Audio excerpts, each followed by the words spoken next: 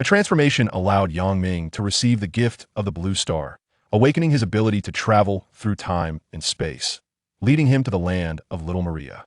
On his journey to find a way back, Yang Ming held on to hope and wandered through this dreamlike world. Along the way, he used his wisdom and kindness to help the little ponies solve their problems, unwittingly becoming the gentle and bright moonlight in their hearts. Chapter 1. Overcoming Time and Space. At night, under the moonlight shining on the sea surface. At this moment, there were no other people on the beach, only a young man dressed plainly, slowly picking up trash around him with a large sack. After picking up the last piece of trash, the young man slowly straightened his back and let out a long breath.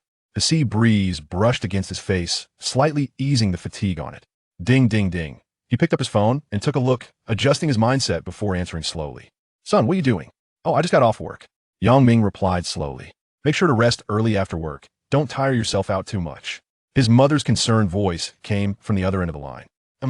Suddenly, Yang Ming felt a sharp pain in his heart and collapsed, coughing up a mouthful of blood. Just as he was about to fall, he vaguely heard a voice. What it said, he only caught a few words: bestow power. With no time to think further, Yang Ming fell into a deep sleep. 2.5 years later in the town of Midna, Yang Ming smiled as he watched 3 people and their Pokemon having a great time playing in the water, feeling a mix of nostalgia and melancholy as he sat on the grass by the shore. Pikachu, playing by the water, seemed to sense something and looked at Yang Ming with confusion. Pika? Pika? The exclamations from Ash and his friends interrupted Pikachu and Yang Ming's conversation. It turned out that 2 children wanted to challenge Ash and his friends to a battle for some watermelons. Naturally, the 2 kids were no match for Ash and Dawn, and with their victory, Yang Ming and the others enjoyed some watermelon. Wow, I have to say, this watermelon is really sweet. Yang Ming praised, and everyone, including the Pokemon, nodded in agreement. After finishing the watermelon, the 2 kids took Yang Ming and the others to stroll around the town. I suggest you check out the ruins, said the little boy. Ruins? Ash scratched his head in confusion. The little girl explained, it's a temple ruin that's thousands of years old. Brock, flipping through the guidebook, said, the guidebook has information about it too. Seeing the eager expressions on everyone's faces, Yang Ming helplessly remarked, if I say we're not going, you'll probably drag me there anyway. This remark was a subtle complaint, but also an indication that he wanted to see the ruins. After wandering around the town for a while, they bid farewell to the brother and sister. Arriving at the lakeside beneath the ruins, it had to be said that the view of the ruins from this angle was quite nice. Suddenly, the surrounding space rippled, and Yang Ming murmured, the plot is about to begin. Yang Ming shouted to everyone to step back to the forest side, watching as the nearby Pokemon fled in panic. A huge purple-black wormhole appeared in the sky, pulling the water from the lakeside into it. Yang Ming slowly turned his gaze to the forest behind him, and Ash and the others, puzzled, followed his line of sight, wanting to ask what was wrong when they saw a man and a woman running towards them. After glancing at Yang Ming and the others, the pair turned their attention to the wormhole, creating the water vortex, and the girl shouted, come out, Dialga, please help disperse that wormhole. Watching Dialga and Palkia depart, Yang Ming couldn't help but mutter, is this trio always like this? First, the Hoenn trio, now the Sinnoh trio, and later the Kalos trio will appear. Of course, he kept this to himself, wondering if they would hear him if he said out loud. With the situation resolved, the pair introduced themselves. The girl was named Sheena, and the boy was named Corbin. They invited Yang Ming and his group to visit the ruins, and everyone gladly accepted. Yang Ming, knowing the plot direction, told Ash and the others that he had something to do and encouraged them to go ahead. After Ash and the others left, Yang Ming released Gyarados from its Pokeball and commanded, Gyarados, use Hydro Pump on that first tree in the back. Following the command, Gyarados unleashed a Hydro Pump that smashed the tree, sending a cat and 2 people flying out who landed on the grass, howling, who dares to attack Team Rocket? Yang Ming looked at the trio, feeling helpless, and almost forgot about them after complaining about the legendary Pokemon. When Musashi and Kojiro saw it was Yang Ming, they awkwardly scratched their heads and said, what a coincidence, Yang Ming. You're here too. The scenery is nice, huh? Ha ha ha. They thought inwardly, wondering if their plan had been exposed. Yang Ming didn't stay there to waste time with them. He interrupted their thoughts, saying, I have a business deal I need you to handle. Yang Ming said, the reward is 200,000 Poc dollars and 3 Ultra Balls. How about it? Are you interested? Business? Then why did you attack us, Meow? Meowth said angrily. Musashi and Kojiro chimed in. Is there such a thing as hiring someone for a job like this? Yang Ming looked at them without getting angry. You're the ones who are making accusations first. You've been following us all along, and just moments ago, you were plotting something. Don't think I don't know, right? Not giving them a chance to argue further, Yang Ming said directly. Are you going to do it or not? If not, they'll find someone else. Hearing Yang Ming call them out directly, the trio's bravado diminished, and they felt a bit embarrassed, turning their heads to look elsewhere. Meowth even whistled to ease the awkwardness. Musashi asked, by the way, what do you want us to do? Musashi added, let's make it clear, if it's beyond our capabilities, we'll pass. Kojiro and Meowth nodded in agreement. Kojiro chimed in, that's right. Meowth added, exactly Meow. Yang Ming laughed and said, don't worry, it's very simple. You just need to dive into this lake and find a scepter. Musashi replied, that sounds easy. Kojiro said, but we don't have any Pokemon that can dive underwater. Meowth interjected, don't you have Gyarados? And you must have more than just Gyarados as water-type Pokemon, right? So you don't really need us, Meow. Seeing their confused expressions, Yang Ming casually made up a reason, saying that he would let his Gyarados and Lapras help them, and that he had prepared diving tools. With Pokemon and tools ready, Musashi and the others had nothing else to say. Now they just needed to find the scepter Yang Ming mentioned, and the 200,000 Poké and 3 Ultra Balls would be in their hands. They didn't think too much and got to work right away. Yang Ming moved to a tree to relax in the shade, quietly waiting for news from the trio that, in fact, Yang Ming could find the scepter by himself. But it would take more time, and time was not something he could waste. As the protagonists in the Pokemon world, the trio had a natural advantage, often referred to as a lucky buff, and they might even find other good things along the way. As for why he didn't look for Ash and the others, it was because they needed to follow the main storyline. Before Yang Ming could think further, the Pokeballs hanging at his waist began to shake, seemingly expressing dissatisfaction. Yang Ming smiled helplessly. Come out, little buddy. With a click, the Pokeball opened, and Pikachu appeared in place. Pikachu expressed his displeasure. Pikachu was his first Pokemon, and for some reason his Pikachu, like Ash's, disliked staying in the Pokeball and didn't want to evolve into Raichu. Alright, Pikachu, don't be upset. I promise I won't make you go into the Pokeball anymore, Yang Ming said as he crouched down to pat Pikachu's head. Pikachu calmed down and jumped onto Yang Ming's shoulder, curiously watching the Team Rocket trio searching for the scepter in the lake. After a while, a shout from Musashi came. From the lake. Found it! Found it! Yang Ming's eyes lit up, and he couldn't help but feel that it was no wonder he was one of the main characters as he stood up and walked towards the lake. Musashi, Kojiro, and Meow Meow surfaced with an ancient-looking staff. Yang Ming stepped forward, took the staff from their hands, and examined it carefully, a satisfied smile spreading across his face. By the way, we also found a few stones in the water, but they're of no use to us, so we're giving them to you, Kojiro said as he handed over several small stones to Yang Ming. Yang Ming took a closer look at them and exclaimed, Mage stones, wow. I really am lucky, and couldn't help but remark again that it was no wonder he was a main character. Well done. This is your reward, Yang Ming said, handing them 500,000 spirit coins and 3 Ultra Balls. The trio excitedly accepted their reward, repeatedly thanking him. Now, the Noivern is flying towards the ruins above, he added. Noivern let out a cry to indicate it received the message and flew with Yang Ming towards the ruins. Chapter 2. Initial encounter with power. Traversing again riding the Soundwave Dragon to the ruins, Yang Ming felt the grandeur of the ruins, which was completely different from what he saw below. He took out the staff that Musashi and the others had found. After 1,000 years of baptism and soaking in the lake, the patterns on the staff had become unclear. Yang Ming fiddled with it carefully and finally found the mechanism of the staff. Pressing a finger down, the circular top of the staff slowly opened like a flower, revealing the life gem inside. This life gem was formed by Arceus merging the powers of water, grass, land, thunder, and dragon. Secondly, Hina knew that the stories were always about the mistakes made by her ancestors, and she had trusted Chizen too much. So it was quite funny that the guardian of the life gem was the first generation who truly encountered it. When he reached out to touch it, a vast power began to envelop Yang Ming's body, almost causing him to fall. Is the power of the life gem invading my body? Yang Ming gasped. After a moment, he added, logically, the power of the life gem shouldn't invade the contactor. Or is it because of my abilities? It seemed that the power of the life gem and his own abilities were slowly merging together, resembling a genetic chain intertwining and ultimately combining into one. Yang Ming was astonished. Before he could fully feel the combined abilities, a giant white beast resembling an alpaca appeared in the distance of the ruins, followed by a meteor shower above the ruins. The giant beast flew toward the ruins and stopped not far from them. Seeing Yang Ming, the past flooded his mind, and he couldn't suppress his anger. Human, prepare to face judgment, it said, and a flash of light appeared above its head. Yang Ming quickly looked for cover. Sensing someone approaching, he stopped moving and looked deeper into the ruins.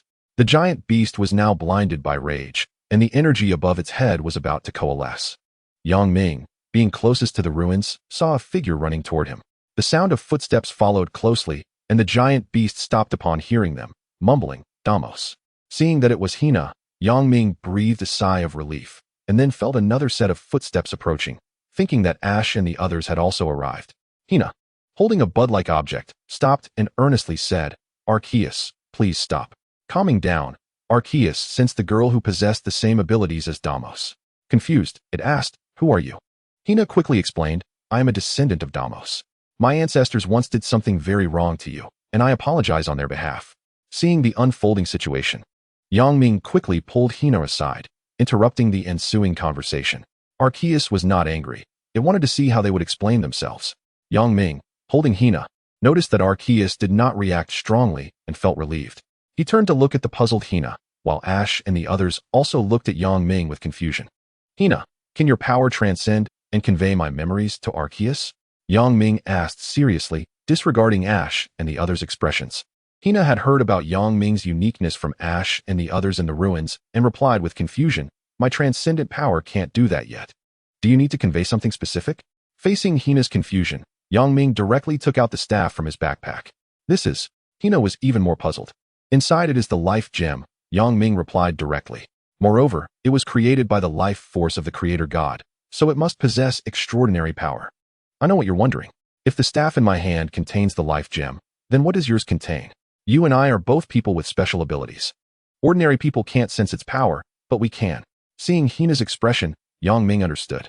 After all, it was a treasure guarded by his family for generations. And then someone came to tell him that it was fake. To be honest, not being angry was already quite magnanimous. Without thinking much, he opened the staff in front of Hina, revealing the life gem inside. Hina, feeling its overwhelming power, no longer doubted it. After all, this was a moment concerning the survival of humanity. Yang Ming would not deceive her. Not far away, Arceus sensed the aura of the life gem, and its anger diminished considerably. As for why Yang Ming asked Hina if her transcendent power could convey his memories to Arceus instead of communicating with Arceus himself, it was naturally because Hina had a connection to Damos. If Yang Ming approached Arceus without any relationship, it would be like overstepping boundaries. Yang Ming nodded at Hina, signaling her to go ahead. Hina nodded in acknowledgement, holding the staff as she walked toward Arceus. "This is the life gem. I return this item to you. Hoping it can quell your anger," she said, opening the staff to reveal the life gem inside. Yang Ming knew what Arceus was thinking. Although Arceus's anger had subsided considerably, it was still very disappointed in humanity. Now, Arceus no longer favored humans like it did 1,000 years ago, adopting an indifferent attitude, which was tantamount to a slow death for humanity in this world. After all, the world was ultimately created by Arceus, like its child. When Arceus abandoned humanity, the world would also abandon humanity. Yang Ming called out to Hina and nodded at her. Hina nodded in response. "Arceus, may I ask you to listen to this young man's wishes?" Hina earnestly requested. Everyone looked anxious, then puzzled about what wishes Yang Ming wanted to ask Arceus. "Great Arceus, may I convey a memory to you?" Yang Ming requested. Even if Arceus was just a projection now, Yang Ming believed that there were certainly many things Arceus could do. "Just place your hand on the light sphere in front of you, and you will be able to transmit the memories you wish to convey to me." After Yang Ming transmitted his memories, Arceus was left in a daze for a while, not knowing what it was feeling. Then Yang Ming felt the space blur for a moment and found himself in a space where only he and Arceus floated. Yang Ming instantly understood why Arceus had pulled him in alone. He looked at Arceus, and Arceus looked back at him. "Hey, this is getting interesting." Yang Ming dared to convey his memories to Arceus for two reasons. First, he had arrived in such a utopian world. Second, this world was created by Arceus. Even if the Arceus in front of him might just be one of its projections. When Yang Ming crossed from the original world, Blue Star, to the current Pokemon world, he was completely bewildered. One moment he was by the seaside, almost meeting his end due to nuclear pollution. And then a voice mentioned something about power, and suddenly he found himself in a forest, cautiously exploring for a day before realizing he had arrived in the Pokemon world. In the subsequent life, he discovered that he had awakened special abilities. Reflecting on the voice from earlier, Yang Ming felt quite fortunate. If Blue Star knew what he was thinking, it would surely curse at him. Seeing that Yang Ming had made a series of contributions to the natural ecosystem and had collapsed by the seaside due to nuclear pollution, it might have wanted to heal him and provide him with a library of Earth knowledge to better assist his own treatment. However, it turned out that his power was transmitted, And then such a big person just vanished. Who would Blue Star's consciousness complain to? Yang Ming still didn't know that he had a library of Earth knowledge. After Blue Star's consciousness transmitted power to him, Yang Ming awakened his abilities. After coming into contact with the life gem, Yang Ming speculated about his powers, which is why he asked Hina to propose the memory transmission to Arceus. As Yang Ming thought, Arceus now harbored a curiosity about Yang Ming's memory and identity, but was too proud to lower itself. Seeing Yang Ming's victorious expression, Arceus conceded defeat. Observing Arceus's demeanor, Yang Ming decisively expressed, "As you guessed, I am not from this world. I arrived here by chance, and later, after coming into contact with the life gem, I had a slight suspicion about my abilities, which is why I had Xena propose that request to you. You are now the essence of consciousness, right?" Yang Ming listened to the change in Arceus's tone and continued, "Thank you for bringing warmth to those troubled Pokemon and for resolving those few troublesome issues." Arceus replied. Immediately, a beam of light flew from Arceus's body towards Yang Ming. Yang Ming thought Arceus would thank him. After all, as the creator god, it should know what was happening in this world with just a thought. However, Yang Ming did not expect Arceus would give him other gifts as well. See, this is why they call it the creator god. As the light sphere flew towards Yang Ming, he suddenly felt his body relax, and the world's rejection of him disappeared. Since arriving in this world, Yang Ming had constantly felt the world's rejection, and if it weren't for mastering a bit of ability, he wouldn't have survived until now. But because of the world's rejection, Yang Ming found himself struggling here. For instance, while others could normally capture Pokemon, Yang Ming had to build rapport and make the Pokemon submit before he could capture them. Everything took him more than double the effort. And this hellish difficulty almost made him choose to restart. Now that this layer of restriction was gone, Yang Ming expressed that he finally didn't have to grind for experience anymore. 2.5 years. Do you know how those 2.5 years have passed? After regaining his composure and expressing his gratitude to Arceus, Arceus indicated that it would reshape time and bring back the crisis of the Ultra Beasts just as in the storyline. The human and the god exited the space and came before everyone. Then, a flash of white light emanated from Arceus, and amidst the astonished gazes of the crowd, an energy shield enveloped Yang Ming. After arriving at the Pokemon Center, he found a spot to feel the power of that light sphere.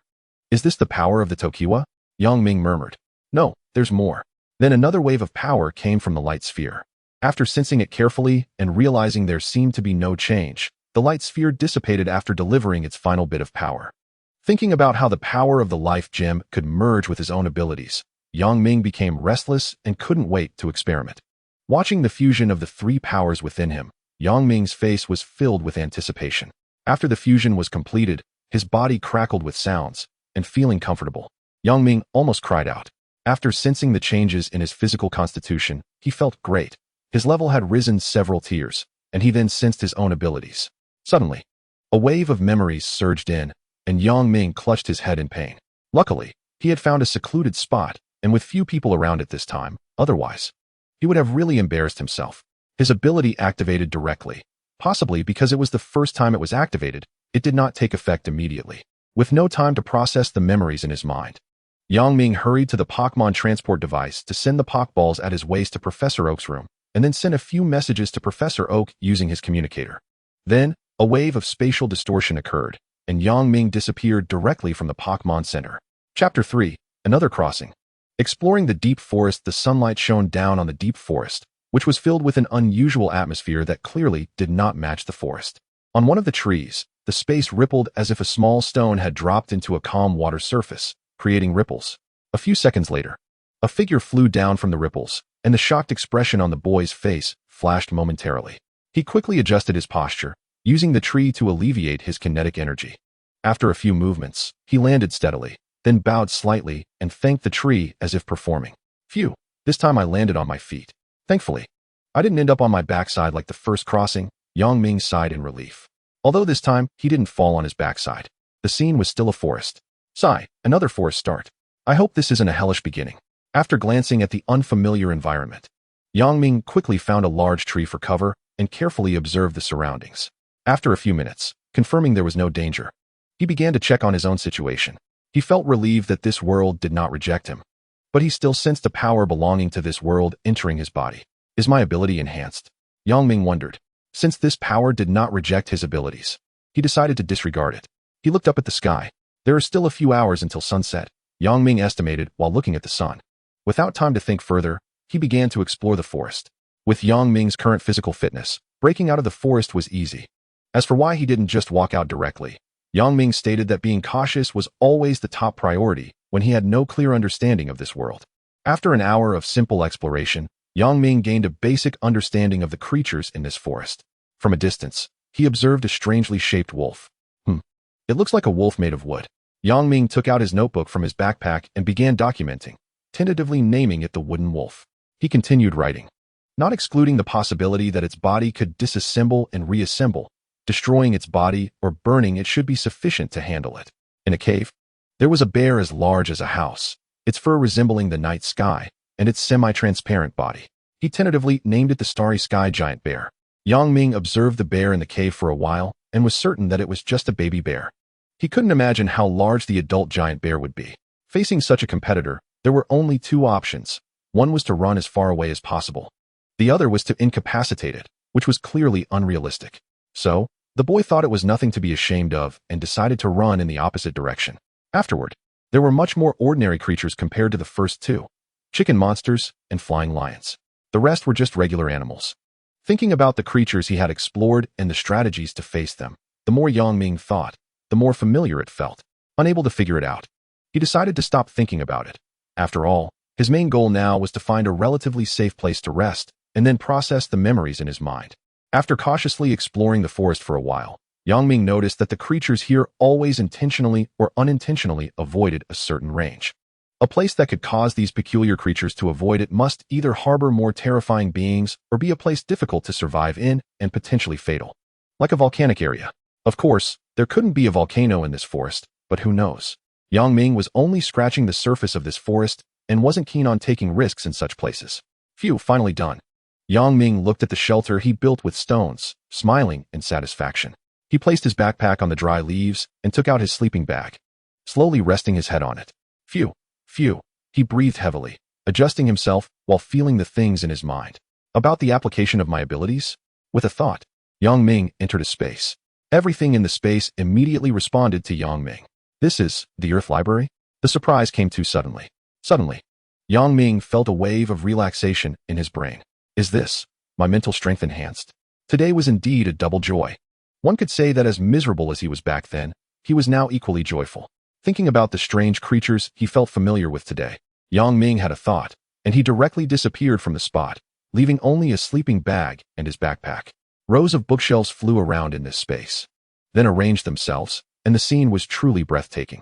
According to the method in his mind, Yang Ming silently chanted "Wood Wolf," and his body transformed into a gigantic bear that was semi-transparent like the starry sky in a forest. Soon, a bookshelf appeared in front of Yang Ming, holding a book titled My Little Pony. It was no wonder Yang Ming couldn't remember much. He had only seen a bit of My Little Pony, and with the time that had passed, it was normal to forget. He slowly picked up the book and began to read, then gradually closed it, analyzing. So it seems that power must be magic. Can it transform people like My Little Pony? And that area should be the former residence of the royal sisters. After getting the answers he wanted, Yang Ming exited the Earth Library. He moved a dry leaf soaked in sweat to the other side and looked at his waterproof sleeping bag, sighing, "It's all tears of bitterness." In the Pokemon world, Yang Ming had suffered from his sleeping bag twice. Back then, he was also rejected by the world's will, and it could be said that wherever he went, the weather was bad. In Hoenn, he even attracted Rayquaza. He unintentionally brought in Mutwo in a rather unlucky way. At first, he was quite happy to see Mutwo, but then he saw it floating in the air, covering its mouth and laughing, and Yang Ming expressed his discontent. Did I want to be unlucky? It's just the world's rejection. Destroy the world. One could only say he was a lucky, unlucky person. After reminiscing, Yang Ming touched his stomach, feeling hungry. Thinking about how he had only eaten a watermelon for his last meal, he was now about to face the Creator God. Yang Ming helplessly said, feeling a bit full. He stretched lazily, remembering that there were many things to do the next day.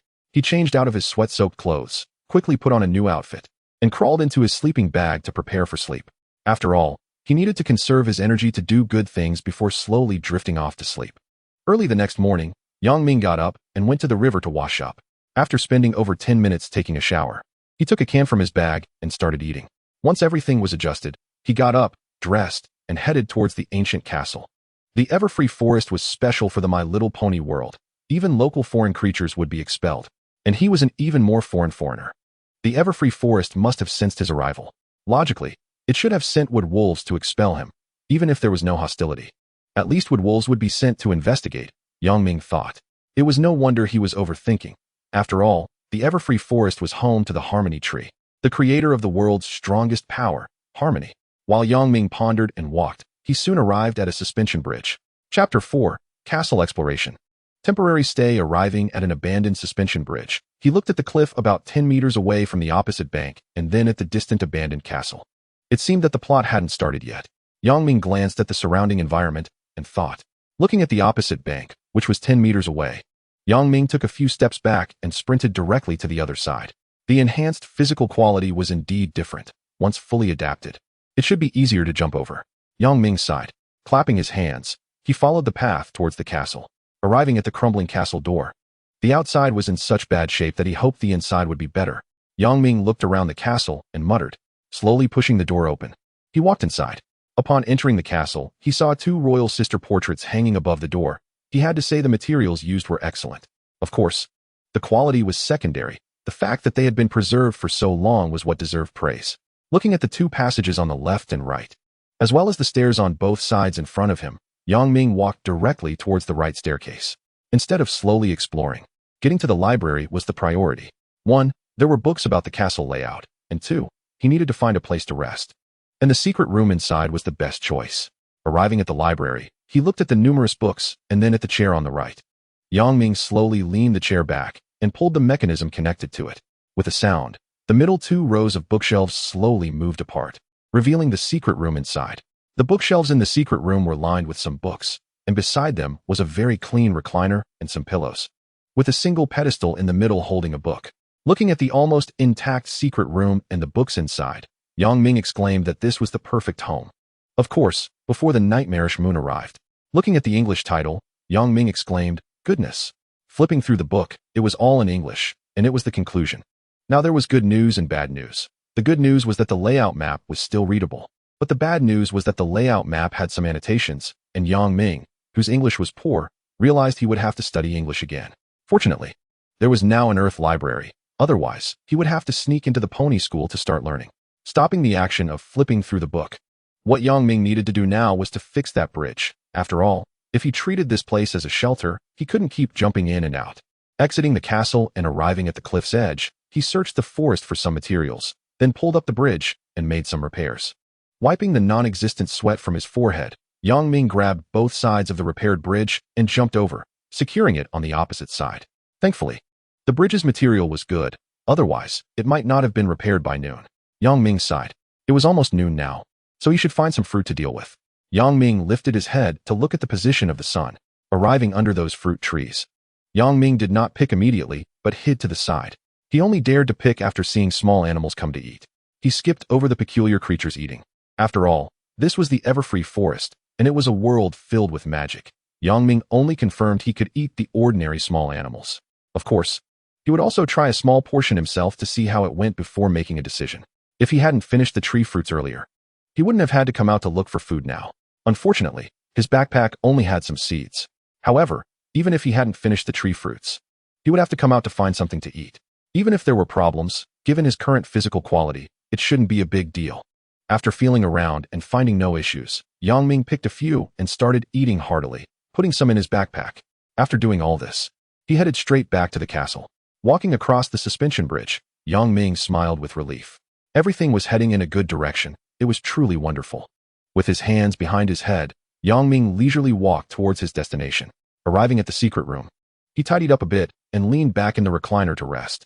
It was time to go to the Earth Library. There were still many things to do. Stretching and yawning, with a thought, he vanished from the spot.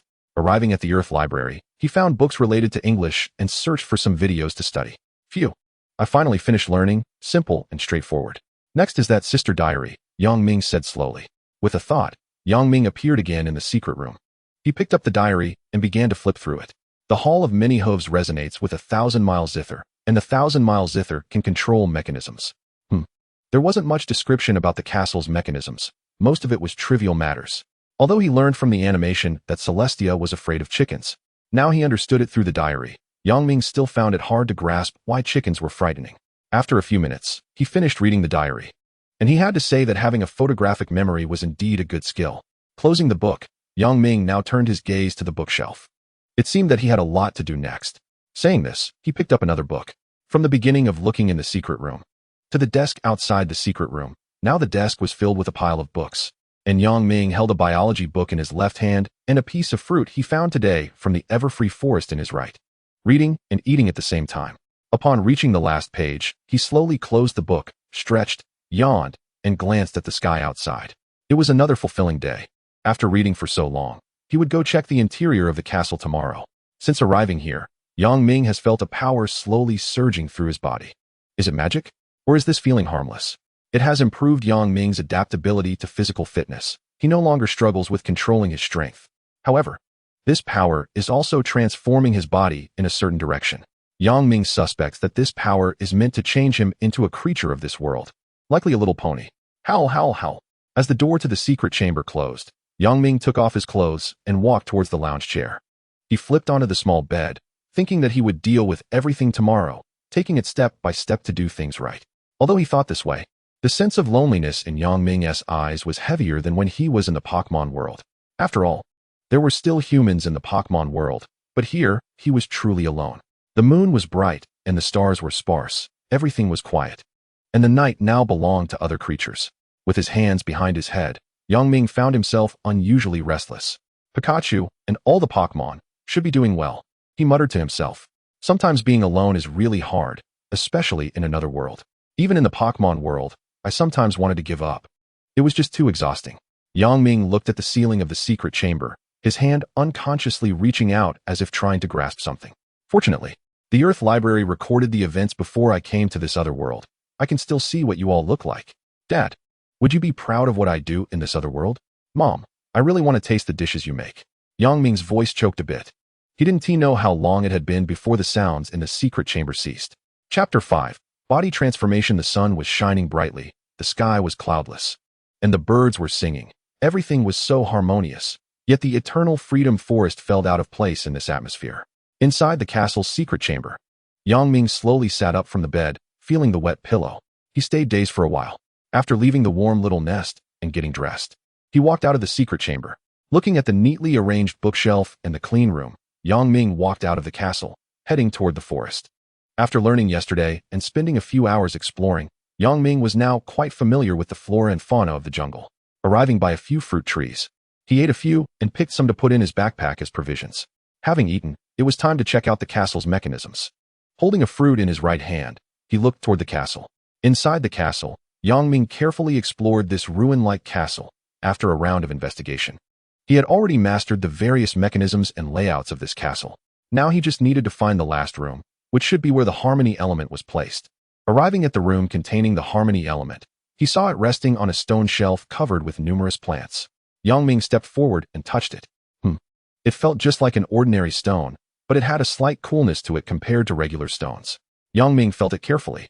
After observing for a while and confirming that the harmony element was not much different from ordinary stones, he lost interest in them. It seemed that before Ziyue and the others activated the harmony element, it was just 5 ordinary stones. Yang Ming said with a hint of regret. Sigh, I was hoping to feel the power of the harmony element, but it seems there's no hope. With that, Yang Ming looked toward the direction of the canyon. It seemed he needed to check out the harmony tree below the canyon, but first, he should see about his transformation into a pony. Back in the secret chamber, Yang Ming slowly placed his backpack in the corner and turned to the small bed, murmuring, I'll check out the pony transformation first, and then I'll wash the pillow. If I take off my clothes and turn into a pony, will I become a hairless pony or a furry one? Forget it, forget it.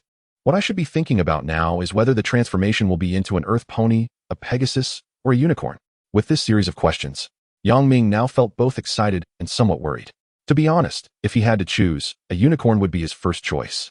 After all, unicorns can do so much. They can handle the tasks of both earth ponies and Pegasi. Can't fly? One spell takes care of that. Can't plant? One spell takes care of that. Finding a spot to sit, Yang Ming began to merge this power with his abilities. As the power within him gradually fused, Yang Ming's body slowly began to levitate, and beams of light radiated from him, gradually transforming his body into that of a little pony. As the light faded, Yang Ming's pony form gently descended toward the floor of the secret chamber. It was indeed a peculiar feeling. But the sensation of standing on 4 legs was still somewhat unfamiliar. Yang Ming raised his left hoof and looked at it, murmuring, reflecting on it. It was just like how Ziyue and Xingguang walked on 2 legs in the human world.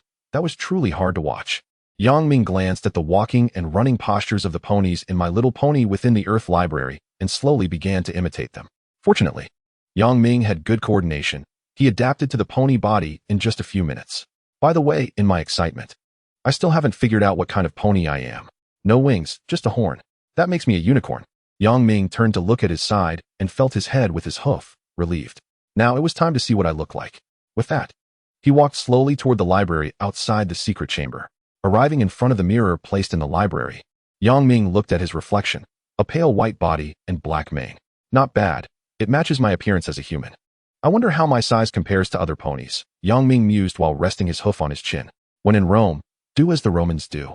I should also give myself a pony name. Let me think. Got it. I'll call myself Lu Yangming. Not bad, not bad. Yang Ming thought to himself. Very good, very good, very good. Yang Ming laughed heartily.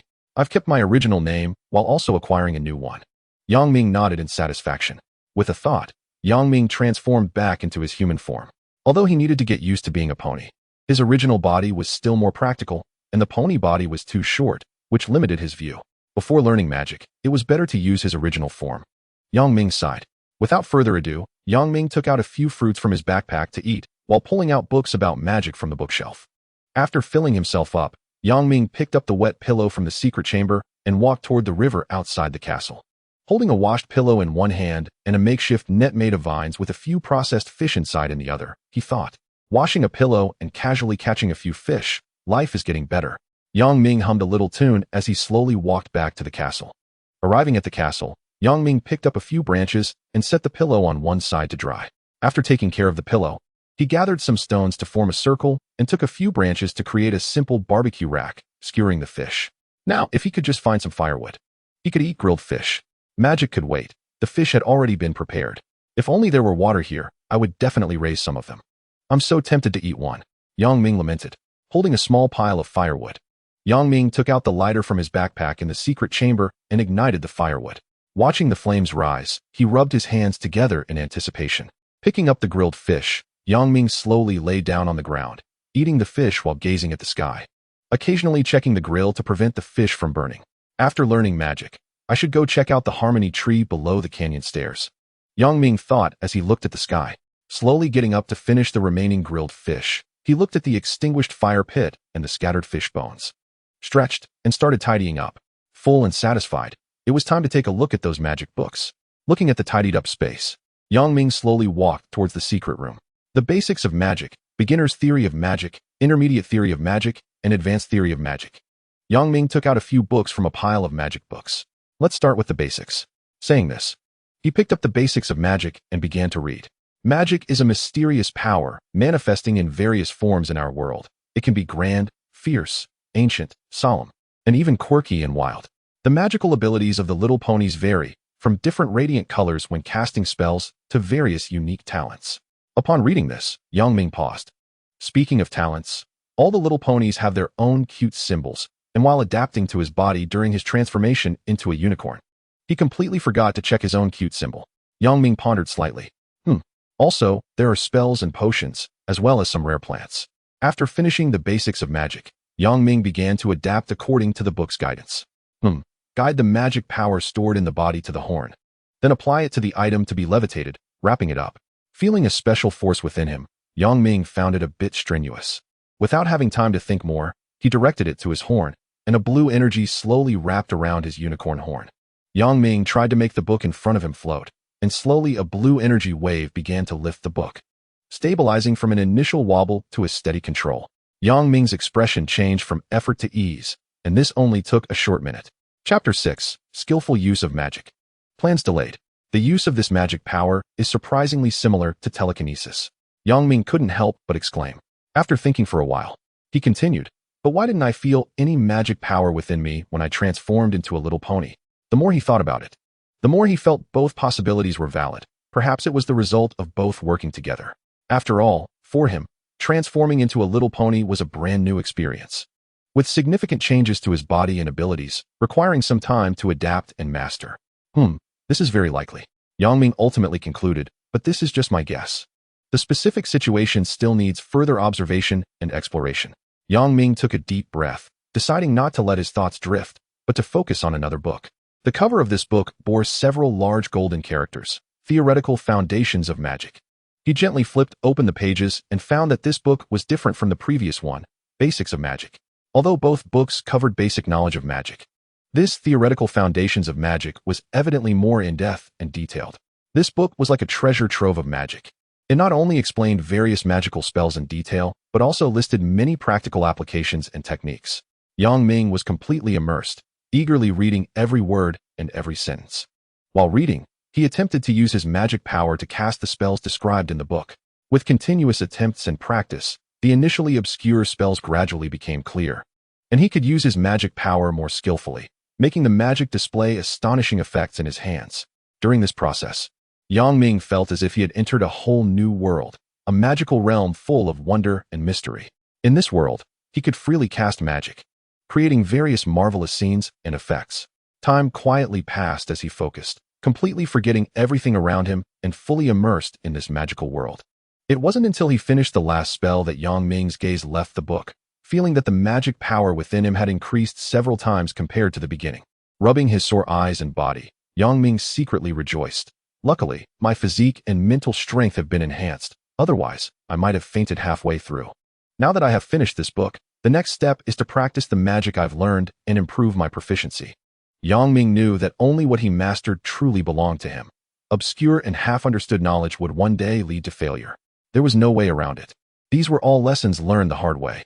Closing the book and lightly touching the golden title, Yang Ming couldn't help but marvel at the profundity and wonder of this book. The upcoming Intermediate Theory of Magic and Advanced Theory of Magic would surely be even more challenging.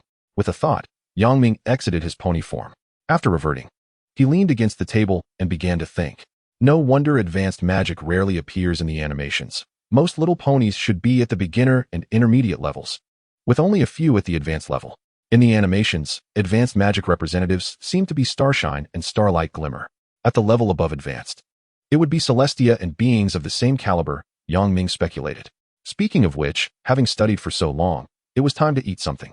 Looking at the darkening sky, Yang Ming rubbed his belly and then walked slowly into the secret room to eat the fruits he had picked that day. Planning as he ate. Originally, he thought after familiarizing himself with the pony transformation, he would go to interact with the Tree of Harmony. It seems the plan needs to be postponed until he masters these beginner spells. When Yang Ming thought of the Tree of Harmony, he naturally also thought of the Elements of Harmony. He had considered taking the Elements of Harmony to try his luck, but he had never acted on it. First of all, doing so could significantly impact the plot. This world has its predetermined trajectory and storyline, and Yang Ming knows well the essential role and mission of the Elements of Harmony within it. Plus, he wasn't sure if moving the Elements of Harmony would lead to Celestia appearing the next second to eliminate him. Secondly, the practical issues at hand cannot be ignored. Currently, there are only 5 Elements of Harmony, and their limited number means that even if he tries to use them, they might not have a substantial effect. No one knows if there is any magic left by Celestia on the Elements of Harmony, and given Yang Ming's current level of magical prowess, he is not much better than those beginner unicorns and cannot investigate if there is any magic on them. The Tree of Harmony, as a product planted by the spiritual representatives of the 6 sages, is worth approaching. Even if it doesn't yield benefits, it shouldn't cause any harm. After finishing the last fruit, Yang Ming stopped thinking too much. After all, it was getting late, and the Tree of Harmony wasn't going to run away. There was nothing to worry about. He got up to head to the secret room, pressed the mechanism, looked at the closed door, took out the clothes from his backpack, folded them to use as a pillow, and then peacefully laid down in his little nest to sleep. The next day, Yang Ming got up early and stepped into the everfree forest. He went to the riverbank, scooped up water to wash his face and wake up, then wandered through the forest, picking ripe and juicy fruits to start a new day. Once everything was ready, Yang Ming came outside the castle, transformed into his pony form with a thought, and concentrated on practicing the magic he learned yesterday. He repeatedly focused the magic power within him onto his horn, casting one spell after another, sometimes reciting spells that required incantations. Practicing like this under the sunlight, which shone on his face. He would go to the forest to pick fruits when it was mealtime, and occasionally catch a few fish to improve his meals. In the following days, every morning at dawn, His figure could be seen practicing hard outside the castle. Through countless sweaty attempts, Yang Ming's understanding of the spells he learned deepened, and he had firmly grasped them. Not content with the status quo, he began to boldly explore in the following days, trying to cleverly combine different spells. After repeated experiments and adjustments, these spells blended together, enhancing each other, and surprisingly achieved a wonderful effect far beyond expectations, realizing a breakthrough of 112. The books in the library have all been cataloged by Yang Ming into the Earth Library, except for that one book, The Method of Manifesting Inspiration. Now that everything that should be recorded has been recorded, Yang Ming has initially qualified to enter this world represented by the little ponies. After encountering the Tree of Harmony, he would have to leave this forest. To be honest, in just about 2 weeks, he has developed some feelings for this ruin-like castle shelter. And he is indeed a bit reluctant to leave. However, he has stayed a bit too long, and it is time to go. Chapter 7. Encountering the Tree of Harmony every evening, Yang Ming would cautiously look up at the night sky, closely observing the changes in the moon and starlight. The bright moon hanging high in the sky was no longer just a natural sight. It had become an important warning signal for his safety. The twinkling stars seemed to carry hints of the lurking dangers. He understood very well that a powerful existence like the nightmare moon possessed unimaginable power and sharp perception. Although the secret room he was hiding in was concealed, he could not guarantee absolute safety against such a formidable opponent. Yang Ming dared not show any slackness, fearing that a moment of carelessness would alert the nightmare moon, leading him to a place of no return, losing his precious life. Caution and decisiveness were his only rules for survival. Instead of staying here every day in fear, he decided to take decisive action, check the timeline, and plan for what was to come. He had now preliminarily stepped into the threshold of an intermediate mage. He no longer had to be as passive as before. It was time to head to Ponyville and Ponyville Valley. It was already afternoon, and he needed to find something to eat. Since it was his last day, he needed to catch a few more fish to improve his meals. Once he reached Ponyville, he could only present himself in pony form, and he would only be able to eat vegetarian food then. Yang Ming sighed. As soon as he finished speaking, he took a deep breath, resolutely reached out, and forcefully pulled the hidden mechanism in the secret room. In an instant, a muffled sound broke the silence as the door of the secret room slowly closed, as if the gears of time were turning, quietly sealing away the past years. Watching the door gradually close until it fit perfectly, Yang Ming felt mixed emotions. But he knew that a new journey awaited him ahead. Thus, he turned around decisively, stepping steadily toward the barbecue grill outside the castle that still emitted the aroma of grilled fish. After finishing the fruits and grilled fish, Yang Ming carefully cleaned up the area and then slowly walked in the direction of the canyon. Arriving at the stone steps, he looked down and saw an open area with a deep cave at the end. Yang Ming knew that was the location of the Tree of Harmony. He assessed the stone steps and, with a movement, jumped several times between the steps. In the blink of an eye, he reached the area below the steps. After transforming into a unicorn, he walked toward the cave entrance. A cool breeze greeted him as if welcoming his arrival. Yang Ming paused for a few seconds before stepping inside, while also raising his alertness to prevent any sudden changes. After walking a dozen meters inside, a uniquely shaped large tree gradually appeared before Yang Ming. This tree was not made of ordinary branches and leaves, but was a strange tree composed of special stones. Observing the Tree of Harmony from about 6 or 7 meters away, Yang Ming stopped to maintain this distance as he observed it. This was the Tree of Harmony that nurtured the terrifying power of Harmony Essence, and Yang Ming could not afford to be careless. Recalling the deeds of the Tree of Harmony, Yang Ming could not help but furrow his brow. This Tree of Harmony was indeed very strange. The 6 pairs of trees of harmony created by the cocoon with its own magic had struck it, provoking a counterattack from the Tree of Harmony, which undoubtedly indicated that the tree had a certain protective mechanism. However, what was puzzling was that, in the face of Simbura's attack, the Tree of Harmony was as fragile as if it were made of paper, unable to fight back and easily destroyed by the other party. If the Tree of Harmony was shattered under Simbura's attack, that would be understandable, but this Harmony Essence at least belonged to the category of gems. How could it shatter like glass after falling from 5 or 6 meters? The huge contrast left Yang Ming utterly confused and completely at a loss. Faced with such a contradictory and complex situation, he truly did not know what action would be most appropriate. After much contemplation, Yang Ming ultimately decided to maintain the current state and keep a suitable distance from the Tree of Harmony. This way, he would not have to worry about triggering the unknown protective mechanism of the Tree of Harmony, bringing unnecessary trouble to himself. At the same time, he could observe any changes that might occur with the Tree of Harmony in peace, allowing him to respond at any time. Just as Yang Ming stood 5 or 6 meters away from the Tree of Harmony, continuing to observe, he heard a strange voice. Why is this little pony standing still? As soon as the voice entered his ears, it instantly made Yang Ming alert, and he began to scan his surroundings. There was no one else here. And yet he had just heard a voice. The surroundings were dead silent, without a trace of any living creature's activity. But in such an atmosphere, a sudden sound broke the stillness. Strangely, Yang Ming didn't notice when or where the sound had originated. It was as if the voice had appeared directly in his mind. With no living beings around, the voice had emerged without his awareness, indicating it must be an existence that Yang Ming could not contend with. Facing such an entity, Yang Ming slowly crouched down, lowering his center of gravity. As long as there was any movement around, he could rush out at the first moment. This was his only opportunity, however slim it may be, and Yang Ming was determined to seize it. Before Yang Ming could make many movements, another voice came. This little pony has moved. Why is it looking around in terror and crouching down? As that voice continued, Yang Ming was now convinced that it did not come from anywhere in the cave, but had directly appeared in his mind.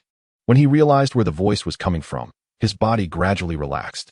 After all, facing such an existence that could transmit thoughts into his mind, escaping was nearly impossible. This method of communication meant the other party could directly engage with his thoughts, and no matter where he was, he could not escape their control. In contrast, if the voice came from the outside world, there might still be a slim chance of escape. Chapter 8. Dialogue.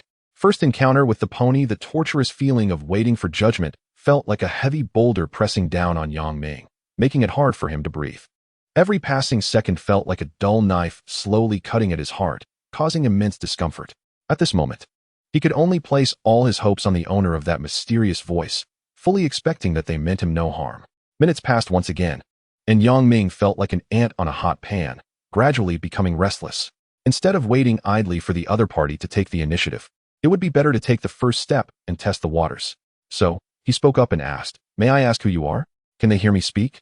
The voice responded with confusion, then fell silent again. Yang Ming was startled by this sudden voice in his mind. Clearly, it was the other party's inner thoughts. But for some reason, he could hear it clearly. Hearing someone else's inner feelings and words felt somewhat familiar. Moreover, this was the location of the Tree of Harmony, where no other creatures could exist. Recalling the scenes where the consciousness of the Tree of Harmony was manifested as Ziyue in the show and the subsequent plot, Yang Ming became increasingly convinced that the voice might be the consciousness of the Tree of Harmony itself. Clearly, the ability to hear others' inner feelings is not the Harmony Tree, so it must be oneself. The only time one might have this telepathic skill is when receiving the light orb from Arceus. In a short time, Yang Ming thought of many scenarios, but the most important thing now is to determine whether that voice really comes from the Harmony Tree. Only by confirming that the sound is from the Harmony Tree can everything be resolved. He turned his gaze towards the Harmony Tree and asked, "Is it the Harmony Tree? You seem to have an ability to perceive inner voices and feelings. It seems that this ability has just awakened, or perhaps it has already awakened. But you just haven't noticed it." She was right. My ability should have awakened when I received the light orb. But I always thought that orb only increased my mental strength. Moreover, since my telepathic ability has just awakened and I have been keeping a certain distance from the creatures here, it led me to only discover this ability after interacting with Harmony. Yang Ming stood there in a daze, pondering for a moment, while the Harmony Tree looked at his thoughtful expression, curious to see what this special little pony would say next. "Have you thought of something, traveler from outside the world?" Hearing the calm tone of the Harmony Tree, which had a hint of teasing and questioning, Yang Ming felt no panic at all. Yang Ming knew very well that this Harmony Tree was not an ordinary tree. It was planted by the 6 sages representing the elements, containing their wisdom and knowledge. Among these 6 sages, Starry Sky had extraordinary experiences. He had not only traveled to other worlds, but had also exiled other beings to places parallel to the human world. Furthermore, the Harmony Tree was able to suppress the eternal Freedom Forest and the seeds planted in chaos for up to 1,000 years or even longer without the harmony element. From the moment I crossed into the eternal Freedom Forest, I had already entered the site of the Harmony Tree. Understanding all this, Yang Ming decided to lay his cards on the table. "You possess the power to suppress the entire eternal Freedom Forest. I must be within your line of sight from the moment I arrived here." Then he shifted his gaze, focusing closely on the Harmony Tree, and said, "But you did not launch an attack against me, not even a test." He added, "And my presence here must also be under your tacit approval. I must say, your analysis is excellent. As for the tests you mentioned, I have considered them, but you carry a special golden glow, and that glow is enough to indicate your character. In other words, Even those ponies may not possess the glow you have. Fortunately, the Harmony Tree only took a brief glance at the glow on Yang Ming before concluding. If it had probed into Yang Ming's mind, it would have been quite a shock. Leaving aside whether the current Harmony Tree could probe. Even if the Harmony Tree with the Harmony element could probe, it would be reduced to dust. When you first arrived, I merely glanced and did not closely inspect what the glow on you was. Now, I can see clearly. Under the special power of the Harmony Tree, the glow on Yang Ming slowly transformed into the figures of various Pokemon, gradually filling the entire cave until the Harmony Tree stopped its observation. Hearing the voice of the Harmony Tree gradually soften, Yang Ming thought she had seen the embodiment of Arceus's power, and he relaxed completely. If the Harmony Tree knew what Yang Ming was thinking, it would have been shocked, as it had no ability to probe into the Creator Deity. You have truly overestimated me and underestimated the Creator Deity. Since you have already probed, I should take my leave, as it is dark now. Just as Yang Ming turned to leave, suddenly, a dazzling light erupted from the Harmony Tree and flew into Yang Ming's body. Yang Ming was first shocked, then felt helpless. He was shocked that the Harmony Tree had given him a power, but helpless because both Arceus and the Harmony Tree had given him light orbs. If Yang Ming had not spent time in these two worlds, he would have thought these two worlds were just different skins of the Pokemon and My Little Pony universes. Why do you all like to throw around light orbs so much? Yang Ming couldn't help but complain. However, despite his constant muttering, he knew very well that this light orb was free, and he might as well take it. Thanks, but what is this? There was no way around it. Having seen Arceus before, Yang Ming would not just accept it blankly as he did before, and would instead ask about the power within the light orb. This is the power from the races represented by the 6 sages. Since it is of no use to me, I might as well give it to you. The Harmony Tree's voice slowly echoed in Yang Ming's mind. The 6 sages races, does that mean I can transform between Pegasus and Earth Pony? That's right. And you are already a unicorn, so the power you gain, belonging to unicorns, will enhance your understanding of magic and your magical reserves, elevating them to a new level. The Harmony Tree explained patiently. As the Harmony Tree was about to say something more, it sensed that a pony had entered the Eternal Freedom Forest. A pony has come in, and as an outsider, now is your perfect moment to integrate into pony life, said the Harmony Tree, pointing to the opposite direction of the castle. With that, Yang Ming headed towards the indicated location. Hey, what are you doing here at this late hour? Hearing this voice, the pony called out and leaned against a nearby tree. Chapter 9. Encounter with the Magic Rainbow. After bidding farewell to the Harmony Tree, Yang Ming headed in the direction indicated by the Harmony Tree. A few minutes later, he arrived at his destination. As he approached the target, Yang Ming slowly walked towards a few trees to observe the pony in front of him, to see if it was the pony he knew. Not looking was one thing, but seeing was shocking. Yang Ming looked up, and a pony with green apple-colored fur came into view. Wrapped in a headscarf, 2 playful braids hung down, and she cautiously wandered through the forest with a backpack. Yang Ming's gaze fell on the green apple-colored pony, and in an instant, he was stunned, his eyes slightly widened. His expression frozen in bewilderment, and his mind went blank for a moment. Then, a strong look of shock quickly spread across his face, filled with disbelief. He wanted to say something, but was momentarily at a loss for words. Now there was good news and bad news. The good news, Yang Ming recognized the pony in front of him and was quite familiar with her. The bad news, he had come too early. Originally planning to safely take a pony away from the Eternal Freedom Forest and then live in Ponyville as a traveling pony, he had now arrived in Ponyville. But it was still only the Smith family there, leaving him with no choice but to stay at their home for the night. After sorting all this out, Yang Ming cheerfully headed towards the Smith family's destination, the Magic Rainbow Apple Orchard.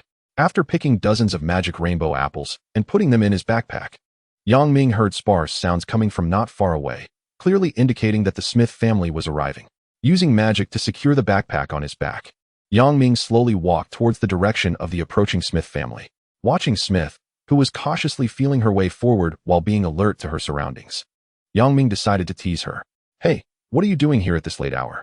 Smith, who was originally on guard around him, was clearly startled by the voice, screaming and backing up against a tree while repeatedly saying, "Don't eat me, don't eat me." Watching Smith, who was covering her face with her hooves and shouting, Yang Ming slowly said, "Open your eyes, Cosmic Hero, I am Shafulin." Yang Ming couldn't help but find the scene amusing. Smith looked like a child, tightly covering her face with her hooves, continuously screaming as if she had encountered something extremely terrifying. Yang Ming smiled slightly and said slowly, "Little girl, if you keep screaming like that, you might attract the wood wolves." Although his voice was not loud, it clearly reached Smith's ears. Upon hearing Yang Ming's voice, Smith's screams abruptly stopped. She seemed a bit stunned, cautiously peeking out from between her hooves to look towards the source of the sound. When she saw Yang Ming slowly walking out from behind the tree, she was first taken aback, then let out a sigh of relief. It turned out that what appeared before her was not a terrifying monster, but a unicorn. Smith then removed her hooves from her face, gently patted her chest, as if calming her startled heart. Regaining her composure, she said, "Phew, it's just a little pony. I thought it was one of those monsters that specifically eat little ponies." After seeing her calm down, Yang Ming continued casually, "It's quite late. What is a little girl like you doing in such a dangerous forest?" Although Yang Ming knew her purpose for coming to the Eternal Freedom Forest, he pretended to ask slowly as if he didn't know. "Although some little ponies told us that the Eternal Freedom Forest is very dangerous. I know that since there are animals inside, there must be food, so I took the risk to come into the forest to find something to eat. But I have never been to this forest before, and I still haven't found anything to eat." As she spoke, Smith's voice grew softer, as if she felt guilty for not finding food. Yang Ming looked at this little girl with admiration. In the absence of food for her family, she dared to venture into the unknown Eternal Freedom Forest, and this spirit was commendable. At the same time, if it weren't for her, there might not have been the subsequent Pony Valley. Seeing Smith looking exhausted, Yang Ming quietly used magic to bring out a few magical rainbow apples from his backpack and placed them in front of her. Smith looked at the colorful apples in front of her, first shocked, then thanked him, but she didn't eat them immediately. She slowly put them into her backpack. Yang Ming watched Smith's actions, chuckling and assuring her that he would take her to find more apples like those, telling her to eat without worry. He then took out another magical rainbow apple from his backpack and handed it to Smith. As Smith held the magical rainbow apple with her hooves and began to eat, Yang Ming said slowly, "Let us eat while we walk. Just a few meters ahead is the magical rainbow apple grove. We need to hurry and pick them before we leave. Your earlier screams might have attracted the wood wolves."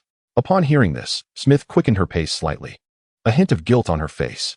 Arriving at the magical rainbow apple orchard, Yang Ming used magic to gather the apples from the trees into Smith's bag, while Smith was also busy, using her right hoof to pick fruit and her left hoof to place the picked fruit into her backpack. They only stopped when they saw the backpack bulging. Just as Smith was about to say something to Yang Ming in her excitement, Yang Ming spoke first.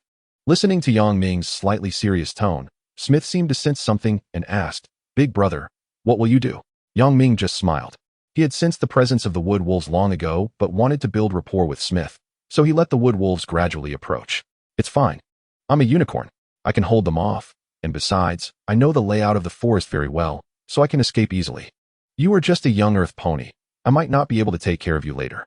Hearing Yang Ming's words, Smith wanted to say something, but was interrupted by the appearance of several wood wolves that suddenly pounced towards her. However, they were controlled by Yang Ming's magic. Hearing Yang Ming's words, Smith hesitated for a moment, but seeing Yang Ming seriously casting magic to control the wood wolves, she realized that staying would only complicate things, and thus began to run back in the direction they had come from. It wasn't until Smith's figure was out of sight that Yang Ming slowly released the wood wolves, bowing to them and saying, "It's up to you now, boys." After saying that, he pretended to be outmatched by the wood wolves and fled in a disheveled manner, while the wood wolves cooperatively chased after him. Seeing the wood wolves rushing towards him from behind, Yang Ming thoughtfully slowed his speed for them to catch up. The wood wolves, initially excited by Yang Ming's slowed pace, increased their speed, but as they chased, they began to realize something was off. Despite Yang Ming appearing disheveled and tired, he maintained a distance from them. As they neared the edge of the forest, Yang Ming increased his speed again. Chapter 10. Misunderstanding. Temporary residents looking at the end of the forest not far away. Smith stood in front of a small wooden house, anxiously holding an iron pot in her mouth as she watched in the direction Yang Ming had gone. When she saw Yang Ming burst out of the forest, the anxious look on her face relaxed a bit. Upon seeing the wood wolves behind Yang Ming, Smith urgently struck the nearby iron drum with the small iron pot, clearly startling the wood wolves, which had initially chased after Yang Ming and quickly turned back into the forest. Realizing that the wood wolves had been scared away, Smith stopped her actions. And at that moment, Yang Ming had slowly approached her. Looking at this brave little girl, Yang Ming smiled appreciatively. Before Yang Ming could say anything, the door of the small wooden house suddenly swung open, and a couple emerged, accompanied by the light from inside. The couple stood there, looking at Smith and Yang Ming not far away. Smith's father, seeing this scene, clearly thought Yang Ming was some sort of thief, and given Yang Ming's larger stature, he became even more convinced of his assumption. He quickly pulled Smith behind him, and upon seeing this action, Yang Ming realized he was being misunderstood. Before Yang Ming could explain, Smith's father snatched the iron pot from Smith's hands and pointed at Yang Ming, questioning, "Who are you? Get away from my house." Smith went from the joy of driving away the wood wolves to confusion and then to panic. Anxiously pulling at her father, she began to explain. Yang Ming remained calm, simply standing there watching as Smith slowly explained to her father. A few minutes later, as their explanation neared completion, Yang Ming slowly walked over to them and politely apologized, saying, "I'm very sorry, sir and madam. Please forgive my intrusion while you were resting." Seeing Yang Ming's polite apology, coupled with Smith's recounting of events, Smith's father awkwardly scratched his head and laughed, apologizing. "I'm very sorry too. You protected my daughter in the forest and even found us these apples. And how can we repay you?" "Not at all, sir. Whatever you do is to protect your daughter. If I were in your position, I might have acted even more harshly," Yang Ming said slowly. Smith's father felt that Yang Ming was so polite and even gave him an out. Plus the fact that he had saved his daughter increased his goodwill towards Yang Ming. Smith's mother, seeing them chatting outside, also felt a bit embarrassed and quickly called them in to talk. Once they entered the living room and sat down, illuminated by the light, they finally got a clear look at the unicorn in front of them. He stood tall, with deep eyes that radiated both determination and gentleness, as if filled with stories. Just a glance made one reluctant to look away, and the neat hair at his forehead added a unique beauty to his pale body. A slight smile graced his lips, making others feel as if they were enveloped in a warm spring breeze. His every movement exuded a carefree elegance that was extraordinarily handsome, making it hard to look away. Seeing the stunned expressions of the family of three staring at him, Yang Ming momentarily wondered if he was too ugly. Although he considered himself quite handsome by his own standards, could it be that human aesthetics differed from those of ponies? Feeling self-conscious under their gaze, Yang Ming nervously asked, Do I look very ugly? Why are you all looking at me like that?" The mother and daughter, coming back to their senses, looked around, trying to ease the awkward situation. "Hello, Mr. Shida, my name is Lu Yangmingsing. I'm very pleased to meet you," Lu Yangmingsing said slowly. "Lu Yangmingsing. What a nice name," Shida praised. "By the way, why is your horn curved upwards?" Shida asked, looking at Lu Yangmingsing's horn.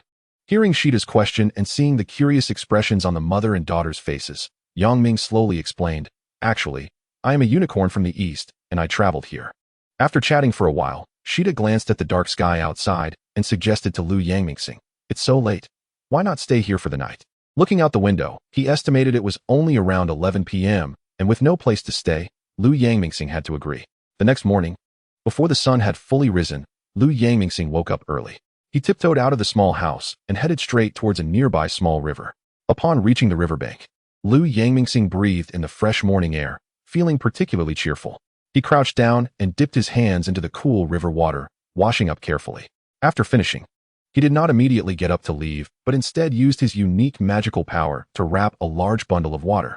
While speaking, he slowly poured the wrapped water into several large barrels. As the water flowed in, the water level in the barrels gradually rose with a crisp sound. The Smith family, upon hearing Lu Yangmingsing's explanation, suddenly realized and felt very grateful for his thoughtfulness, their fondness for him soaring. The gentle morning sunlight streamed through the window, casting warmth in the cozy room. Once everyone finished washing up, their stomachs began to rumble, signaling it was breakfast time.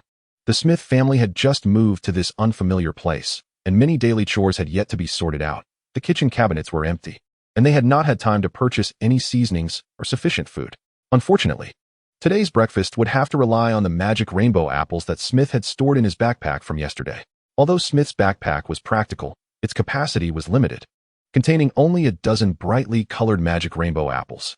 For the three hungry family members, this was clearly not enough to satisfy their hunger, especially now that there was an additional Lu Yangmingsing. Shida sat at the dining table, his face filled with embarrassment. He lowered his head slightly, unable to meet his family's eyes. After all, as the head of the family, he should have taken responsibility for their meals. But now they had to rely on these few apples found by Smith for breakfast, which made him feel guilty. In that moment, Shida deeply felt that he was failing as a family leader, a wave of helplessness washing over him. Chapter 11. Choosing the location. The apple orchard takes shape. Lu Yangmingsing saw the embarrassment on Shida's face and felt a pang of sympathy. He walked steadily to Shida's side, reached out, and gently patted his shoulder, trying to offer some silent comfort. Smith and Marcy, who were busy with their own tasks, noticed Shida's unusual demeanor.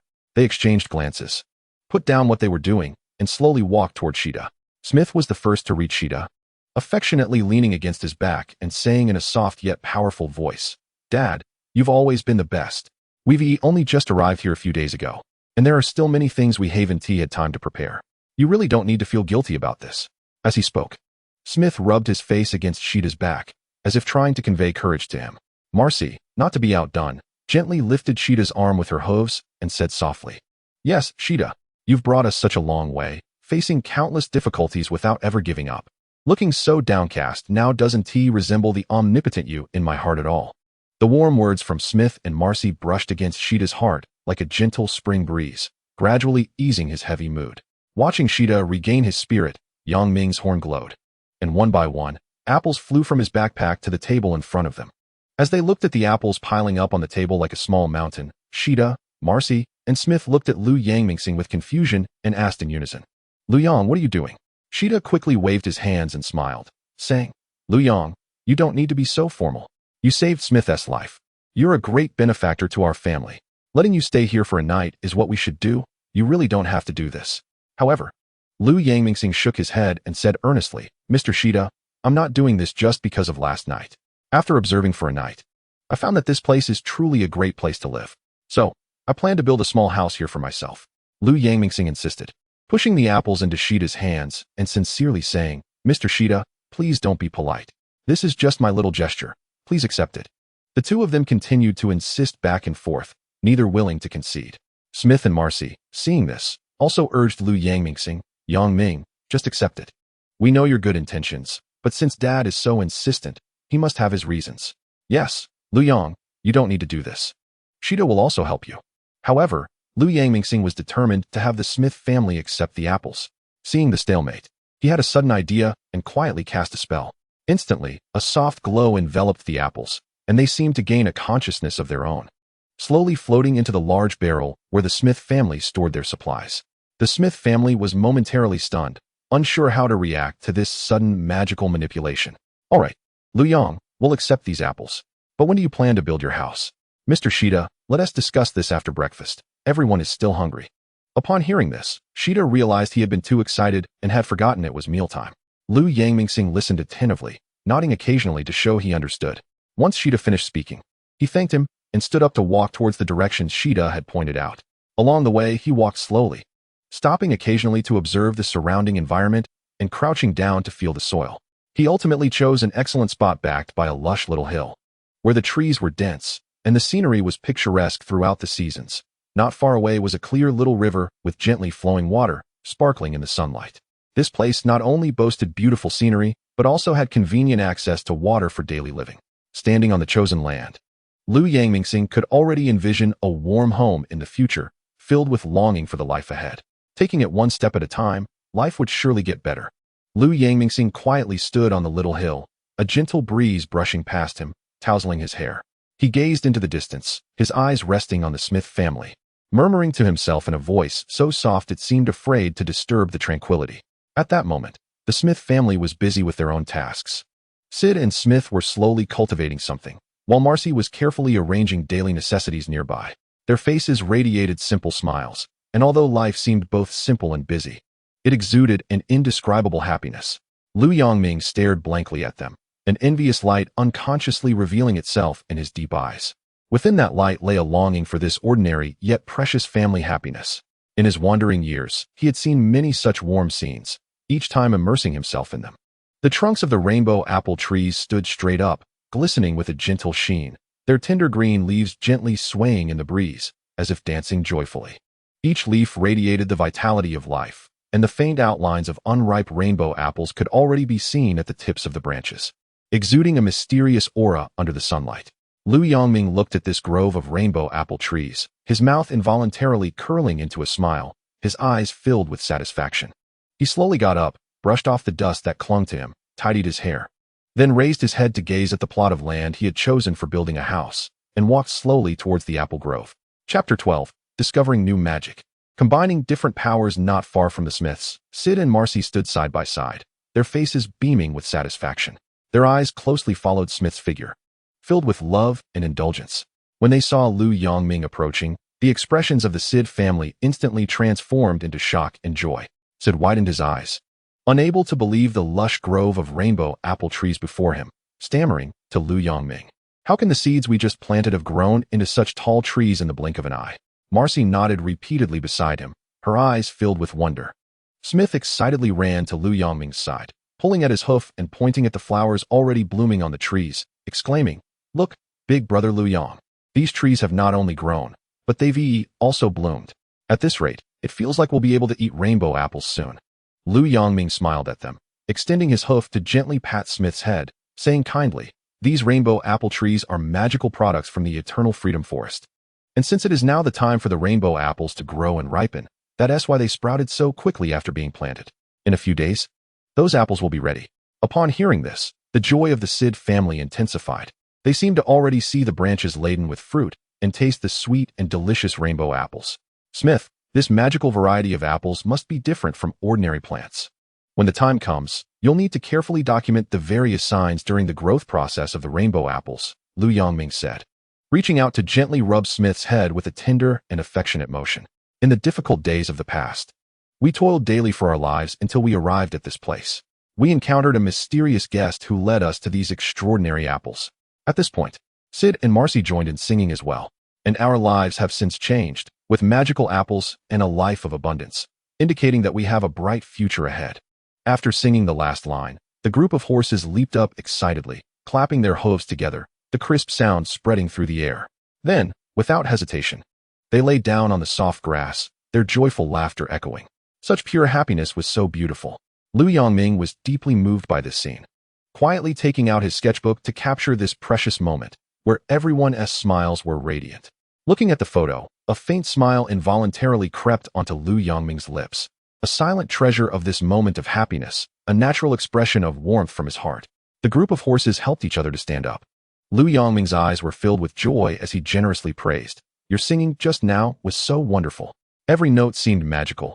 It was truly beautiful, so lovely." The horses smiled shyly and then burst into hearty laughter, and Lu Yongming laughed along with them. He couldn't help but fall into deep thought, secretly pondering, could this be another kind of magical power?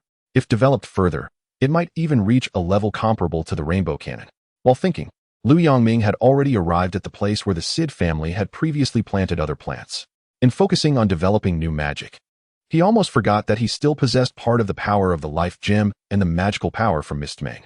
If he could combine these two powers, who knows what unexpected surprises might arise. The more Lu Yongming pondered, the more he couldn't contain his inner excitement, eager to take action immediately. Action speaks louder than words. He calmed himself down and slowly guided the two powers within him to begin merging. During this wonderful fusion process, something miraculous occurred. The surrounding plants seemed to be infused with powerful vitality, growing at a visibly rapid pace. Tender green shoots shot up quickly, blooming vibrant flowers, and the once small bushes transformed into lush greenery in an instant. Meanwhile, this strange wave of power seemed to have an invisible attraction, drawing various animals from the surroundings. Birds circled and danced in the air, wild rabbits dashed out from their burrows, and even the elusive deer made their way over. The Smith family, who tended this land, were also startled by the commotion.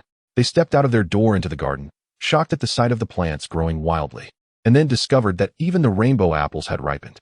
What shocked them the most was a glowing orb hovering in midair, surrounded by various animals. At that moment, among the many animals gathered, many were natural enemies. Normally, they were filled with caution and hostility towards each other, ready to confront each other at any moment. But at this moment, under the influence of this mysterious power, the tense standoff between predator and prey oddly eased, and there was even a wood wolf among them. Chapter 13. Moving forward, the glowing orb gently floated down, its brilliant light slowly dissipating like retreating sea water. When the light completely faded, Lu Yongming's figure became clear. At this moment, his hair was tousled by the wind, resembling unruly feathers. The strange energy flowed from him like a lively stream, continuously radiating outwards. He already carried a unique aura that made others feel close to him, but after this baptism and fusion of power, this aura became even richer and more wonderful. Now, anyone near him could genuinely feel that born from the heart tranquility and relaxation, as if all fatigue and worries vanished in an instant, immersing them in an atmosphere of peace and serenity. Everyone's gaze closely followed Lu Yongming. They saw him move with elegant composure, yet with an indescribable miraculous power. The animals surrounding him, with their old wounds of varying severity, began to heal unknowingly. Their once dull eyes sparkled with renewed light, and their lethargic spirits were revitalized. Meanwhile, the surrounding plants displayed a vibrant scene. Withered branches sprouted tender green buds, and wilting flowers bloomed with brilliant colors again, as if the whole world was responding to his call. Looking at Lu Yongming again, his extraordinary appearance radiated a gentle glow, exuding a naturally captivating aura. At this moment, he seemed to transcend the mundane world, like a deity governing life descending, controlling the miracles of life with every move, leaving everyone present deeply shocked and enchanted. Lu Yongming was completely immersed in the wonderful experience of his newly acquired power. He felt every trace of energy flowing within him, savoring the fullness and sense of control that power brought, completely oblivious to the astonished gazes around him. His eyes widened in disbelief. The effect he had anticipated was far surpassed by the astonishing reality before him. He marveled inwardly. He had only wanted to give it a try, hoping it would be effective, but he never expected it to reach such an unimaginable level. He had thought that the most he could achieve was something akin to the legendary mist mane, where flowers bloom everywhere in its wake. Lu Yongming shook his head slightly, a hint of self-mockery curling his lips as he whispered to himself. In his initial envisioning, the manifestation of his own power would be like that of the mythic mist mane, causing barren lands to briefly blossom with colorful flowers, adding a vibrant touch to the monotonous world. He had not anticipated that the area over 10 meters around him would be filled with another astonishing sight. At this moment, Lu Yongming's eyes were filled with shock and delight, his tone unconsciously rising, revealing his uncontrollable excitement. Centered around him, the area within a 10-meter radius seemed infused with a continuous source of life energy. The previously withered and yellowing grass, upon hearing spring's call, quickly sprouted tender green shoots, growing wildly upwards until they formed a lush green carpet. The magic rainbow apples, which would normally only appear under special signs, were now hanging heavily on the branches. And even the inconspicuous moss on the ground was bursting with vitality, turning a dripping emerald green, adorning the stones and corners with liveliness. This area seemed to transform into an independent, vibrant little world, showcasing the vigorous and tenacious essence of life, forming a stark and intense contrast to the relatively ordinary surroundings. Lu Yongming stood in place, gazing at the miraculous changes brought about by the slight leak of power he had not yet fully controlled, his heart still reeling from the shock. And this was merely a fraction of the power he had just acquired, unable to be fully controlled. He dared not imagine what would happen if he unleashed his full strength. He murmured softly, his eyes filled with astonishment and anticipation for this powerful force. However, before Lu Yongming could suppress this special power, a subtle wave rippled through the air, and a strange force was quietly approaching. This unfamiliar force bore a similar aura to that of Lu Yongming. Was this similar power drawn to him? Who else in the pony world, besides Mistmane, possessed such abilities? In the blink of an eye, Lu Yongming carefully considered the characters in the show with such unique powers and quickly locked onto his target. The situation was urgent, and there was no time to pay attention to the dreamlike surroundings, now lush with greenery and fragrant fruits due to his influence. Lu Yongming gritted his teeth, stomped his feet on the ground, and shot off like a bolt from a bow towards that direction. His figure darted swiftly through the woods, leaving behind trails of afterimages. Wherever he passed, the already vibrant areas influenced by his power became even more lush, as newly sprouted trees surged upwards, their branches intertwining to form a verdant green corridor. Ripe fruits hung heavily from the branches, and the air was filled with a sweet and enticing aroma, as if a picturesque paradise was unfolding behind him. Lu Yongming clearly noticed this situation, his brow furrowing as he realized that simply chasing would not be a good strategy, so he gradually slowed down. Taking a deep breath, he contemplated silently, his gaze revealing a sense of determination. If it's coming for me, won't it explode if I run away? Lu Yongming murmured to himself, his voice not loud, but brimming with undeniable confidence. After saying that, he calmed his expression and slowly began to retreat. At first, his steps were steady, but as his plan progressed, his speed increased. He backed away while closely monitoring the movements of the mysterious force. He moved gracefully through the complex terrain, heading directly toward the everfree forest, each step perfectly timed, as if he were blending into the surroundings. I should have done this earlier. Why make it so complicated? Feeling that the force was no longer rushing away but was coming straight towards him, Lu Yongming shook his head helplessly, a speechless expression on his face. If you're trying to lead me away, then I'll wait for you in the forest, little tree. With that, Lu Yongming increased his speed again, heading toward the everfree forest. The target behind him seemed to understand Lu Yongming's intention, accelerating slightly as it rushed toward the ever-free forest. Chapter 14. Combination and Sublimation. As he sped along, Lu Yongming focused intently on feeling this power while attempting to gradually suppress it. Time was too tight. Otherwise, Lu Yongming complained while hurrying, soon arriving outside the ever-free forest. Although entering the ever-free forest would ensure safety, the encounter of the two powers was bound to cause something to happen outside the ever-free forest. Who knows if something like the Pegasi from Ponyville would fly by and discover the situation around here. Just to be safe, I should head to the inner area. Lu Yongming thought for a moment and then dashed into the ever-free forest towards the inner region. After all, this not yet established Ponyville was not far from Canterlot, and he didn't want to be surrounded by guards as soon as he emerged. Although the guards of Ponyville were just SOSO, there was still Celestia to consider. With his current strength, he would be easily overwhelmed by such high-level opponents. Glancing at his surroundings, Lu Yongming slowly came to a stop. This position was just right. Now he just had to wait. Calculating the distance and speed, it seemed he needed a few more minutes to arrive. Feeling the position of the other party, Lu Yongming found a patch of grass to sit down, using magic to take a few bites of the magic rainbow apple he had picked earlier.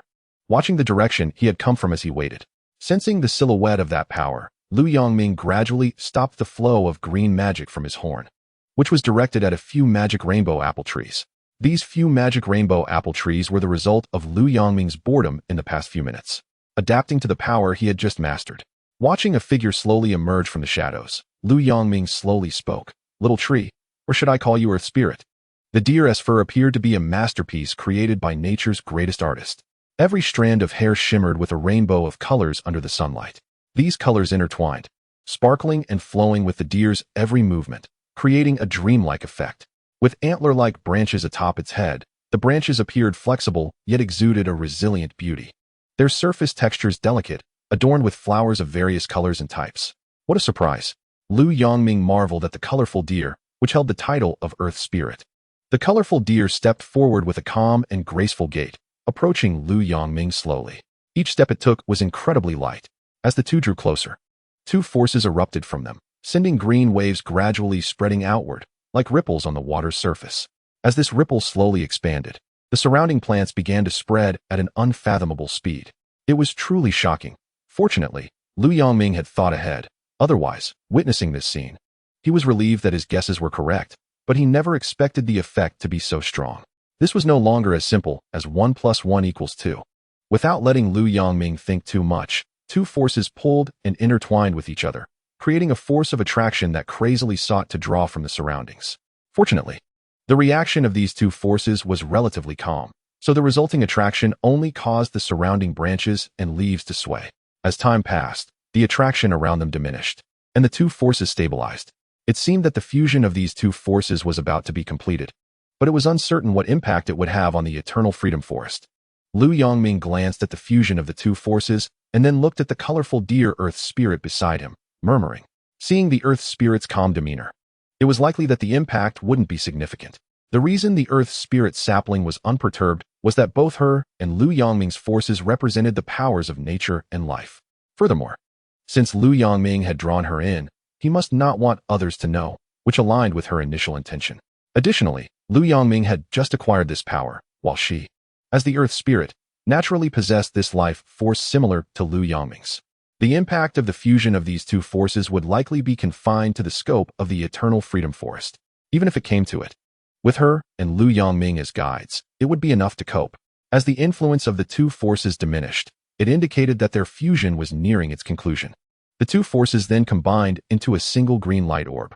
Just when Lu Yongming and the colorful deer thought it was over, the light orb flickered, accompanied by a tremor of the ground, and then the trees of the Eternal Freedom Forest suddenly grew taller. As if to celebrate the forest change, howls of wood wolves echoed through the forest. As the tree heightening came to an end, vibrant flowers began to bloom around Lu Yongming and the colorful deer. Both Lu Yongming and the colorful deer bent down simultaneously to closely experience the peculiarities of these flowers. They possessed an intense life force and a unique magical energy swirling within. Were these magical plants or something else? As these flowers fully opened, the light orb gradually transformed into two beams of light, flying towards Lu Yongming and the colorful deer. Could this lead to the exploration of more unknowns? Lu Yongming pondered in his heart, and just as he activated his telepathy to communicate with the colorful deer, She keenly sensed his gaze and gently lowered her head before he could ask. In an instant, a colorful energy sphere flew towards Lu Yongming, enveloping him completely. Lu Yongming did not resist, thinking to himself, "The colorful deer is usually friendly and wouldn't attack me for no reason. This energy sphere must have deeper significance." As the sphere enveloped him, memories of techniques for using the life force within surged into his mind. Lu Yongming widened his eyes in surprise and whispered, "Such a wonderful way to utilize this power. What is the purpose of the colorful deer's actions? Is it a test or a gift?" He would need to ponder this carefully in the future. When Lu Yongming emerged from the energy sphere, the colorful deer had vanished without a trace. He had been ready to thank her, but where had she gone? With the influence of that force, the Eternal Freedom Forest had undergone tremendous changes, but to know the specifics, he needed to visit the Harmony Tree. After reflecting, Lu Yongming rushed towards the location of the Harmony Tree. Chapter 15, Discovery? Being discovered? The influence of the life force was quite profound. The environment along the way had changed significantly, with various magical products appearing. Lu Yongming observed the changes around him while hurrying along. Finally arriving, the changes were extraordinary. If he hadn't known the direction, he might not have made it. He stood by the stone steps, looking around, and silently thought, "Now that I'm here, there's no need to rush." After all, the changes brought by the life force are currently only limited to the Eternal Freedom Forest and haven't caused any major impact on the outside world. Reflecting on the brand new forest along the way, Lu Yongming couldn't help but smile slightly and said, "The animals in the forest must be thrilled with the changes. The abundant resources and fresh environment might be a grand gift for them." After expressing his thoughts while standing by the stone steps, Lu Yongming's gaze slowly fell upon a stone cave not far away. He took a deep breath to calm his emotions, then walked towards the cave at a leisurely pace. Just as he reached the entrance, a different aura rushed towards him, causing Lu Yongming to frown slightly. It seemed even the Harmony Tree had undergone noticeable changes. But since the Harmony Tree was neither an animal nor a plant, how could it be affected? Even if it was a magical product that had developed consciousness, logically speaking, this life force should only act on living beings. The flowers that had appeared earlier were also a combination of the life force and the surrounding flora. The more Lu Yongming thought about it, the more unreasonable it seemed. Remembering the power of Mane, Lu Yongming decided not to dwell on it further. After all, comparing a millennium-old tree that combined the essence of 6 great sages with a 20-something young man like himself was futile. Since he was already here, he might as well go in. In truth, Lu Yongming was reluctant to enter, but where was he now? The Eternal Freedom Forest. Why had he come here? To find out the specific changes in the forest. With 2 questions in mind, Lu Yongming found no reason to refuse. "What? You ask why not 3 questions in a row?" That was premeditated. It just felt abrupt to write it out. Stepping towards the cave, as he got close, Lu Yongming sensed a rich life force. As he approached the cave, this power became even more intense. I expected the Harmony Tree to be affected. Considering part of my life force comes from Mane, I just didn't expect the impact on the Harmony Tree to be so significant." Lu Yongming walked while feeling this intense life force, pondering thoughtfully. From a distance, he saw that the Harmony Tree was surrounded by a hazy green light circle. That circle glowed softly, resembling a fluttering emerald ribbon suspended around the Harmony Tree, exuding an indescribable mystery and vitality. Rushing to the light circle, Lu Yongming immediately felt a powerful life force.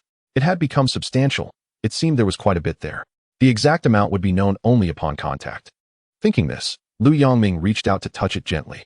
In an instant, a surge of robust life force crashed over him like a tidal wave, sending a shiver through his body and leaving him astonished. This life force was at least 1/3 of what he and the colorful deer possessed. Feeling the incoming power, Lu Yongming was greatly shocked. He gasped in awe, his heart filled with astonishment. Such a powerful force far exceeded his expectations. Without time to think further, he immediately focused his mind and activated his telepathy to communicate with the Harmony Tree. As soon as he initiated the connection, a series of anxious voices echoed in Lu Yongming's mind. "Do you know how much commotion you and the Earth Spirit have caused? I only gave you a bit of Mane's ability, but I didn't expect you to have an even stronger force within you." This series of questions left Lu Yongming with a headache. After all, he was the one who had created this commotion, so he had to bear the consequences. While listening to the Harmony Tree's complaints, Lu Yongming also tuned in to the key information within. Once the Harmony Tree finished complaining and calmed down a bit, Lu Yongming slowly began to speak to the Harmony Tree. "I'm very sorry for causing you such great trouble. And thank you for promptly containing this immense power so that the Eternal Freedom Forest didn't undergo drastic changes. A person who is polite is not blamed. especially when it comes to a wise millennium-old tree. Moreover, considering the huge favor you've done for me, I must express my gratitude. However, what Lu Yongming didn't know was that he had spent a whole day absorbing the usage method given by the colorful deer. At this moment in Canterlot Palace, a white pony clad in golden armor was seen walking steadily on the red carpet, slowly making its way towards the high platform where the celestial beast sat. Each step it took appeared so solemn and powerful. When it finally arrived at the front of the high platform, it stopped, slightly lowered its head, and bowed, seemingly paying respect to this noble being. The throne platform was semicircular, accessible only by a single stone staircase leading to a height of several meters, where a tall celestial beast with colorful mane and pure white fur sat. After paying its respects, the pony looked at the celestial beast and reported important information to Celestia in a clear and resonant voice, as if this were an incredibly significant matter that required the utmost seriousness in its delivery. Your Highness, according to the aerial patrol team, they have discovered a lively little path that leads directly to the Everfree Forest. At the same time, the plants in the Everfree Forest are exhibiting different growth trends from the center to the periphery. Should we have the ground defense team and aerial guard team seal it off? The armored pony slowly reported to Celestia and presented the flowers that came from the path. The horn glowed, and Celestia used magic to take the flowers, examining them closely. The lively little path sounded like it could be the work of Mistmane's abilities. But Mistmane and the others had disappeared 1,000 years ago. As for the Earth Spirit saplings, she had only seen them a few times when awakening their cute symbols, and their purpose was more about ripening fruits and welcoming bountiful harvests. However, the life force emanating from this bunch of flowers was so immense. It seemed that the little pony Maria had received a guest, and they could not treat this guest rudely. After pondering for a moment, Celestia slowly commanded the armored pony below. Chapter 16. Discovered. The sky has fallen. After some thought, Celestia commanded the armored pony below. Send the order down to prepare a banquet. Our little pony Maria has a new guest. The armored pony had no doubt about Celestia's order and simply responded before heading out to execute the command. This esteemed guest, it seemed, needed to be looked at outside the Everfree Forest and perhaps visit the newly arrived family of Sid as well. Meanwhile, the Sid family was still busy harvesting the various ripe fruits. Looking at the new barrels filled with a considerable amount of fruit, the Sid family wiped the sweat from their foreheads, their faces showing no signs of fatigue, only happiness. Despite having been busy all day, their smiles could not be hidden. The first dilemma they faced was not how to handle the ripe food, but a group of animals gathered together, making a ruckus. Furthermore, their family consisted of only 3 ponies, which paled in comparison to the sheer number of animals, which was more than 10 times greater. The herbivorous animals were manageable, but the trouble lay in the numerous fierce beasts among them, with even the smallest being much larger than Sid. Just as the Sid family was still troubled about how to resolve this, the animals, as if receiving some command, began to retreat in an orderly manner. Seeing this scene, the family of 3 finally breathed a sigh of relief. Then, Massey seemed to notice the ripe fruits around them and patted Sid's back, exclaiming, "Sid, hurry, hurry." Sid was standing in a field full of food, looking perplexed. At this moment, Massey rushed over, repeatedly patting Sid's arm, her movements urgent and frantic. Sid turned to look at Massey, only to see her face flushed with urgency, her mouth opening and closing as she stammered, unable to get a coherent sentence out. Sid was baffled by her appearance, completely clueless about what Massey was anxious about. Just then, Smith seemed to suddenly understand Massey's meaning, his eyes lighting up as he hurried to Sid's side, looking up earnestly and saying, "Dad, quickly grab the wooden barrels. We can't waste all this food." This is Brother Willow's heartfelt intention. They worked busily, completely unfazed by the amount of work ahead of them, with only smiles reflecting their family's mood. From the perspective of the Harmony Tree, which had already complained, its mood had calmed somewhat. Listening to Willow Star's apologies and thanks, and influenced by Willow Star's powerful life force, it received considerable feedback and was now devoid of anger. "Your energy is too intense. If I hadn't suppressed it, the changes in the Everfree Forest would not be as simple as they are now," the Harmony Tree said calmly, looking at Willow Star. "Logically speaking, after absorbing energy for such a long time, you should have absorbed most of the energy here. But why is there still such dense energy?" After pondering the Harmony Tree's words, Willow Star questioned back in confusion. The Harmony Tree fell silent for a moment, seemingly organizing its thoughts, and after a while, it slowly replied, "I have indeed absorbed a lot of energy from here, but you must know that while this power appears gentle, the energy it contains is exceptionally strong.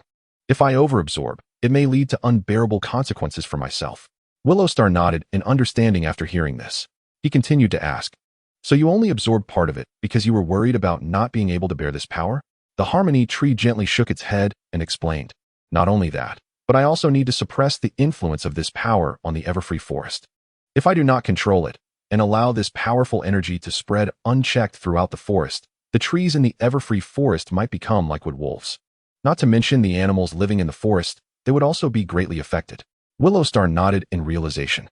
Observing Willowstar, who seemed to have no further questions, the harmony tree gradually shifted its gaze from him to the powerful life force surrounding it. Hearing this voice, a puzzling thought suddenly flashed through Willowstar's mind, and he couldn't help but doubt whether he had misheard. He widened his eyes, looking astonished as he questioned back, "No way? Wait, what did you just say? One day?" Although Willowstar knew that this communication was occurring through telepathy, he still couldn't believe what he had heard. So he once again asked without hesitation, as if trying to confirm this shocking news. "That's right, one day. Is there a problem?" The harmony tree's voice echoed in Willowstar's mind, revealing a hint of confusion. Willowstar stood there in a daze, as if the entire world had stopped at that moment. His heart was filled with disbelief and despair, feeling as if the sky had fallen. Even the guards of Pony Maria, oblivious to everything, must have already discovered the impact I've caused over such a long time. Perhaps now a circle of ponies has surrounded the outside of the everfree forest. It seems that the memory of the similar power technique from the colorful deer has caused me to absorb for a whole day. And I woke up thinking only a few minutes had passed, but in reality, a whole day has gone by. Seeing Willowstar deep in thought, the harmony tree did not want to wait any longer. Originally, suppressing the everfree forest was already enough, and now it had to restrain this life force, which would take a day. So it decisively pulled this life force towards Willowstar's direction. Chapter 17, Absorption, Change, Arrival. Willowstar's face was full of panic, as if the sky was collapsing, completely immersed in the immense shock, unaware that the gentle yet powerful life force was quietly approaching him like a ribbon. When he finally became aware, that energy was already close enough to almost touch his face. With Lu Yangmingxing's extremely sharp perception and his exceptionally strong physical qualities, dodging this sudden force was merely a matter of a moment. However, he stood firmly in place without moving an inch. In that split second, his mind raced. The tree of harmony was so eager to push this force towards him, it must have had a difficult time suppressing it. Moreover, tracing back, this force was intricately linked to him. If that were the case, why avoid it? Just as this thought settled in his mind, the ribbon containing a surging life force gently touched Lu Yangmingxing. In an instant, something wonderful happened. Lu Yangmingxing's body seemed to transform into an invisible vortex, automatically drawing the energy into himself. The force permeated through his skin like a babbling brook, where it spread warmth, causing him to shiver slightly. And an indescribable sense of ease arose within him. While feeling this sense of comfort, Lu Yangmingxing did not notice a minuscule green light, so faint it was like dust, lighting up next to his cute mark. This feeling was truly peculiar, reminiscent of his cute mark back then. After expressing his thoughts, Lu Yangmingxing quickly glanced at his cute mark, but found nothing unusual, which puzzled him even more. He felt averse to this sensation, just like when he first gained telepathy.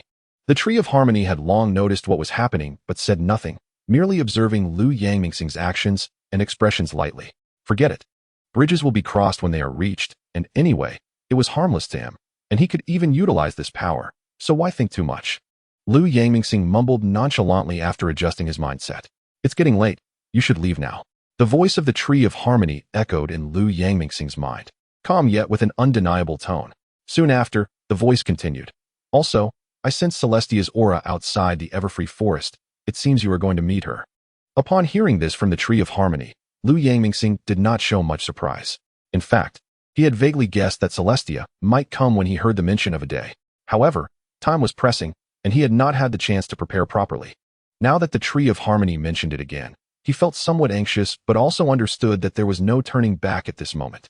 He could only face this little pony princess. Fortunately, she was an open-minded ruler, and she did not come in herself. Otherwise, it would have been her coming to see him instead of the other way around. Truly, she had given him enough face. After figuring out the reasoning, Lu Yangmingxing shook his head. So, farewell. Lu Yangmingxing waved his hoof to bid farewell to the tree of harmony and headed straight for Ponyville.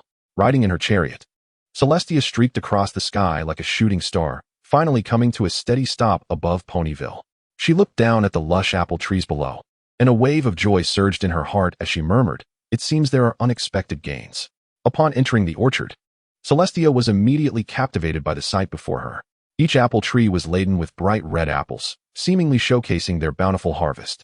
In the orchard, the apple family was busy picking apples. Despite their sweat falling like raindrops, each of their faces beamed with satisfaction and joy. Celestia quietly stood aside, watching the hard-working figures of the apple family. After a while, she lightly cleared her throat, catching the attention of the apple family. "Your Highness Princess Celestia, I sincerely apologize for not being able to greet you in time," said the apple family, halting their movements and bowing to Celestia. "No need to apologize. It's I who has disturbed you. I just finished some official duties and came to see if you encountered any difficulties." After glancing around, she smiled and continued. "It seems you do not need much help. I just didn't expect Mr. Applejack seeds to have such effects. Thank you for your praise, Your Highness. But the seeds I collected do not have such effects. It is thanks to Lu Yangmingxing and my lovely daughter," Mr. Applejack said, patting the head of Smith beside him affectionately. Changing the subject, Mr. Applejack explained, "I think the reason these fruits and vegetables are growing so fast may be because these magical apple trees have attracted the legendary earth spirit saplings." Long before gathering these ripe fruits, the apple family had already begun to think carefully about how to use the apple trees and saplings as an excuse to cover up their true intentions. After all, Lu Yangmingxing not only brought delicious food to their family, solving their hunger problem, but also saved Smith's life at a crucial moment. The apple family knew that Lu Yangmingxing was their benefactor, and they could feel that he was not a bad person. He was like a star in their lives, illuminating their path forward. They were filled with gratitude towards Lu Yangmingxing and would never do something ungrateful like using him as a scapegoat. They understood that such actions would not only harm Lu Yangmingxing, but also burden themselves with an immoral reputation. The apple family was not the kind of people who would forget their benefactor. They had their own principles and bottom lines. Chapter 18. Arriving at the cottage, change? Celestia's gaze slowly swept over the group of little ponies before her. Looking at their determined faces, as a longtime ruler, she could discern their intentions with just one glance. They were lying. Over the long years of ruling this land, Celestia had become familiar with the various expressions and thoughts of her subjects. The determination of these little ponies did not seem like a disguise. Rather, it appeared as if they were resolutely willing to sacrifice themselves to protect a certain pony. However, the fact that these little ponies, who had always been honest with her, were willing to lie made Celestia ponder. The pony involved must be extraordinary. Combining some previous clues, she increasingly felt that it should be a kind-hearted pony, just as she had always hoped, guided by kindness, silently protecting this land and its residents. Thinking of this, a slight smile unconsciously appeared at the corner of Celestia's mouth, but it quickly faded. That hint of a curve carried a trace of elusive joy, as if amusing images had flashed through her mind. But this smile only lasted for a moment before it vanished, replaced by a look of helplessness and confusion. As for this generous, self-sacrificing appearance, Celestia truly could not understand why these little ponies would act so exaggeratedly, as if facing an enormous dilemma. This left her filled with doubts, but unable to find answers, leading her to sigh helplessly. In just a few seconds, countless thoughts flashed through Celestia's mind like lightning. Her gaze occasionally landed on the apple family, then drifted off into the distance, as if she were contemplating something important. Finally, as if she had made a decision, Celestia gently nodded, but then suddenly seemed to remember something and quickly shook her head. This series of actions left the apple family somewhat puzzled, exchanging glances with helpless expressions, and then they all shrugged in unison. In this slightly awkward atmosphere, Marcy stepped forward, smiling as she looked at Celestia, and gently said, "Your Highness, why don't you come inside our house for a while? You can take a short break and try these wonderful magic rainbow apples. They taste very special."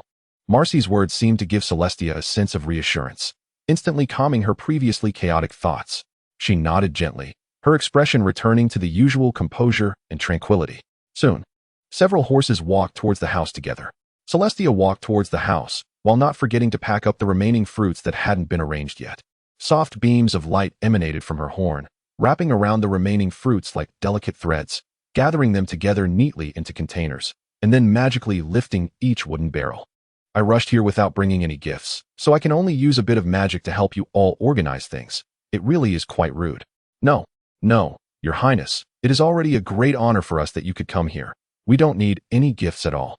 Hearing this, Sid quickly replied, and Marcy and Smith's hooves also moved wildly in agreement with Sid's words. "As long as you don't mind." Celestia smiled at their nervousness. Not long after, several horses entered the house. The house was simply decorated, with tables and chairs arranged neatly, but filled with a warm feeling. Celestia and the other little ponies took their seats gracefully. Bang, bang, bang. The dull knocking on the door broke the cheerful atmosphere inside. Marcy put down what she was holding and walked lightly to the door, slowly turning the doorknob as the door creaked open. Outside stood a dark white unicorn. Tall and elegant. Its figure was long and graceful, with smooth and powerful muscle lines. The dark white coat was delicate and soft, gleaming with a pearl-like luster, with each hair resembling a meticulously crafted work of art. The unicorn's horn on its forehead shone like a brilliant diamond, refracting mysterious light. The peaceful and sacred aura wafted towards them, like a warm spring breeze, carrying a comforting power. Marcy felt as if her soul had been touched. Her feet felt as if they were nailed to the ground, standing there in shock and awe. Marcy, Smith and Celestia, sitting beside her, exchanged puzzled glances, both wearing expressions of confusion. They did not understand why Marcy was acting so unusually. Sid was completely baffled now. Curiosity and concern drove him to investigate. He hurried to the door and followed Marcy's gaze, and in an instant, he too stood frozen in place, side by side with Marcy, completely motionless. This scene left Smith and Celestia even more perplexed. They exchanged glances, stood up simultaneously, and prepared to see what could leave two little ponies in such a daze. Just as they were about to take a step forward, a clear and melodious voice suddenly came through, like a heavenly sound, instantly breaking the strange atmosphere. Mr. Sid and Ms. Marcy, may I come in first? Willow Star tilted her head slightly, looking puzzled, mumbling, how strange, I was just greeting those two royal Pegasi nicely. Why are they standing there like they've seen a ghost? Saying this, she raised her front hoof to scratch her head and began to carefully check herself. After doing this, she let out a long breath, quietly muttering. Fortunately, Celestia only brought her personal staff this time. If she had brought a whole guard team, it would have been much more troublesome. Although those guards don't really serve much purpose anyway. After saying this, she flicked her tail and looked towards the small house in the distance, her eyes showing a hint of determination. Let's go to the small house first. By the time calculations, Celestia should be inside chatting happily with Sid's family. With that, she walked briskly towards the small house. Chapter 19. Strange atmosphere upon arriving outside the small house, listening to the lively atmosphere and cheerful laughter inside. Willow Star paused for a moment before slowly raising her right hoof to knock on the door. Accompanied by the knocking sound, the voices inside abruptly stopped. And a few seconds later, a little pony slowly opened the door just wide enough for a head to fit through. This scene made Willow Star's heart skip a beat. Filled with confusion, she couldn't help but repeat her earlier actions, first slowly lowering her head and turning around her body in a circle, her gaze sharp, locking onto every inch of her body, not missing any minute detail, carefully checking. But after this inspection, she found no strange places on herself at all. Just then, Sid's anxious voice came from a distance, clearly filled with panic and confusion. After a few seconds, the sound of Sid's hurried footsteps could be clearly heard, approaching from afar. Willow Star thought to herself, now that Sid is here, it should be fine. But who would have thought that upon Sid's arrival? He and Marcy stood there in a daze, just like before, as if under a spell, looking at the increasingly bizarre situation in front of her. Willow Star hesitated for a moment before deciding to go inside first and find a chance to discuss her situation. So, she gently sighed and slowly spoke. Mr. Sid and Ms. Marcy, may I come in first? Coming back to their senses, Sid and Marcy looked at the slightly familiar figure and voice in front of them, along with its uniquely upward spiraling horn, and uncertainly asked, Are you Willow Star? Is there really such uncertainty, Mr. Sid and Ms. Marcy? Hearing their uncertain tone, Willow Star teased with a smile. Sid opened his mouth, ready to say something, when Marcy suddenly reached out a hoof and gently patted Sid's head, reproaching him lightly. You let her stand outside all this time. After finishing, she quickly turned her head, instantly putting on a gentle smile, and softly said to Willow Star, Willow, come in quickly. Let's talk about the situation inside. Her tone was like a spring breeze, gentle and warm. Hearing Marcy's obviously different tone, Sid felt no resentment at all, instead nodding in agreement. He understood that the priority was to invite Willow Star in first and let her sit down. After all, they had many things to discuss. Willow Star followed everyone into the living room, lightly walking to the sofa and sitting gracefully. As soon as Willow Star entered the living room, Smith's gaze was immediately fixed on her, and the little pony stood there in shock. His eyes widened in disbelief. Originally, Willow Star was already quite outstanding, and walking down the street, her beauty would draw others to take a second glance. But now, the Willow Star before him seemed to have undergone a marvelous transformation, looking even more extraordinary than before. The afternoon sun poured through the window onto Willow Star, casting a soft halo around her, further enhancing her sacred and gentle aura.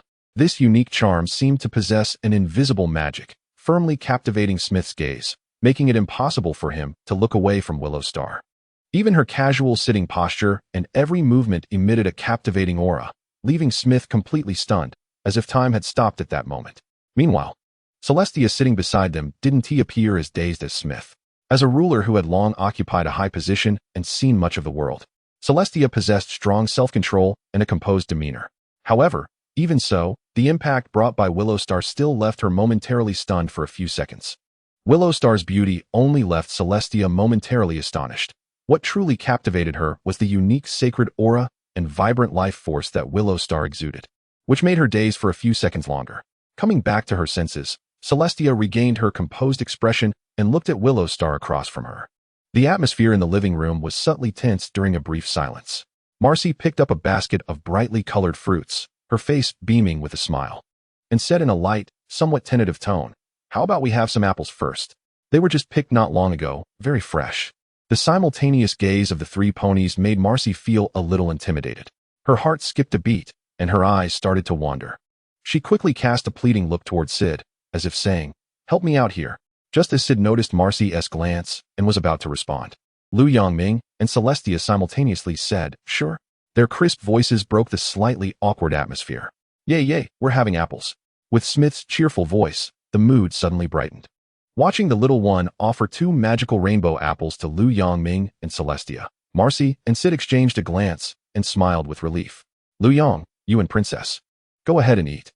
These magical rainbow apples are quite different from before," Marcy encouraged. Seeing Smith's expectant little eyes, Lu Yongming patted her head and said, "Then I must savor this different apple." Celestia nodded and then used magic to bring an apple to her mouth, taking a small, elegant bite. Observing this scene, Lu Yongming discreetly picked up an apple and started eating, while internally, he couldn't help but think about how different his eating manner was compared to Celestia's.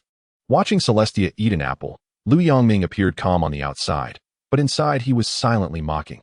"If I didn't know how you usually eat, I might really think you eat like this." He nearly laughed out loud, but managed to suppress his emotions to maintain a facade of calmness. In stark contrast to Celestia's elegant way of eating, Lu Yongming's manner was quite ordinary. He chewed on the apple slowly like an average person, without any excessive embellishments or exaggerated movements. However, despite his ordinary eating style, his handsome face added a lot of charm. To others, every action of his seemed to have a filter, making his eating appear quite special. Once they finished eating, Smith couldn't wait to start asking questions. "Lu Yong, what happened? Why did such a big change occur in just one day?" As she spoke, Smith gestured with her hooves in a big circle, her elongated tone making Lu Yongming chuckle. "Smith, I believe you know the story of the sapling, right? Lu Yong here had such a miraculous change after encountering the sapling," he explained, reading the thoughts of the little ponies present through telepathy. This wasn't a lie, as he indeed had encountered the sapling. "Really?" Smith exclaimed in surprise, her eyes wide and sparkling with excitement. "Then what we said earlier wasn't lying to the princess," she thought to herself, feeling a lot more relaxed. Marcy and Sid also looked more at ease, clearly sharing Smith's thoughts. Marcy gently patted her chest, as if releasing a heavy burden, while Sid revealed a slight smile, his aura softening considerably. "Yes, little one," Lu Yongming said, noticing their relieved expressions, and he couldn't help but chuckle, reaching out to gently ruffle Smith's mane. The gesture very affectionate. Smith didn't seem to mind. Instead, she squinted her eyes in enjoyment, humming comfortably, looking very cute. "So this must be Princess Celestia." Lu Yongming then turned to Celestia, slightly bowing his head in a respectful yet gracious manner. "I've long heard of your esteemed name, and it's truly a privilege to meet you today. Your grace is indeed extraordinary." Lu Yongming smiled and added, "If the princess is interested, I will surely provide a detailed account another day. It is indeed a rare fate to gather with you here today." Smith couldn't help but interject, "That must be really fun. Lu Yong, you have to tell us all about it. I can't wait." Marcy gently tapped Smith on the head. "Little one, don't interrupt. It's impolite."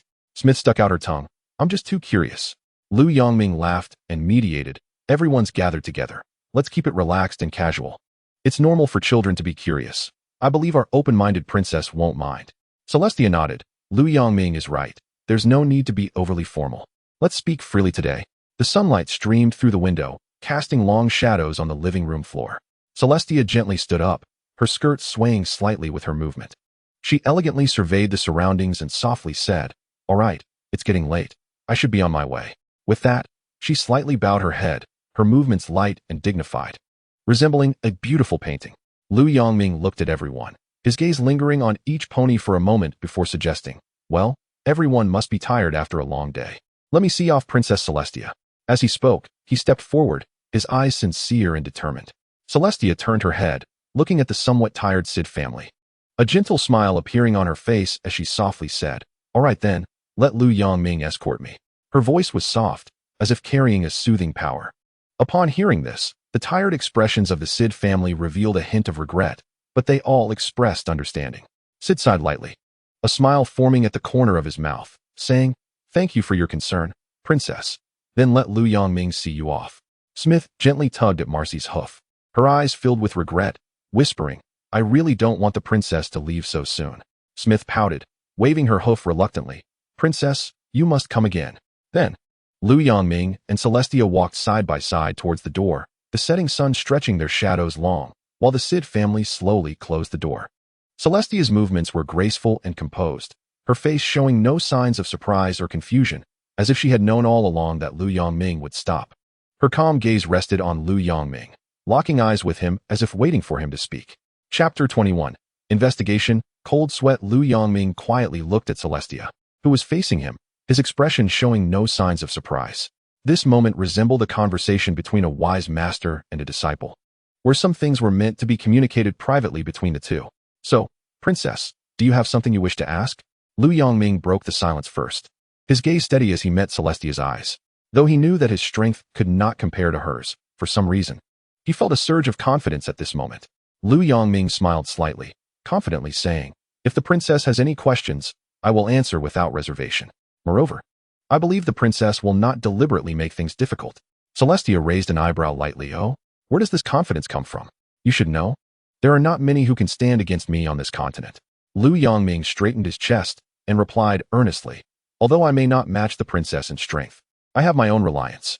The life force and the power given by the Tree of Harmony are my greatest assurances. And based on my understanding of Her Highness the Princess, you wouldn't take action against me. That's why I dared to come out of the free forest to meet you without fear." A faint smile appeared at the corner of Celestia's mouth. "It seems you have confidence in yourself and in me. Now I'm curious, what do you think I most want to ask you?" Lu Yongming thought for a moment and slowly said, "I guess Her Highness the Princess might be interested in the origin and use of these special powers I possess. Or perhaps she wants to know if there are any hidden secrets in the free forest." Lu Yongming looked at the princess, who, as a ruler for a millennium, must have considerable knowledge about the earth spirits and saplings, and also had contact with the Tree of Harmony and the Six Sages. As the conversation deepened, Celestia gained a clearer understanding of the entire situation. However, she did not completely believe Lu Yongming's words, as they sounded somewhat absurd. Thus, during the conversation, Celestia cleverly utilized her magical abilities to quietly probe Lu Yongming. Her magic could penetrate the surface and reveal the essence of things. When her magic touched the figures surrounding Lu Yongming, she finally discovered some clues. In this space filled with a mysterious aura, those elusive phantoms seemed like messengers from a distant fairyland, carrying a peculiar power that brought peace to the heart. Their existence was light and ethereal, slowly swirling around Lu Yongming, their movements elegant and solemn, resembling a carefully choreographed dance of blessings, with each graceful trajectory seemingly imbued with deep blessings for Lu Yongming. This dreamlike scene, like a warm ray of sunlight, pierced through the thick clouds of doubt in Celestia's heart, unknowingly adding a touch of trust to her previously almost fantastical perceptions of Lu Yongming. Celestia stood quietly by, her gaze fixed on those faintly glowing phantoms, her eyes interwoven with awe and contemplation. Deep down, she quietly asked herself, "Are these magical little beings blessing you?" This silent question seemed to create a ripple in her heart, quietly spreading in the tranquil atmosphere.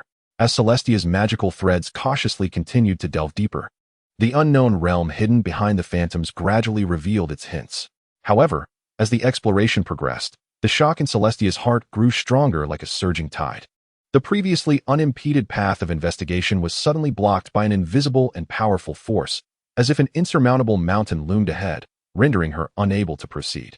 The moment she sensed this powerful resistance, figures of giant beasts gradually emerged, causing a loud alarm to ring in Celestia's heart, prompting her to decisively halt the probe. A strong backlash struck like lightning, leaving her momentarily dizzy. Beads of sweat the size of beans rolled down her forehead, soaking her mane, and her body involuntarily trembled slightly, like a leaf shivering in the cold wind.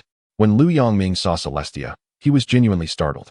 He noticed her forehead covered in cold sweat, beads of sweat dripping from her hair onto the ground, and her entire body uncontrollably shaking, as if she had suffered a great fright. "Your Highness." This sudden change has left Lu Yongming filled with confusion. Just a moment ago, she was fine. How could she suddenly look like this? Fortunately, there were few horses around, and Lu Yongming secretly felt relieved. Otherwise, if other horses witnessed Celestia's disheveled appearance, who knows what outrageous rumors might spread. Perhaps those gossiping horses would exaggerate and claim that their greatly revered princess had committed some act of disrespect, which would be impossible to clarify. "It's nothing, don't worry," Celestia said softly, trying to sound relaxed. "I've just been too overworked lately, dealing with numerous affairs and enduring the immense magical energy consumption caused by the rising sun and moon. This sudden backlash is merely my body reminding me that I need to rest." She smiled slightly, as if trying to downplay the seriousness of the matter. But inside she felt a bit anxious. After all, she couldn't let Lu Yongming know that she had caused the backlash by secretly probing him, so she could only casually make up a lie to brush it off. Seeing this, Lu Yongming felt it inappropriate to ask further but expressed his concern. "In that case, Your Highness must take care to rest more." He thought to himself that Celestia had to manage so many state affairs and control such significant matters as the rising and setting of the sun and moon, which was indeed very exhausting. Recalling the piles of documents and the densely packed schedule Celestia had in the play, Lu Yongming empathized with her. Chapter 22 Invited. Building a house looking at Celestia in such a disheveled state, a green light slowly enveloped her as the horn on Lu Yongming's head lit up. As the light brightened around Celestia, she regained her former elegance. Her colorful mane began to float, her fur became smooth, and even her spirit improved significantly. Feeling the changes in her body, a warm current surged within Celestia, and she looked at Lu Yongming with gratitude, her eyes shining with a gentle light. "Thank you, Lu Yongming," Celestia said softly, her voice as gentle as a spring breeze. "You truly are a kind gentleman." Lu Yongming smiled slightly, his smile as warm as sunshine. "Your Highness need not be so polite. This is just what I should do. Compared to Your Highness's exhaustion, this is merely a trivial expression of gratitude." The corners of Celestia's mouth lifted slightly, revealing a charming smile. Her smile was like a blooming flower, exuding an enchanting fragrance. "You are always so humble," Celestia said, "but your attentiveness and thoughtfulness make me feel incredibly warm." A hint of shyness flashed across Lu Yongming's face as he softly replied, "It is my honor to serve Your Highness." The two exchanged smiles, and the distance between them seemed to draw a little closer. Looking at the afterglow of the setting sun and the royal Pegasi not far away, Lu Yongming said to Celestia, "Then let me escort Your Highness on the final leg of your journey. Let's go, this kind gentleman." After saying this, Lu Yongming and Celestia walked towards the royal Pegasi together. From a distance, the two royal Pegasi saw Celestia and Lu Yongming approaching them. Their figures stood out remarkably in the sunlight, especially Lu Yongming, whose elegance shone like the brightest star in the night sky, making him impossible to ignore. The two royal Pegasi couldn't help but widen their eyes, looking at this scene in shock. They simply couldn't understand how Her Highness the Princess could be walking with such an astonishing little horse. Moreover, judging by their demeanor, they seemed very familiar with each other, which was simply unbelievable. The royal Pegasi whispered among themselves, expressing their astonishment at the sight before them. It seemed that Princess Celestia had spent so much time and energy coming here, most likely for this little horse. This little horse radiated a unique charm, displaying extraordinary grace in every movement, and showed no signs of panic or timidity in front of such an important figure as Celestia.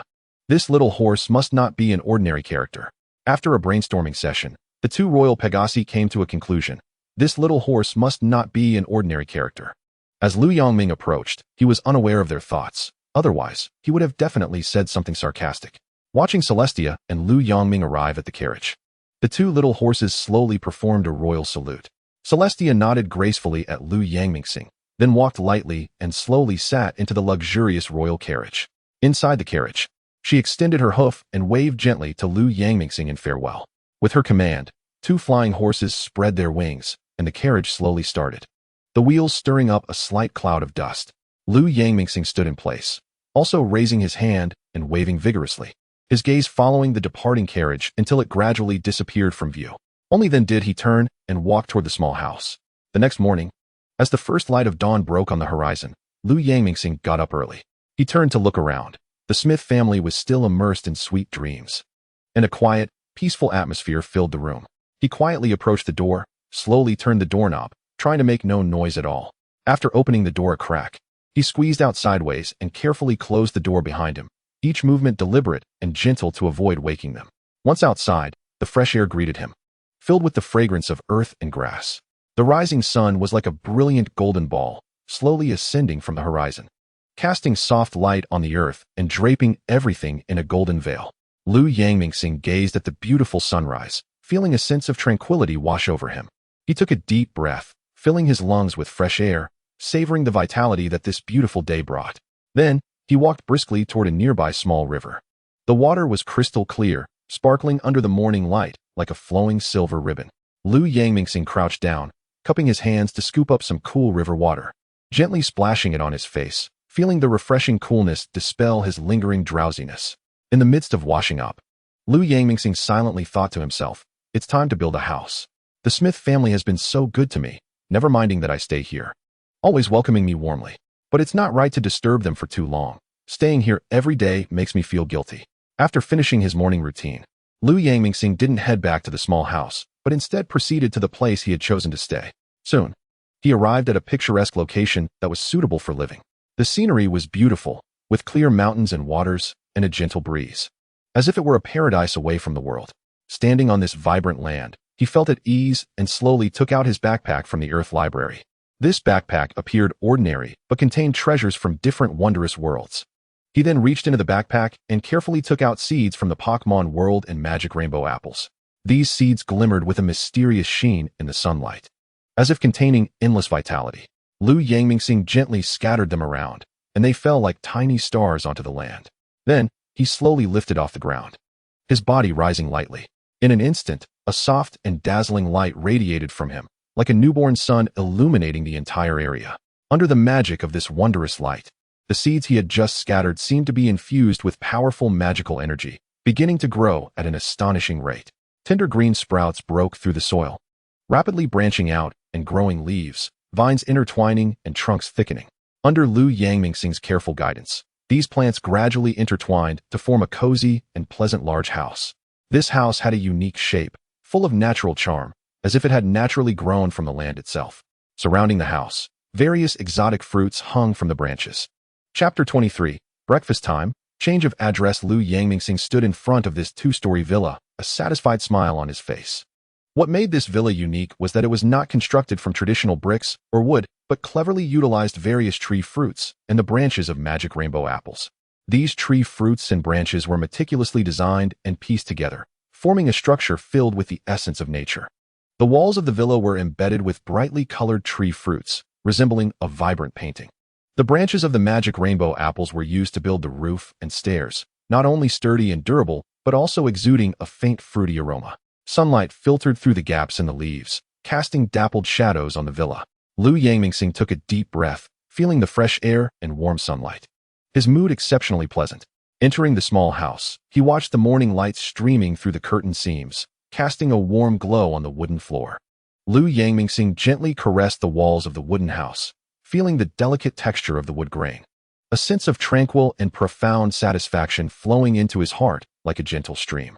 Having been here for nearly a month, he finally had a place of his own. He whispered, his voice infused with relief and joy. Standing in this almost perfect little house, Lu Yangmingxing looked around but found the interior empty. Aside from the four walls and a roof, there was hardly anything else. He took a deep breath and slowly exhaled, feeling compelled to remark, although this place looks nice, it still lacks some sense of home without furniture. As he talked to himself, he stepped out of the small house and walked onto the second-floor platform. Standing on the platform, Lu Yangmingxing gazed into the distance, where the small house appeared faintly, as if shrouded in a thin mist. He casually picked a few tree fruits from a nearby tree and began to chew them. The taste of these tree fruits was somewhat special, sweet and sour, greatly satisfying his taste buds. As Lu Yangmingxing finished eating, he noticed the Smith family also starting to wake up and wash up.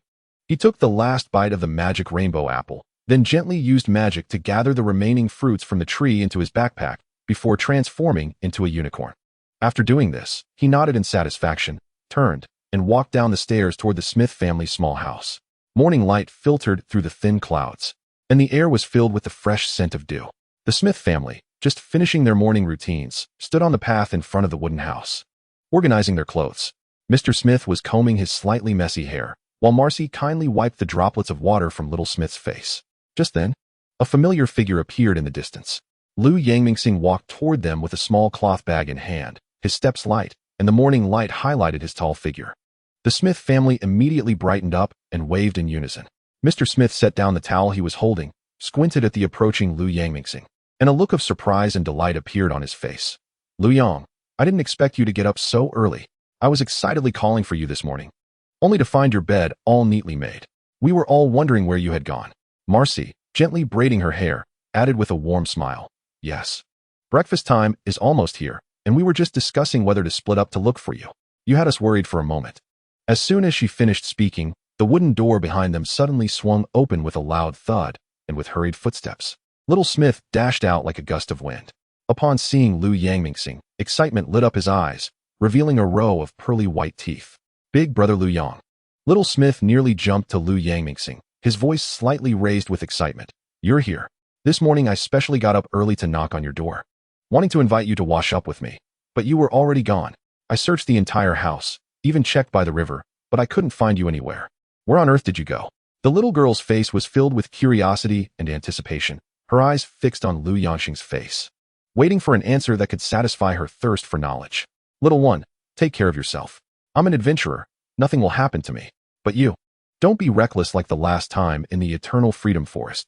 Lu Yangxing hit a sore spot, and Smith first felt a bit embarrassed, then made a face at Lu Yangxing and said, I get it. I won't be like that again.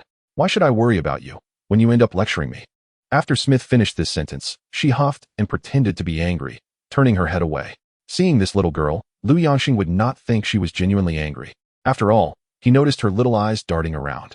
This was clearly an attempt to get Lu Yangxing to persuade Smith. Meanwhile, Sid and Marcy had already started to laugh secretly nearby. All right, my fault, I'm sorry. I hope our Miss Smith can forgive me, Lu Yangxing said with a smile. Hearing Lu Yangxing's apology, Smith turned back. Okay, Lu Yanga, I was just joking with you. Who told you to say something? When Smith saw her parents secretly laughing behind her, she became shy and ran back into the house. All right, Sid, Marcy. Came the voice of Marcy like a gentle breeze brushing over the lake. Soft yet undeniable. None of us have had breakfast yet, so stop laughing. The sun is fully up. If we don't eat soon, we'll miss our time. Hearing this, Sid took a deep breath, trying to calm his emotions, but a smile still lingered on his face. When they reached the living room, Lu Yangxing's gaze fell on Marcy, who was preparing to get up and head to the kitchen counter. An idea suddenly flashed through his mind, and he smiled at Marcy, saying, Aunt Marcy, could I please cook? Marcy paused at this, looking at Lu Yangxing in surprise. She noticed that Lu Yangxing had changed his address for her from Ms. Marcy to Aunt Marcy, and this subtle change warmed her heart. Chapter 24. Breakfast time. Lu Yangxing carefully placed his backpack beside the table, as if it were an incredibly precious treasure. He slowly walked to the kitchen counter, each step seemingly light, as if afraid to wake something. When he stood in front of the kitchen, the unicorn horn above him suddenly lit up, emitting a soft glow. This light sparkled like the stars in the night sky, dazzling and enchanting. Immediately after, a surprising scene unfolded. One by one, fruits flew out of the backpack as if under a spell, landing steadily on the cutting board.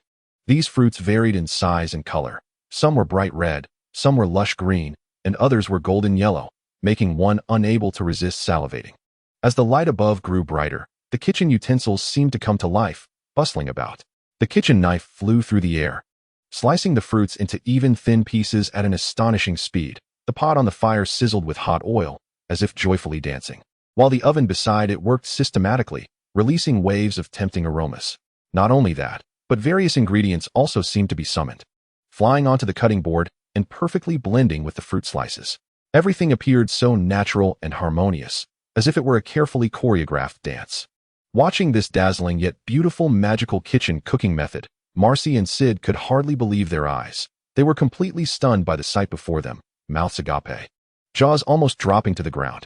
Smith, too, was captivated, her eyes glued to the busy utensils and ingredients, completely forgetting her original shyness. She involuntarily walked into the kitchen, joining Sid and Marcy, their gazes all focused on the magical cooking method, as if time had frozen in that moment. All right, now the three of us are here. Plates of delicious-smelling food were artfully arranged in front of Smith and the others, each dish exuding a unique charm that made one drool. The Smith family stared wide-eyed at these exquisite and appetizing dishes, as if they were delicacies from another world. Their throats involuntarily swallowed, and their eyes sparkled, drawn in by the aroma of the food. However, despite this, none of them reached for the utensils. They simply sat quietly, seemingly waiting for something. Lu Yongxing noticed this scene, a hint of confusion bubbling up inside him. He curiously looked at the Smith family and asked, "Why isn't anyone eating? Do you think the food doesn't taste good, or is there another reason?" Before he could finish, Marcy quickly added, "Yeah, we really didn't expect that as an adventurer. Lu Yongo would have such superb culinary skills and could make such exquisite and beautiful desserts and dishes." Hearing their words, Lu Yongxing's lips curled up slightly, revealing a helpless smile as he slowly spoke. "It seems that in your perception, I, who am called an adventurer, spend every day living in the wild, chasing thrills. You might even think that if I can cook, it would only be some extremely simple home-cooked dishes, right?" Seeing them nod vigorously like a clapper, Lu Yongxing smiled and pushed a plate of dessert decorated with mint in front of everyone. Adventure is not just about surviving in danger. Sometimes, being able to create a fine dinner in the wilderness with simple ingredients is the true survival skill. Tasting food is also a kind of adventure, isn't it? Upon hearing Lu Yongxing's words, Smith slowly extended her hoof, gently grasped the spoon, and with slow and careful movements, scooped a spoonful of food from the plate, bringing it slowly to her mouth. In that instant, her expression seemed to be enchanted, undergoing a dramatic transformation. The originally plain look was suddenly filled with surprise and ecstasy, as if what she was tasting was the most delicious dish she could encounter in her life, completely immersed in this ultimate taste experience. Seeing this scene, Lu Yongxing's lips slightly curled up, revealing a knowing smile. He internally sighed. Indeed, when the food you made with your own hands is recognized by others, that sense of satisfaction is truly indescribable. Reflecting on the bits and pieces of his cooking journey, Lu Yongxing couldn't help but feel deeply moved. To create delicious food, he had invested a lot of time and energy, constantly trying various cooking methods and techniques, even seeking advice from professional chefs. Just as Lu Yongxing was immersed in the joy of his food being recognized, the smile had not yet faded from his face when he suddenly froze. A strange, indescribable feeling crept up on him, as if an invisible pair of eyes were closely watching him from some hidden corner, making him feel uncomfortable, as if every move was under tight surveillance. This sudden strangeness instantly shattered the original joyful atmosphere, and he couldn't help but look around cautiously, trying to find the source of that inexplicable gaze. Lu Yongxing seemed to remember something and murmured, "Could it be Celestia? Only she has this ability and this little affection. It seems that next time I go to Cantrelot, if I don't carefully make a few exquisite and delicious cakes, it would really be a waste of her secret investigation." After saying this, he shook his head helplessly, but a hint of a smile appeared at the corner of his mouth. Chapter 25. Shocking Mom Macy's voice revealed a hint of urgency as she shouted, "Lu Yong, come and eat. Otherwise, all this delicious food will be eaten up by that West and Smith." There seemed to be a teasing tone in her words, but more was her concern and urging for Lu Yong. At the dining table, laughter and cheerful voices echoed continuously, the clinking of utensils creating a pleasant dining melody. Each bite of food was filled with satisfaction. Unbeknownst to them, the sunlight filtered through the window, quietly changing angles, and time slowly passed. The wonderful breakfast time came to a close in this harmonious atmosphere. Lu Yong, the star, sat steadily at the dining table, his gaze crossing the table to the slumped West across from him, softly asking, "By the way, Uncle West, do you know the way to Cantrelot?" West, who had been lazily leaning against the back of his chair, straightened up slightly upon hearing Lu Yong's question. He stretched and said, Lu Yong, are you planning to go to Cantrelot? That's quite normal. Adventurers like you, full of curiosity, should indeed experience the charm of that beautiful city. The architecture there is magnificent, and its cultural heritage is profound, sure to broaden your horizons." As he spoke, West seemed to be struck by a sudden thought, his previously half-closed eyes instantly widening in disbelief. He leaned forward eagerly and asked, "Wait, did you receive an invitation from Her Highness the Princess last night? Otherwise, why would you suddenly think of going to Cantrelot? You know, those who receive an invitation from Her Highness to go to Cantrelot are all renowned figures." Lu Yong noticed the reactions of the three horses and scratched his head a bit shyly, then explained, "Actually, the princess did invite me to Cantrelot, but my main purpose for going this time is to purchase some furniture and daily necessities." His voice revealed a hint of embarrassment, as if he felt his reason was not sufficient. Smith and Macy exchanged puzzled glances, repeating, furniture and daily necessities? West also looked confused, frowning and unable to help but ask, but your house hasn't even been built yet. Is it really necessary to rush to buy these items? Lu Yong smiled and explained slowly. Actually, the house was built this morning, but it's completely empty inside. So I need to hurry to buy some things to furnish it. After saying this, he shyly scratched his head and added, I was originally planning to wait until I had all the furniture set up to surprise you. Smith and Macy stared closely at Lu Yong, their eyes filled with doubt and curiosity. Their lips were slightly pursed. Although they didn't make a sound, their serious expressions mirrored West's. Eagerly hoping for Lu Yong to provide a reasonable explanation. They knew that there was a lot of wood available here to build houses, and from Lu Yong's tone, it seemed that this house must be close to perfect. They knew Lu Yong had powerful magic, but even for a highly skilled unicorn with excellent magical abilities, building a house that was not only structurally solid but also perfect in every way within such a short time was almost an impossible task. They understood that Lu Yong's magical abilities were outstanding and far beyond ordinary, but even so, the miraculous speed at which the house was built greatly exceeded their expectations and completely overturned their understanding of Lu Yong's magical prowess. At this moment, their doubts surged like a tidal wave, one after another, as they eagerly sought to uncover the truth. Lu Yong smiled calmly, noticing the puzzled expressions on everyone's faces, and began to explain leisurely. I believe everyone still remembers that I accidentally awakened a rather special ability in the vegetable garden. This ability is quite magical and can influence the plants around me. He paused, excitement flashing in his eyes, and continued, so this morning, I had a sudden idea to take some seeds and conduct an experiment to see if I could use this ability to bring about some wonderful changes in these seeds. After patiently guiding them, those seeds grew rapidly, intertwining, and ultimately, miraculously built a unique house. After Lu Yang's earnest and lengthy explanation, the expressions on Smith's family still seemed somewhat skeptical. They exchanged glances, seemingly not fully convinced by what Lu Yong had said. Seeing this, Lu Yong couldn't help but feel a bit helpless. He knew that merely relying on words would be difficult to dispel the doubts of Smith's family. So, he decided to take a more direct approach and take them to see his little wooden house. How about this, everyone? I can see you're still a bit uneasy. Why don't I take you to see where I live? That way, you can see for yourselves that everything I said is true, Lu Yong said sincerely. Smith's family hesitated for a moment, but eventually nodded in agreement. Lu Yong then led them through a dense forest to his hidden little wooden house. Chapter 26. Arriving at the villa, tasting tree fruits after a while, Lu Yong finally brought Smith's family to his beautiful wooden villa. The villa was surrounded by dense trees, and the scene was peaceful and serene. Smith's family's eyes were fixated on the stunning villa before them, their expressions filled with shock. West was so astonished that he was left speechless, his voice trembling with excitement. This is more than just a villa. It's clearly a work of art created by nature and magic combined. Such exquisite craftsmanship is beyond imagination. Meanwhile, Smith had already been rendered speechless, his jaw nearly dropping. As if he were frozen in place, his eyes revealing endless shock and admiration, unable to say a word for a long time. Lu Yong looked at the stunned family of three, secretly amused, silently pondering. I can't even remember how many times I've seen you all look this shocked today. 3 times or 4. Lost in thought, a gentle smile appeared on his face as he stepped forward, casually walking to the front door of the villa. He gently turned the doorknob and slowly opened the mysterious and charming door, then gestured invitingly and said warmly, Please come in. There are even more surprises waiting for you inside. As the 3 horses entered the villa, they began to tour around under Lu Yong's guidance. The design of the rooms and the coverage of fruit trees left them in awe.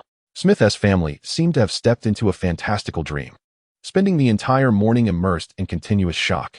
When they finally finished touring Lu Yong's astonishing villa, they were all physically and mentally exhausted, so they found a comfortable spot to rest. Time flowed slowly in the tranquility, and soon the sun reached its zenith, with noon quietly arriving. However, at this moment, Lu Yong faced a small dilemma. Lacking various cooking tools and rich seasonings, he had a sudden idea and decided to use the materials at hand. He skillfully moved among the fruit trees, carefully selecting and picking some tender and juicy fruits, and specifically chose a few enticing rainbow apples to serve as lunch for Smith's family. I haven't had the chance to prepare yet, so I can only ask everyone to try these different fruits. Of course, these fruits have various flavors, and I hope you like them. Looking at the dazzling array of fruits, apart from the magic rainbow apple, some of them I've seen in the morning with Lu Yong Mingxing's methods, but I don't know what their original tastes are. The first one to try is Smith, She has long wanted to taste these fruits. She quickly picked up a small apple that was red on top and yellow on the bottom and started eating it. As soon as Smith took a bite of the fruit, her eyes widened in surprise, and she couldn't help but exclaim, "This is so delicious. I never expected that this seemingly ordinary fruit could combine sweet, sour, bitter, and spicy flavors so wonderfully. It's amazing." Seeing Smith's expression, Sheeta and Massey eagerly grabbed different fruits to try. Sheeta picked up a cantaloupe with yellow bumps and took a bite, enjoying it. "This cantaloupe is so delicious. It doesn't match its appearance at all." Massey chose a soft, tender peach that was very sweet. As Smith's family eagerly enjoyed the fruits, Luyang Mingxing wore a warm smile and patiently explained, "Smith, the fruit you're eating is called the wild apple. There's a little trick to it. The smaller the fruit, the better the taste." As he spoke, he pointed gently at the brightly colored, red and yellow small apples. His eyes filled with pride, as if introducing treasures. Then, Luyang Mingxing turned to Sheeta and said, "Uncle Sheeta, the one you're eating is the honey fruit. Don't be fooled by its unremarkable appearance. Its taste is exceptional. Moreover, this honey fruit is very rare, so its price in the market is quite high, making it a treasure among fruits." Finally, Luyang Mingxing looked at Massey and gently said, "Aunt Massey, what you have in your hand is the peach fruit. This fruit is extremely sweet and delicious, like a candied treat. However, its flesh is particularly soft, and with just a bit of pressure, it might get squished. So you must be extra careful when picking and handling it." Luyang Mingxing continued, "The fruits you chose for the first time are reflective of yourselves.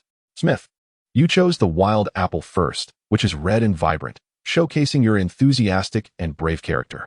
Luyang Mingxing's gaze softened as he looked at Massey and added, "And Aunt Massey is just like the peach fruit, soft and beautiful on the outside, with a gentle personality.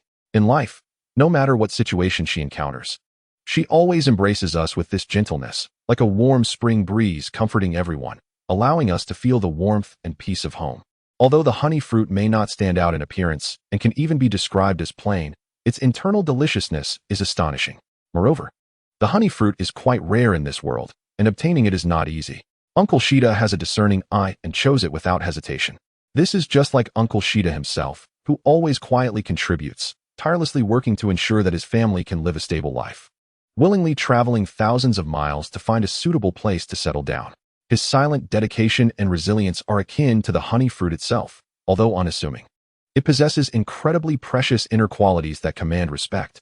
Hearing Luyang Mingxing's sincere praise, Sheeta's eyes flashed with a determined light, filled with a sense of responsibility and commitment to his family. He shyly scratched his head and smiled, saying, "Luyang, you're overpraising me. For the sake of our family. No matter how hard it is, it's all worth it." Smith and Massey quietly listened, filled with understanding and compassion for Sheeta. They knew the hardships Sheeta had endured over the years. Every long journey, every day and night spent working hard for a home, Sheeta had never complained. Silently bearing all the burdens on his shoulders, just like that unremarkable yet invaluable honey fruit, selflessly giving for the sake of bringing sweetness and stability to his family. At this moment, Massey and Smith's eyes involuntarily revealed deep gratitude and love for Sheeta. Their gaze seemed to carry warmth, melting away Sheeta's years of silent fatigue. Hearing Sheeta's indifferent, understated words, Massey and Smith could no longer suppress their emotions. Massey's eyes turned slightly red, and Smith's eyes sparkled with emotion. After exchanging glances, they rushed forward, hugging Sheeta tightly, one on the left and one on the right. Massey, her voice slightly choked, affectionately called out, "Sheeta, you have always been our hero. We have seen and remembered all your efforts over the years. There's no need to be so modest." Smith nodded vigorously and said loudly, "Dad, you are the most amazing person in our hearts. Without you, we wouldn't have our home today." Sheeta's eyes turned slightly red as he tightly embraced Massey and Smith, as if he wanted to convey all his love and strength to them. Though he didn't speak, the gentle expression on his face was like a silent poem, quietly expressing his deep love and protection for this family. The slight upward curve of his mouth, the affectionate gaze in his eyes seemed to tell his wife and children that everything he did stemmed from his intense and endless love for them. As long as the family could embrace each other in happiness, all the hardships and sacrifices would have the most fulfilling answer. Luyang Mingxing witnessed this warm and harmonious scene and couldn't help but slow his breath. He subconsciously paused for a moment, gently turning to the side to give the family enough space to enjoy this rare warmth. At this moment, sunlight filtered through the dappled leaves, casting fragmented light and shadow, as if laying a layer of golden gauze over this moving scene. Luyang Mingxing stood quietly to the side, a smile of contentment on his face. filled with deep emotion for this family.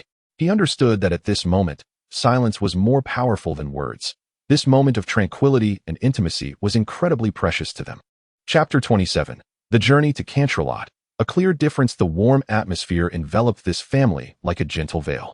However, moments later, Smith's stomach let out an untimely growl.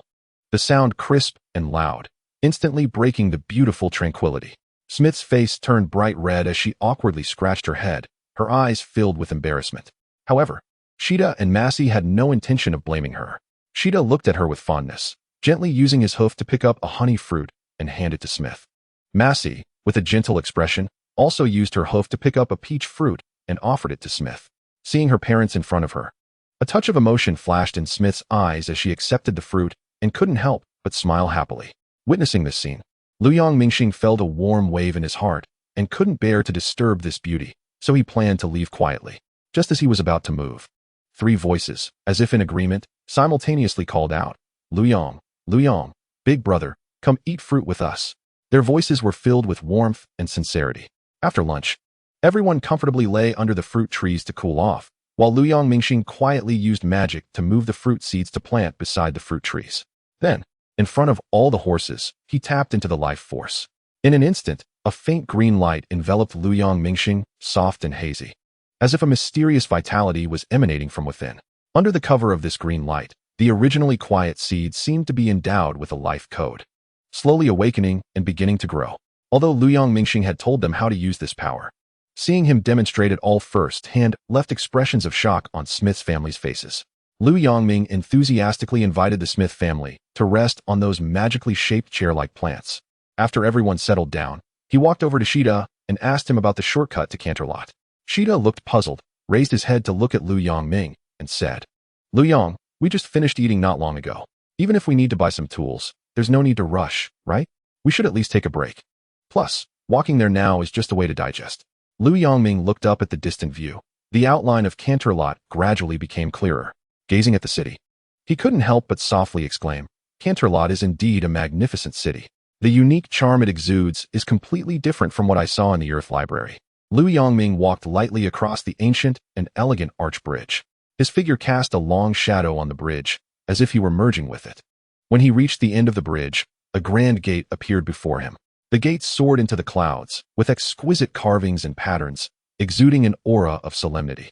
Ming took a deep breath and gently pushed open the grand gate. As the door slowly opened, a fresh breeze greeted him. He stepped inside, revealing a unique path adorned with special graphics, making it particularly eye-catching. Alongside the path stood a row of small vendors with tents. Each tent displayed various items, with the vendors enthusiastically calling out to attract passers-by. These items were dazzling, including exquisite handicrafts, delicious snacks, and interesting small toys. Not far away, Ming saw an area under construction. There stood various houses, their styles resembling those in the future Ponyville. Some were charming little wooden houses, others were towering spires, and some were spacious and bright villas. Each house had a unique design and decoration, making one feel as if they were in a dreamlike world. If he didn't know for sure that this was Canterlot, which was nearly 70 years before the plot unfolded, Ming would have doubted if he had taken a wrong turn. He walked step by step toward the orderly rows of small stalls, feeling a wave of emotion. Although there are certainly differences between Ponyville and the developed areas of Pony Maria, witnessing it firsthand made him realize how vast the gap truly was. As he walked and thought, Ming's mind galloped freely like a wild horse, completely immersed in his world. He didn't notice the subtle changes in his surroundings until he suddenly felt as if an invisible force had abruptly stopped his footsteps. At the same time, Ming sensed a large number of gazes fixed on him. These gazes came from all directions, and he suddenly felt like an actor in the spotlight, with everyone's attention focused on him, while he had no idea what was happening. Chapter 28. Surrounded. In this moment of being the focus of attention, Ming felt the gazes around him as if they were tangible, their eyes seemingly ready to engulf him, sending chills down his spine and filling him with fear. For a long time, Ming's aesthetic had been rooted in the human perspective. When he noticed the changes in his appearance, what filled his mind were reflections on his original human form. As for his current pony form, he merely thought it looked a bit better than before, without paying much attention. Therefore, he had no idea that his current appearance possessed an irresistible allure in the eyes of the ponies. It can only be said that Ming's looks were so outstanding that even Celestia was taken aback for 2 seconds. let alone the other ponies who found him irresistibly attractive, especially with his sacred and ethereal aura. A mere glance was enough for the ponies to be unable to tear their eyes away from him, as if drawn by an invisible force. To ease the tense and strange atmosphere, Lu Yongming forced a smile, tinged with awkwardness, and greeted the crowd. "Hey, everyone." The smile appeared somewhat stiff under the tension, and his voice trembled slightly, sounding particularly jarring in the silence. The moment his voice rang out, the surrounding ponies trembled as if hit by a powerful force. And then they clutched their chests with their hooves, letting out a terrified "oh." Some ponies even fainted on the spot, unable to bear the sudden shock. This is strange. I didn't even use any magic. How could it cause such a commotion? Lu Yongming thought, puzzled. Instinctively looking down at his hooves as if searching for an answer, his eyes filled with confusion as he murmured to himself. At that moment, the air was filled with the pony's murmurs. "Wow, he's so good-looking," exclaimed a pink-maned pony with stars in her eyes, excitedly. "Not only does he look good, but his voice is nice too," chimed in a gray pony with blue highlights, wearing a starry-eyed smile. This series of discussions about his appearance and voice surged into Lu Yongming's ears like a tide, and combined with their starry-eyed expressions, he keenly sensed that more and more ponies were flocking toward him, creating an overwhelming pressure. Lu Yongming sighed helplessly, thinking, "It seems the commotion just now has successfully attracted other ponies who love to join in the fun. This is getting bigger and bigger." He couldn't help but complain to himself, sigh, "No matter where I go, there are always these onlookers. As soon as there's a bit of commotion, they swarm over like bees drawn to honey." Anxiously, he looked around, desperately seeking a way to escape. Suddenly, he had a brainwave. Lu Yongming raised his hoof high, pointed at the sky, and shouted loudly, "Look, a UFO." His voice was sharp and loud, cutting through the noisy environment and reaching every pony's ears. In an instant, all the ponies who had been focused on Lu Yongming turned their heads in unison toward the direction he pointed, their eyes filled with curiosity and surprise. Seeing this, Lu Yongming dared not delay for a moment. Seizing the brief opportunity when the pony's attention was diverted, he crouched down and, with all his might, darted through the crowded ponies like a nimble fish, squeezing his way out and disappearing in no time.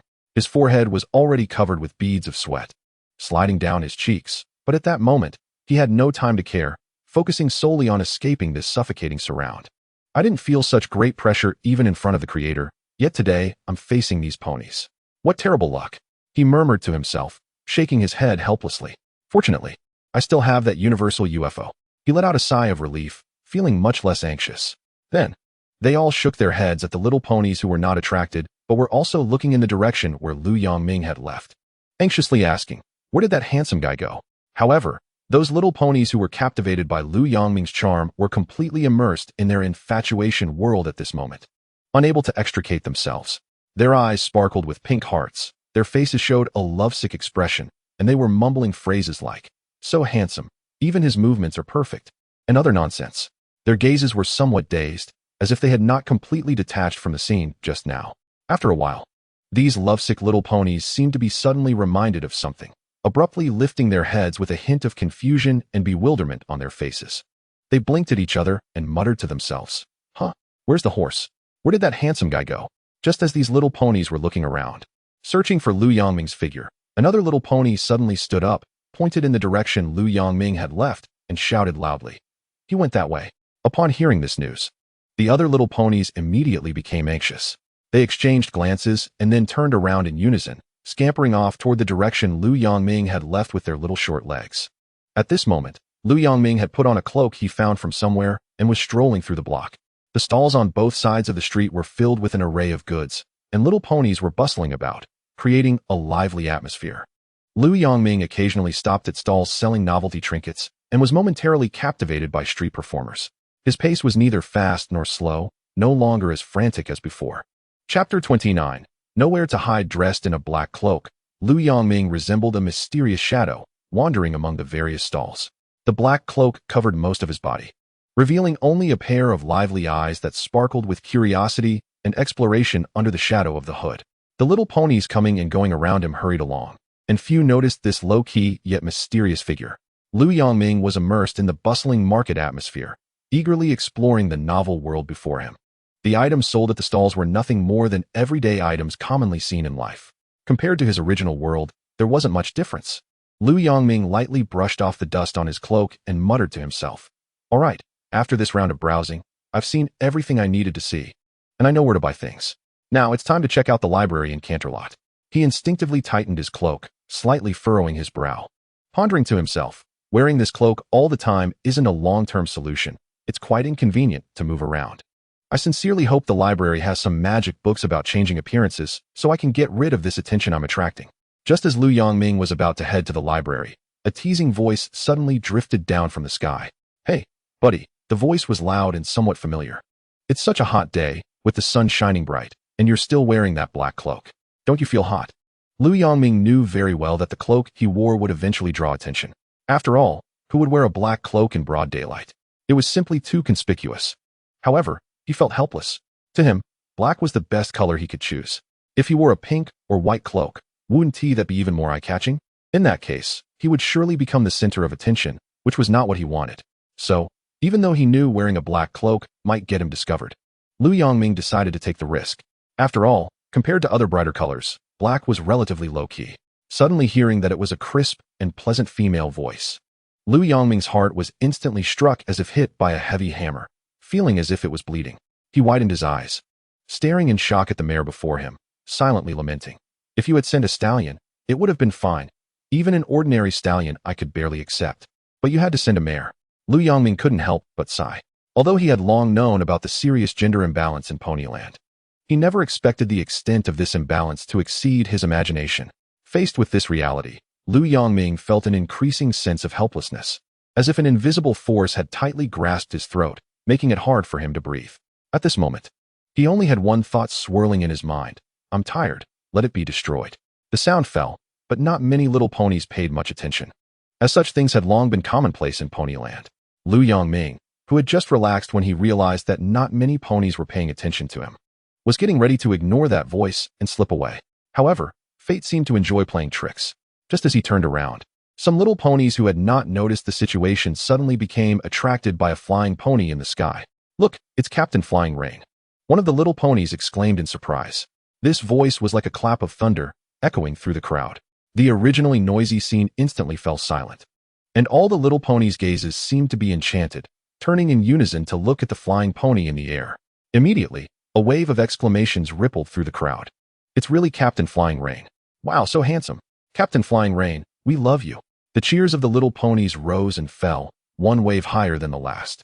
They all looked up, gazing at the flying pony with excitement and admiration in their eyes. In the blink of an eye, Lu Yongming was surrounded by the excited little ponies, and the originally spacious area became crowded. Seeing this, Lu Yongming knew he couldn't leave now, so he simply looked up at the flying pony that drove the little ponies crazy. A brightly colored flying pony swooped down from the sky, like a shooting star. Its yellow mane shimmering with a golden sheen under the sunlight, and its blue mane danced wildly in the wind. In the blink of an eye, it landed gracefully not far in front of Lu Yongming, moving lightly and smoothly without any excess. Wow, Captain Flying Rain is so amazing. Captain Flying Rain is so handsome. Such superb flying skills. No wonder he is the captain. Lu Yongming looked at Flying Rain's stunning flying skills, filled with admiration, and couldn't help but praise. Such superb flying skills, truly impressive. He secretly thought, no wonder Flying Rain could attract so many little ponies' attention, with that series of clean, smooth, and visually appealing movements just now.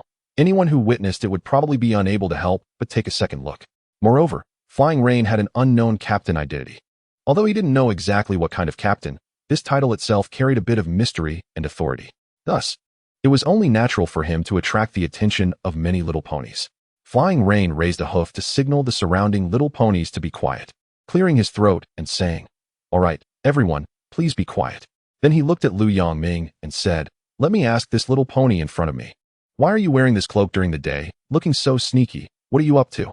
As soon as Flying Rain's voice fell, the crisp sound seemed to have an invisible power, instantly silencing the little ponies who were still whispering and discussing.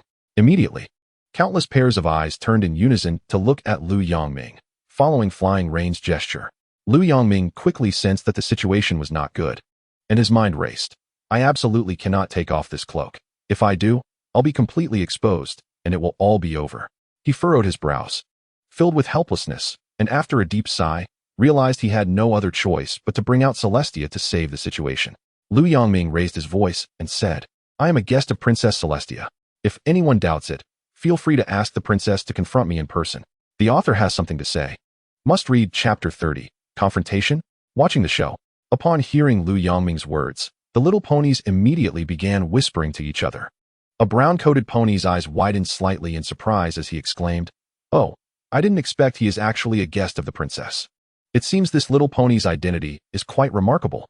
Next to him, a light blue-haired pony tilted his head curiously and speculated, "Hey, do you think he might be some kind of noble? Otherwise, how would the princess invite him?" Seeing that the little ponies were distracted by his words, Lu Yongming finally felt relieved. He secretly rejoiced, thinking, Celestia's name is indeed powerful. Now I want to have to take off my cloak. Otherwise, I would have to make a mad dash again. In the bustling crowd of ponies, voices rose and fell. However, Feiyu was entirely different. She stood tall and firm. Her gaze resolute, completely undisturbed by the surrounding noise, focusing solely on Lu Yongming, which created a stark contrast to the chaotic atmosphere. She tilted her head slightly, her ears occasionally twitching, as if trying to catch some clue from Lu Yongming's demeanor and actions, constantly pondering something in her mind, radiating a calmness that was out of place in the noisy environment. But since Lu Yongming was wrapped in a cloak that completely concealed him, Feiyu couldn't observe anything. She just watched him, deep in thought. Lu Yongming said this because he actually knew Celestia, but without proof, ordinary ponies might believe him. However, a pony like Feiyu was harder to deal with, so all he could do now was wait for Celestia to arrive. Since this gentleman claims to be a guest of the princess, why is he wrapped in a black cloak? Observing the situation, Feiyu continued. As a distinguished guest of the princess, this gentleman's identity must be quite special. After a pause, she turned to the surrounding ponies and explained, and a guest with such an important identity should have many attendants. Feiyu's sharp gaze fixed on Lu Yongming as she continued. Lastly, and most importantly, since you claim to be a guest of the princess, logically, the princess would know you were coming and would arrange for ponies to receive you. But as far as I know, there has been no news regarding this, nor have I seen any signs of someone receiving you. How do you explain that? Listening to Feiyu's analysis, the surrounding little ponies gasped in amazement, and even Lu Yongming couldn't help but applaud her analysis in his heart. From the moment Feiyu began to present her viewpoint, he keenly sensed a subtle, pricking feeling of being watched. In Canterlot, possessing such strength and observing him without making a sound could only be Celestia. Looking at the silent Lu Yongming, Feiyu's gaze was piercing, not retreating as she stared directly at him. Her voice was crisp and firm, like a bolt of lightning breaking the night sky, standing out starkly in the quiet atmosphere. As the captain of the Ponyville Pegasus Guard, Feiyu's words carried an undeniable authority, with the important duty of maintaining peace and safety for Ponyville. Faced with such an unidentified individual, she had both the right and the obligation to uncover the true identity hidden beneath his cloak. Her words were sharp, without a hint of hesitation or retreat. This was not only her duty, but also her relentless pursuit of justice and truth. With her eyes fixed firmly on Lu Yongming, her tone left no room for doubt. "So, sir, do you plan to take off your cloak yourself, or do I have to help you remove it?" As soon as she said this, the little ponies, who were already overflowing with curiosity, erupted in cheers. "Take it off! Take it off!" The calls rose and fell in chorus. "Since you claim to be a guest of the princess, then take off your cloak boldly and show us your true self." A bolder pony shouted, inciting even more noise from others. Lu Yongming looked at the tense and increasingly unfavorable situation. He thought to himself, slowly estimating the time.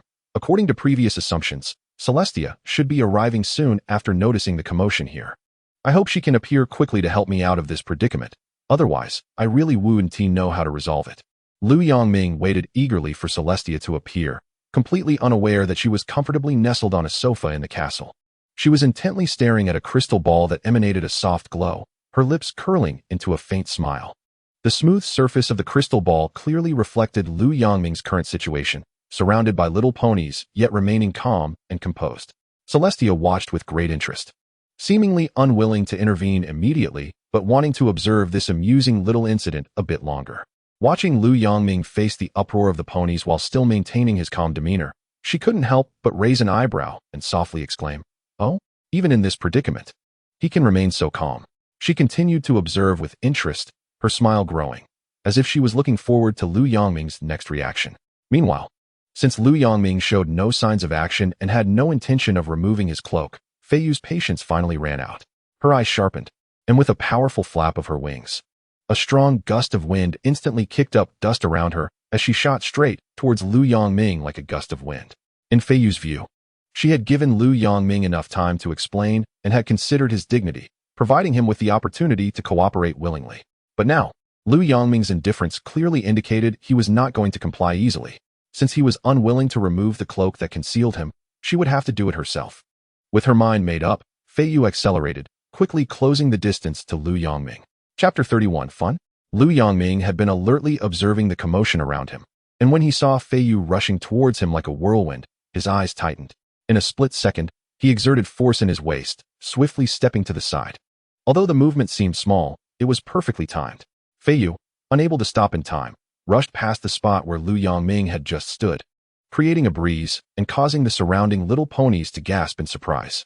Although Fei Yu missed her target, she showed no signs of panic. With a powerful flap of her wings, she stirred the air and executed a sharp stop using her excellent flying skills. Almost simultaneously, she locked her gaze on Lu Yongming again and shot towards him like an arrow, moving so fast that the surrounding ponies could barely keep up, their astonished voices rising again. Lu Yongming was filled with amazement at Fei Yu's rapid response and speed, which exceeded his expectations. At that moment, he felt as if he were in a thrilling contest, not daring to relax for a moment. Fei Yu's attacks were growing sharper, and her speed was far greater than before. He dodged left and right with his agile movements, desperately avoiding Fei Yu's storm-like onslaught, while also using his magic to firmly control the cloak on his body. The fierce wind generated by Fei Yu's first attack almost blew his cloak off. If it weren't for his quick reflexes, he might have been exposed by now. And now Fei Yu's attacks were even more intense. He had to stay fully focused to ensure his cloak remained securely draped over him, not allowing Fei Yu to succeed. This gentleman's skills are indeed quite impressive. I can't believe I can't take you down in such a short time. A hint of surprise flashed in Fei Yu's eyes, and her words unconsciously carried a touch of admiration. But in an instant, she abruptly shifted her tone, becoming sharp. However, don't get too complacent. This is Cantrelot, my jurisdiction. Fei Yu deliberately paused for a moment, her gaze firmly locked on Lu Yongming, as if to make him deeply understand the meaning behind her words. Then she took a deep breath and shouted with all her might, "Pegasus Guard, assemble." The shout was like a thunderclap, instantly exploding in the air and clearly resonating in all directions. Accompanying her cry, Lu Yongming keenly sensed movement in the distance as figures quickly converged towards this side. Without needing to think, he understood that it must be the Pegasus Guard that Fei Yu mentioned. Hearing Fei Yu's shout, Lu Yongming's expression remained unchanged as he leisurely said to her, "Given this situation, it seems you plan to completely take me down." Although his face was thoroughly concealed by the cloak, making it impossible for others to catch a glimpse, Fei Yu looked at Lu Yongming's calm demeanor, even teasing her, and slightly began to believe in his identity. Reflecting on their earlier skirmish, Fei Yu knew that Lu Yongming's strength was clearly above her own. Logically speaking, with Lu Yongming's skills, even with her holding him back, he would definitely have the ability to break through the encirclement before the Pegasus Guard arrived here in just a few short breaths. Yet Lu Yongming showed no intention of escaping, which made Fei Yu fall into deep thought. To her, Lu Yongming's apparent fearlessness might be due to what he previously claimed, that he was indeed a guest of Princess Celestia, which explained his composure and lack of fear in the current situation. Just as Fei Yu was lost in thought, several figures quickly approached from the horizon, and in the blink of an eye, the Pegasus Guard had arrived. The members, with sharp eyes, saw Lu Yongming standing off against Fei Yu and, without a word, swiftly surrounded him. Lu Yongming looked up at the circle of Pegasus Guard members, armed with silver spears and standing at the ready, their weapons glinting coldly in the sunlight. He remained unhurried, slightly raising his right hoof and saying in a humorous tone, "Oh, oh, oh, everyone stay still. I surrender, I surrender." At that moment, Princess Celestia, reclining on the couch, watched the scene in the crystal ball with great interest. Seeing Lu Yongming surrender so decisively, she pouted slightly, murmuring with a hint of disappointment, He surrendered just like that? I was looking forward to him pulling off some other tricks. Now it feels like there's not much point to what comes next." That said, Celestia's gaze remained locked on Lu Yongming's cloak, which he had yet to remove, her eyes igniting with a bit of expectation. Let's see if Fei Yu can make Lu Yongming take off that cloak. If she can, it will surely be a good show. As she spoke, she reached for a cup of hot cocoa that had already been prepared on the coffee table and took a gentle sip. The expression on her face was utterly content. As being a princess, she spent almost every day buried in a mountain of official duties, hardly having any time to relax or entertain herself. Now that she had come across such an interesting little episode, she naturally wanted to enjoy it fully. Lu Yangmingxing's decision to surrender was based on multiple considerations. First, in the current complex situation, this was undoubtedly the quickest way to see Celestia. Surrounded as he was, relying on Feiyu and the guards to bring him to Celestia was the most convenient choice. Second, through previous exchanges and skirmishes with Feiyu, Lu Yangmingxing understood that she was sharp-minded and exceptionally clever. Although he had the ability to escape, deliberately staying behind and surrendering was an unconventional move, and with Feiyu's intelligence, she would surely sense there was more to the story. At this moment, Lu Yangmingxing believed that Feiyu's initial suspicion of his identity had shifted to a degree of belief. He didn't care about the specifics, just that he knew Feiyu had begun to trust his identity. Then it would be easier to proceed. The most crucial point was that Lu Yangmingxing had always felt a vague sense of being watched. A little thought made it clear that it must be Celestia observing from the shadows. This princess, fond of watching the spectacle, had not made her presence known upon learning of his arrival, clearly wanting to watch a good show. Lu Yangmingxing did not want to easily fulfill her wishes. However, given the skills he had displayed so far and his recent act of surrendering, Lu Yangmingxing was certain that Feiyu, out of caution and respect for his identity and extraordinary skills, would not question him too much. He was only concerned that Feiyu had some doubts about his identity. Therefore, it would likely be acceptable for him to make a small request to keep the cloak on. Chapter 32. Am I the fun? Feiyu looked at Lu Yangmingxing, who was surrounded and had surrendered to the Pegasus Guard, and shouted, "All members of the Pegasus Guard, lower your spears and take a step back." Although the Pegasus Guard members were puzzled by Feiyu's command, they quickly obeyed her orders in unison. Witnessing Feiyu giving such orders to the Pegasus Guard, the nearby curious ponies were filled with confusion. They whispered among themselves, their expressions full of bewilderment. What is Captain Feiyu doing? Why did she suddenly order the guards to step back? Could this mysterious guy really have some special identity? Various whisperings buzzed among the group of ponies, each trying to find answers from Feiyu's actions, but all were left utterly perplexed, unable to fathom the reasons behind it. Feiyu remained unfazed by the growing whispers around her. Her expression calm. Her gaze was always fixed on Lu Yangmingxing as she walked slowly towards him. The Pegasus Guard in front, understanding her intention, shifted aside to create a passage for Feiyu to pass through smoothly. In an instant, the atmosphere became even more delicate, with all the ponies' eyes following Feiyu's figure, curious about what she would do next to Lu Yangmingxing. Yes, just like that. Hurry up, I can't wait to see what happens next. At that moment, Princess Celestia, lazily lying on the couch, stared intently at the crystal ball, as if she were deeply engrossed. As Feiyu slowly approached Lu Yangmingxing in the ball, she became like a girl immersed in an exciting story, her emotions fully engaged. Feiyu stepped steadily in front of Lu Yangmingxing, her expression calm as she asked in a flat tone, "Sir, may I ask for your name, so I can make a record?" Feiyu looked directly at Lu Yangmingxing, her expression serious as she said, "So, Mr. Lu Yangmingxing, since you have chosen to surrender, it's time for you to take off that cloak, isn't it?" A hint of pleading appeared on Lu Yangmingxing's face as he smiled and said, "Captain Feiyu, you see I've been so cooperative. Could you please grant me this small request to keep my cloak on?" He paused slightly and then explained, "After all, my appearance is a bit special, and I'm afraid it might scare the other little ponies." Upon hearing this, Feiyu frowned slightly and thought to herself, after all, they will see Lu Yangmingxing's appearance sooner or later. It doesn't make much difference whether they see it here in the castle or elsewhere. After pondering for a moment, she decided not to dwell on the matter any longer and turned to walk towards the castle. The Pegasus Guard team beside her immediately understood and gathered around Lu Yangmingxing, following closely behind her. The little ponies in front, seeing this scene, instinctively stepped aside, creating a wide passage. In an instant, it seemed that Lu Yangmingxing's issue was resolved smoothly, and he looked relaxed, clearly satisfied with how things were developing. However, Celestia, who had been monitoring the situation through the crystal ball in the castle, felt as if she had fallen into an ice cellar. Was that it? Celestia had been enjoying her hot cocoa when she saw this scene. Her mouth dropped open in shock, and the hot cocoa she had yet to swallow spewed out, leaving her incredulous. She stared wide-eyed at the crystal ball, as if doing so could make the plot once again become thrilling, but the reality remained the same. The performance she had been so eagerly anticipating ended abruptly, which she found hard to accept, just as she was filled with disappointment. Celestia seemed to suddenly catch a fleeting inspiration in her mind, her eyes brightening instantly. She stared at the crystal ball, momentarily taken aback, and then burst into hearty laughter. It seemed she had foreseen an interesting twist that might occur next, rekindling her excitement for the subsequent developments, her face radiating uncontainable exhilaration. Then, her gaze fixed tightly on the scene in the crystal ball, she noticed the cloak draped over Lu Yangmingxing starting to flutter without wind. This scene was so bizarre that the nearby little ponies gasped in unison. Feiyu and the members of the Pegasus Guard quickly focused their attention on Lu Yangmingxing. The ordinary little ponies were purely startled by this strange phenomenon, not understanding why the cloak would suddenly fly up, while Feiyu and the guards were highly alert, mistakenly believing that Lu Yangmingxing was about to launch an attack using this strange situation. Feiyu's expression turned serious as she shouted, "All units on alert." She thought to herself, could Lu Yangmingxing be planning some sort of surprise attack? In an instant, Lu Yangmingxing's cloak was completely torn away by that mysterious force, revealing his face to all the ponies without reservation.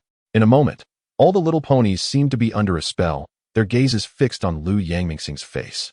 Standing frozen in place, shocked into silence, as if time had stopped. For a moment, the little ponies were oblivious to the cloak flying into the air, all mesmerized by Lu Yangmingxing's good looks, remaining motionless as if time had stood still. Lu Yangmingxing, whose true face was now revealed, quickly dashed away from the path.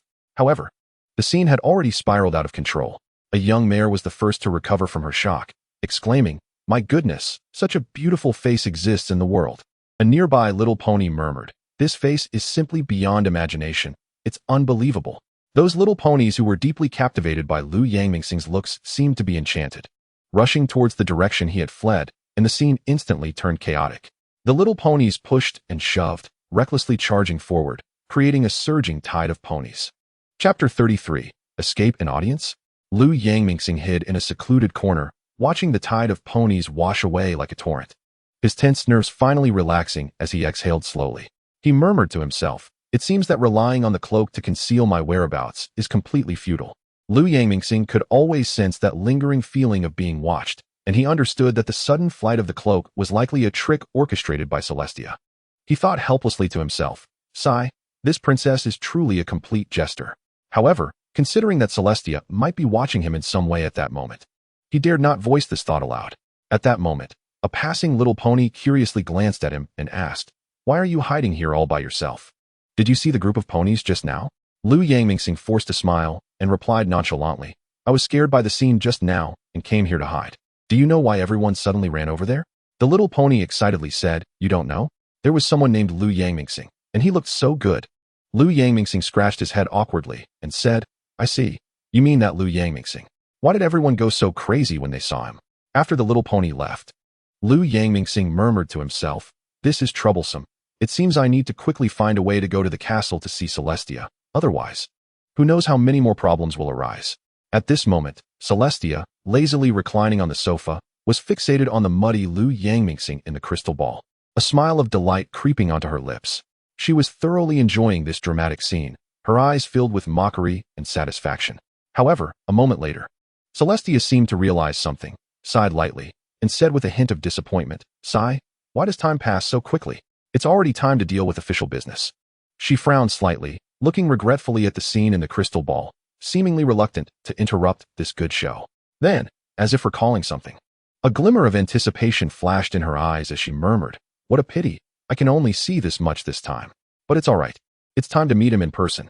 Saying this, Celestia elegantly stood up from the sofa, stretched her body, and walked out of the room with light steps, already beginning to envision the interesting scenarios that would unfold upon meeting Lu Yangmingxing. As Celestia rose and left the room, Lu Yangmingxing instantly sensed that the feeling of being watched that had been lingering over him dissipated like thin smoke. He was slightly taken aback, then murmured to himself, "Is the surveillance over?" After a brief silence, Lu Yangmingxing pondered for a moment and roughly understood Celestia's intentions. A faint smile appeared on his lips as he softly said, "Is she coming over? That's good. It saves me a trip to the castle." Thinking about meeting Celestia soon, Lu Yangmingxing looked down at his filthy, muddy appearance and turned to a clear little pond nearby. Lu Yangmingxing slowly crouched down, gently dipping his face into the crystal clear pond water. The cold water instantly enveloped his face, bringing a refreshing coolness. He then lifted his hooves, gently rubbing his face, causing the mud clinging to his skin to gradually loosen and slowly dissolve into the water, creating faint ripples in the originally clear pond. After a moment, he stood up slowly, water droplets sliding down his cheeks, sparkling in the sunlight. He then used his hooves to gently splash some clear water onto his face in an elegant and gentle manner. Each drop of water landed precisely on his face, as he meticulously washed away the remaining dirt, leaving no detail unattended. After cleansing the mud from his face, Lu Yangmingxing's horn glowed slightly as he cast a drying spell. In an instant, a gentle magical aura spread out from him, wrapping around his body. The magic felt like a warm breeze, softly brushing against every hair, quickly whisking away the moisture. His previously damp and slightly droopy fur became fluffy and dry under the spell's effect. Soon, the magic dissipated, and Lu Yangmingxing's clean and tidy fur regained its luster. He tilted his head slightly, allowing his handsome face to be fully revealed once again. With sharp contours, bright and deep-set eyes that sparkled like stars, and a slightly upturned mouth that carried a hint of confidence beneath his prominent nose, he exuded a unique charm. Lu Yangmingxing took a deep breath and murmured to himself, "Phew, it's about time. Celestia should be here soon." At that moment, he felt fresh and invigorated. His hair smooth and shiny, radiating a pleasant sense of cleanliness. He scanned his surroundings and chose a spot with a broad view that was also relatively comfortable. Sitting down elegantly, his posture was upright yet relaxed, back straight, like a gentleman waiting for a distinguished guest. "Let's just wait here then." Lu Yangmingxing keenly sensed an unusual wave in the air, slowly standing up and looking in the direction of the sound, murmuring, "She's here." Just a few seconds later, a large group of agile royal ponies lined up in front, majestically clearing the way. They moved in unison, their hooves striking the ground in perfect rhythm, demonstrating the majesty of royalty. Surrounding the royal ponies were various ordinary ponies, numerous and bustling. A young mare stretched her neck out curiously, looking around and couldn't help but whisper, "What is Princess doing? Why is there such a big fuss all of a sudden?" An older pony next to her tugged at her and said softly, "Don't ask too many questions. You'll find out soon enough." Meanwhile, a playful little colt bounced around asking his mother, Mommy, is the princess going to hold some fun event?" The mare sighed with a smile, patting the colt's head and said, "Sweetheart, I don't know either. Let's just follow along and see." The expressions of the little ponies varied. Some were excited, others filled with confusion, but without exception, every face was marked with curiosity about Princess Celestia's actions. In the blink of an eye, the procession arrived in front of Lu Yangmingxing. The royal guard, well-trained, stepped aside in unison, quickly forming a standard welcoming formation. They stood tall and solemn, like a solid barrier. The following ponies turned their gazes to Lu Yangmingxing, erupting into waves of astonished gasps. "Oh my!" A pony who had seen Lu Yangmingxing earlier widened his eyes and couldn't help but shout. He wasn't lying. He really is a distinguished guest of Princess Celestia. Another pony nearby echoed in awe. Yeah, a pony with such unparalleled beauty must be extraordinary to have the princess herself come to greet him. The little ponies buzzed with excitement, their astonished voices intertwining, and the atmosphere grew increasingly lively. Just then, a clear and resounding trumpet sounded abruptly, as if announcing the arrival of an important moment. The sound of the trumpet cut through the previously noisy atmosphere like a bolt of lightning, instantly silencing everything around. People's attention was drawn in unison to see a group of elegantly dressed ceremonial ponies standing in a row, their trumpets shining golden in the sunlight. In the center of this group, a wide path was cleared by the royal guard, resembling a passageway to a mysterious world. As the ponies held their breath in anticipation, a figure slowly emerged from this path. Her steps were light and graceful, each stride seeming to tread on clouds, giving an ethereal feeling. When Celestia reached Lu Yangmingxing, he quickly adopted a posture of greeting, bending his legs slightly, clasping his hands, preparing to bow. However, just as he was about to bow, a white light flickered from the horn atop Celestia's head. A faint magical glow enveloped him, and Lu Yangmingxing felt an invisible force gently lifting him, preventing him from completing his bow. "No need for that, Lu Yang," Celestia said with a warm smile, her voice gentle and kind.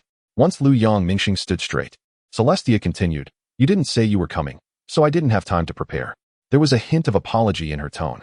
After speaking, Celestia lightly sighed and added in a soft tone, "But it's also my fault. I've been overwhelmed with work lately and didn't pay attention to their reports. I hope you're not upset." Lu Yangmingxing smiled on the surface, but inwardly he thought, after watching for so long, "You still say you're busy with work. Thank you for that." However, he only dared to think this in his heart, as Celestia was unaware that he could perceive her covert observations. Looking at Celestia, who was presenting such a grand reception as a monarch in front of so many little ponies, Lu Yangmingxing knew her sincerity was genuine. Even without such a grand display, Celestia's sincere apology upon arrival meant he couldn't hold her accountable for anything. Thus, Lu Yangmingxing quickly displayed a humble expression, slightly bowing and respectfully saying, I apologize, Your Highness. It was I who acted abruptly. At this point, he glanced at the curious little ponies around and gave a wry smile, continuing, I never expected so many situations would arise, and it would end up requiring Your Highness's personal presence. I truly feel bad about it. Celestia's eyes curved into a smile as she gently covered her mouth, letting out a light laugh, her voice as melodious as silver bells. It's nothing, Lu Yang. Now that you're here, why not seize the day and let me properly host you? Her gaze was warm and friendly. Lu Yang Mingxing observed Celestia's expression and thought to himself, hosting me is probably just an afterthought. You're likely still thinking of finding more fun, which is your true purpose. Celestia gracefully turned to face the little ponies. She stood tall, and with her captivating royal voice, she clearly and solemnly declared, Dear little ponies, this young pony beside me is a distinguished guest from the East. I sincerely apologize for not explaining this from the beginning and causing unnecessary confusion for everyone. After speaking, she sincerely bent slightly and said earnestly, I apologize to all of you. Her voice was gentle and sincere, slowly spreading through the air. The surrounding little ponies were instantly astonished, followed by a wave of flattery. Oh no, Your Highness, please don't say that. The atmosphere was lively yet respectful, and the little pony's respect for Celestia was evident. Lu Yang Mingxing watched this touching scene of harmony and humility between the ruler and the subjects, a smile creeping onto his face. And he spoke slowly. I'm sorry to interrupt, but I think it's unnecessary for everyone here and Your Highness to be so polite. As soon as he said this, all the little ponies turned their heads in unison, their gazes focused on Lu Yang Mingxing, curiously awaiting what he would say next. Facing the crowd's attention, Lu Yang Mingxing appeared calm and slowly said, You see, the princess thinks of the little ponies, and the little ponies also understand the princess. Both sides are doing it for each other, aren't they? The little ponies exchanged glances, their eyes filled with a hint of doubt and contemplation. Seeing this, Lu Yang Mingxing continued eloquently, and this mutual humility is precisely the best proof of your unity and closeness as subjects and ruler. After hearing Lu Yang Mingxing's words, the little ponies looked at each other, then turned their gazes to Celestia, and soon, as if they were in sync, they couldn't help but laugh together. Celestia was also infected by the joyful atmosphere and revealed a radiant smile. Amid the laughter, both sides tacitly stood up straight. Lu Yangming took the opportunity to continue asking, Why present such a wonderful moment in a somewhat serious manner? Celestia understood immediately and turned to face the other ponies. Repeating Lu Yangming's words, as Lu Yangming said, Why present this wonderful moment in such a manner? With a beaming smile, Celestia nodded and said, Yes. It shouldn't be like this. Therefore, I have decided that today, Canterlot should hold a grand and beautiful celebration to celebrate this extraordinary moment with joy and happiness. As soon as she finished speaking, the ponies erupted into a cheer that echoed through the sky, as if to spread this joy to every corner of Canterlot. Chapter 35.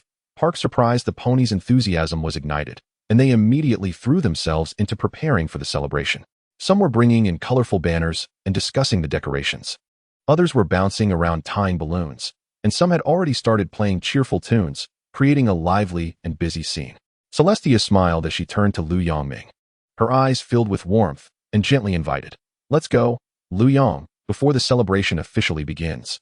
I'll take you to tour the castle and appreciate the unique charm of Canterlot Castle. On the way to the castle, Celestia walked while introducing the scenery along the way. Lu Yang, look at the buildings around here. Each one carries the long history and culture of Canterlot, embodying the wisdom and effort of generations of craftsmen. Lu Yangming looked around with great interest, nodding in appreciation. Your Highness, everything here is uniquely crafted. Whether it's the architectural style or the surrounding environment, it exudes extraordinary charm, making one feel as if they are in a dreamlike world. As they walked, surrounded by the orderly royal guard, they steadily approached the magnificent castle that shimmered in the sunlight.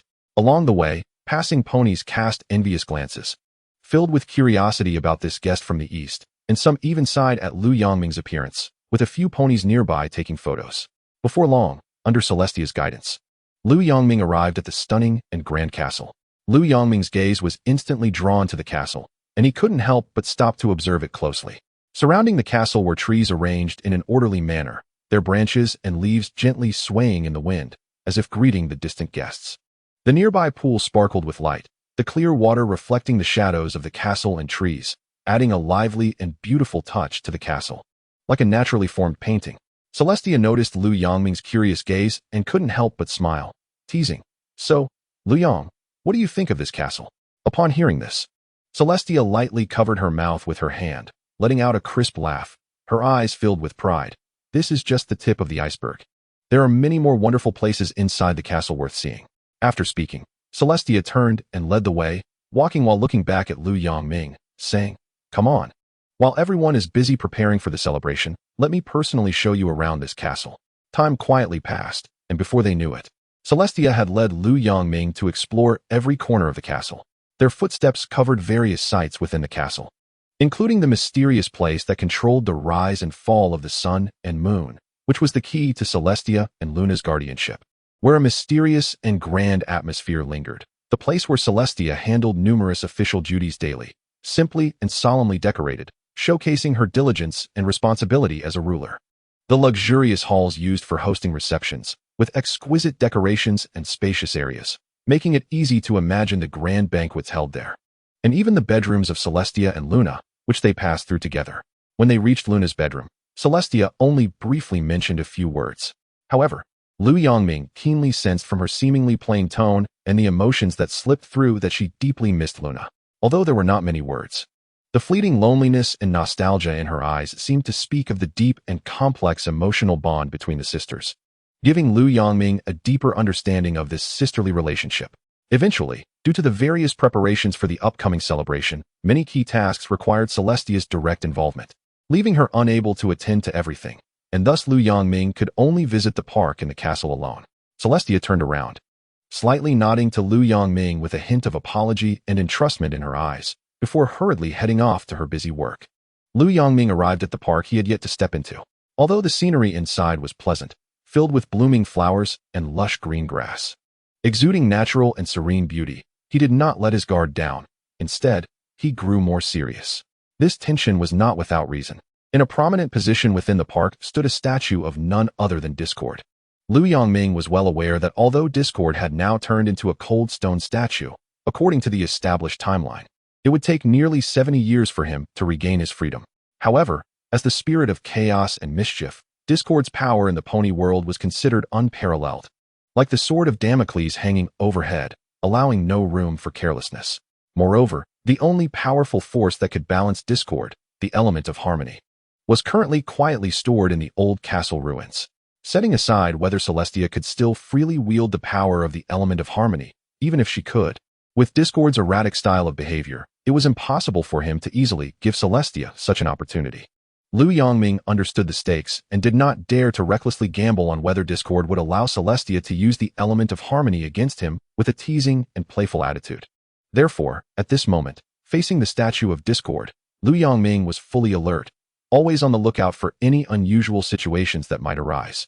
If a pony happened to pass by and saw Lu Yongming's actions, they would surely be baffled. Lu Yongming carefully circled around the statue of Discord, taking cautious steps, his gaze firmly locked on the statue, as if it were not a cold stone but a fierce beast ready to attack at any moment. Such strange behavior, to an uninformed pony, would likely make them think Lu Yongming had suddenly come down with some strange illness. Otherwise, why would he make such incomprehensible movements toward a lifeless statue? Whether Celestia is the protagonist depends on everyone's votes. Chapter 36. Park. Library. After a cautious investigation, Lu Yongming noticed a faint and eerie feeling of being watched, but did not discover any other abnormalities. At this time, Celestia was busy with official duties and unable to divide her attention. So the source of this strange feeling was likely the seemingly motionless statue of Discord in front of him. Lu Yongming thought to himself, perhaps I can communicate with Discord through telepathy, but now is not the right time. After all, Discord's strength is unfathomable, and no one can predict whether he would break free from his restraints using the power of telepathy. If I were to attempt this recklessly, it could lead to uncontrollable consequences, which would be a huge problem. Weighing the pros and cons in his heart, and after careful consideration, Lu Yongming ultimately decided to set aside the method of telepathy for now and wait for a more secure opportunity in the future. After a simple stroll around the park, Lu Yongming had a new plan in mind. He thought to himself that he should check out the library in the castle. After all, it was quite inconvenient to go out every day with his current face. If he could learn some practical little magic in the library, it might just solve this dilemma. With this in mind, Lu Yongming quickened his pace and walked towards the direction of the castle library, filled with anticipation for new knowledge and magical skills. Walking down the corridor lined with red carpets, Lu Yangmingxing soon spotted the guards standing on either side of the library. As he got closer, he quickly arrived in front of two little ponies clad in golden armor. As Lu Yangmingxing steadily walked towards the library entrance with clear intent, the two little ponies stationed at the door instantly sprang into action. With serious expressions, they raised their silver spears high and crossed them in an X shape, firmly blocking the entrance and creating an insurmountable barrier. The two little ponies knew well that only those of significant standing could enter the castle. However, they were well aware of their duties. Only upon receiving the appropriate credentials could they grant passage, a rule as firm as iron that allowed for no carelessness. Lu Yangmingxing looked at the diligent guards blocking his way, not showing a hint of anger on his face. On the contrary, he secretly praised them in his heart. Look at this. This is how guards should be, upholding principles without any leniency, without credentials. But then, he couldn't help but sigh inwardly as he imagined how the guards would look in the future. One doesn't know until they compare, and the comparison is shocking. I really don't understand how the guards in the future could turn into that. Upon seeing the credentials, the two little ponies slowly bowed and then opened the library's big door, saying, "We mean no offense. It is just our duty. Please enter, sir." Lu Yangmingxing did not immediately step into the library, but sincerely looked at the two little ponies and said, "I am not angry because of this. On the contrary, I greatly admire your sense of responsibility." One of the guards replied, "Thank you for your understanding, sir. Your humble character is just like your demeanor." Lu Yangmingxing smiled modestly and said, "Thank you for the compliment, guard. Then I will go in."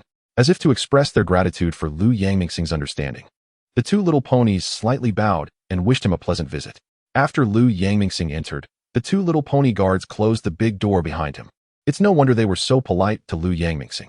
Many little ponies come to the library on a daily basis, and many of those who step into the library hold noble titles. They, proud of their high status, often arrive with haughty faces, looking down their noses as if they were superior. To the guards, they either give orders arrogantly or show disdain, never giving a good face, as if the guards were insignificant existences. But Lu Yangmingxing was completely different. He not only did not get angry when stopped, but also expressed admiration for the guards' dedication. This respect and understanding felt like a warm sun in the cold winter to these guards, who were often met with cold eyes, warm and precious. No wonder they were particularly friendly towards Lu Yangmingxing. Standing in front of the bookshelf, Lu Yangmingxing's eyes widened as if he wanted to absorb every book into his sight. The shelves were filled with an array of books, dazzling and overwhelming. He took a deep breath, centered himself, and then his horn gently lit up as he used magic to lift one book after another from the shelf.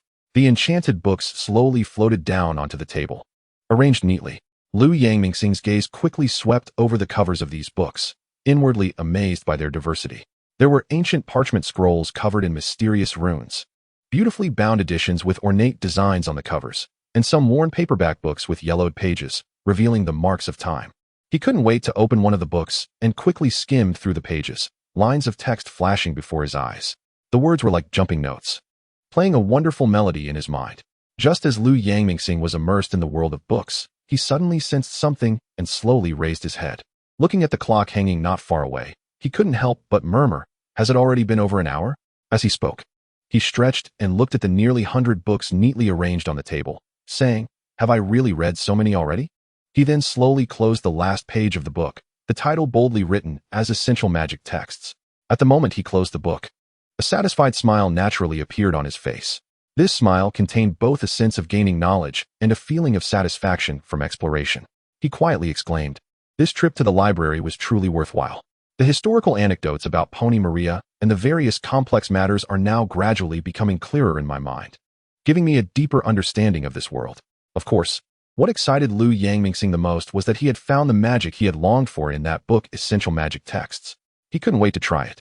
He looked around to confirm that no one was watching, took a deep breath, concentrated, and softly recited the incantation as instructed in the book.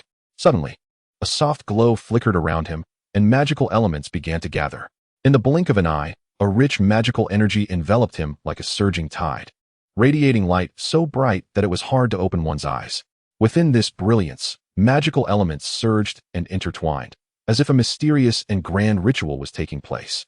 As the dazzling light gradually faded, Lu Yangmingxing, who had been standing in place, was gone, replaced by an extremely ordinary little pony.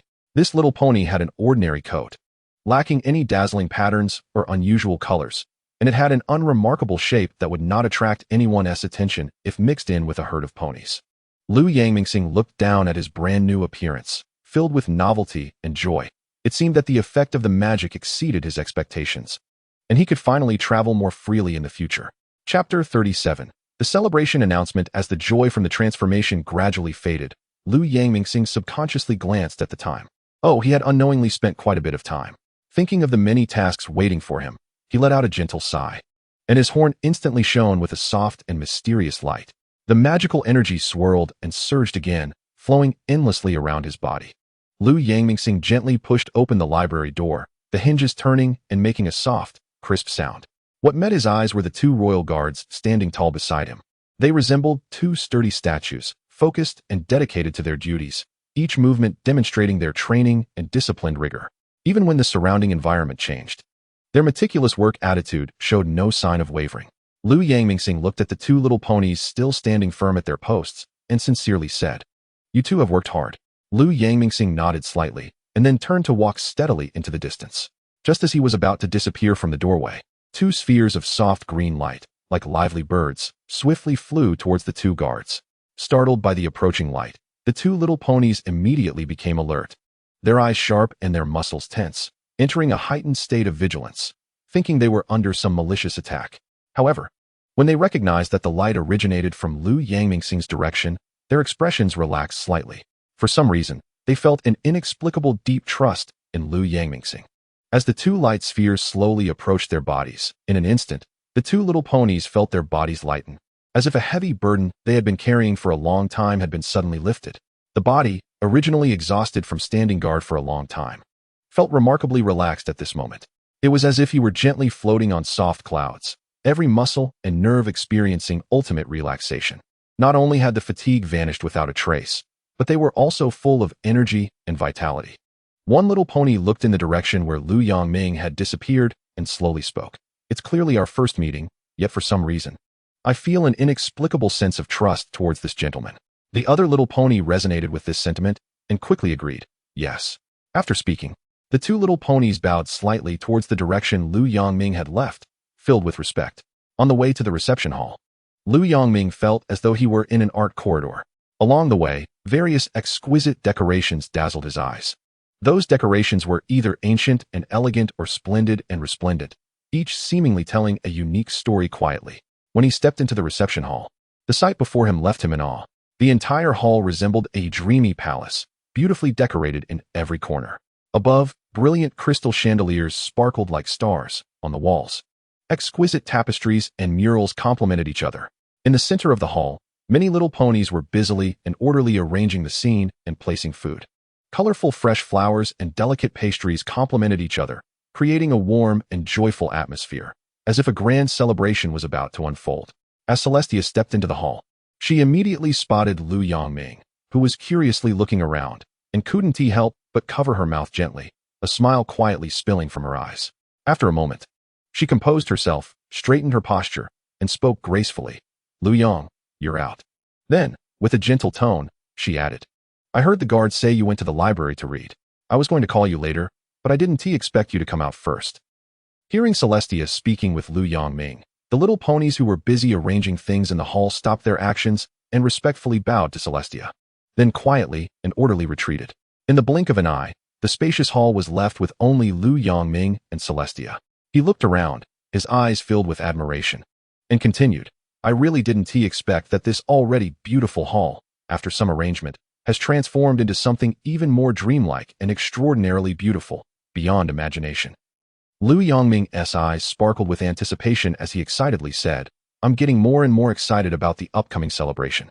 Celestia smiled and suggested gently, "There's still some time. You can go for a stroll around Canterlot. I have some matters to attend to later, so I want to be able to accompany you."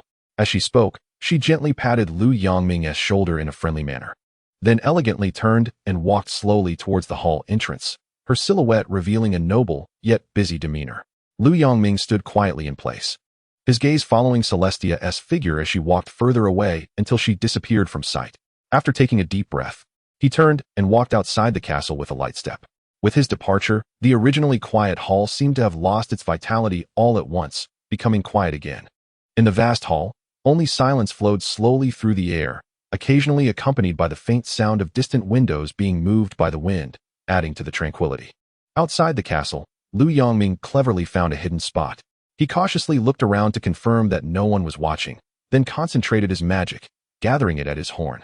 He saw his horn emit a soft glow, magic swirling around him like nimble threads, and then he cast a small spell he had just learned. In a flicker of light, the remarkably handsome Lu Yongming transformed into an unremarkable unicorn. This unicorn had a dull coat, an ordinary build, and no distinctive features, making it impossible for anyone to give him a second glance. Lu Yongming slightly bent down, carefully examining himself from head to toe, and the more he looked, the more satisfaction grew in his eyes. The corners of his lips involuntarily lifted, and he nodded lightly, seemingly very pleased with this new appearance. Then, he stood tall and walked forward with a leisurely pace, exuding a relaxed and easygoing demeanor. Soon, he naturally blended into the bustling crowd of little ponies, as if he had always belonged there, moving without any sense of incongruity. Chapter 38. Joyful departure. Successfully blending into the crowd of little ponies, Lu Yongming walked along with the tide of ponies while keenly enjoying the beautiful decorations around him. He passed by a fountain, where the water sparkled with golden light under the sunlight, surrounded by exquisitely carved floral shapes. The petals so lifelike that they seemed ready to float away with the wind at any moment. Continuing forward, the shop signs along the street were uniquely designed, decorated with colorful lights and bright lanterns, radiating a charming glow. Lu Yongming wove through them, feeling the unique festive atmosphere of the city on the eve of the celebration. The cheerful chatter of the little ponies filled his ears, expressing their anticipation and longing for the celebration.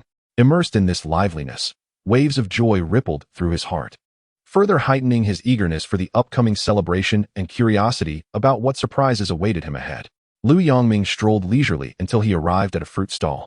The stall was filled with tempting fruits, the aroma wafting through the air and making one's mouth water. He leaned in and carefully selected several beautifully shaped apples and sweet pears. After paying, he held the fruits in one hand while continuing to browse with interest. Taking a bite of the crisp and sweet apple, the refreshing juice spread in his mouth, and he squinted his eyes in satisfaction, fully enjoying this leisurely stroll. Along the way, the little ponies were wholeheartedly engaged in careful arrangements. Everyone worked together. Some partnered up to make exquisite foods, while others teamed up to decorate the streets. Their focused and dedicated expressions resembled those of artists completing a significant masterpiece. Lu Yongming moved among them, genuinely feeling the warmth of this scene and atmosphere, as if wrapped in a warm current.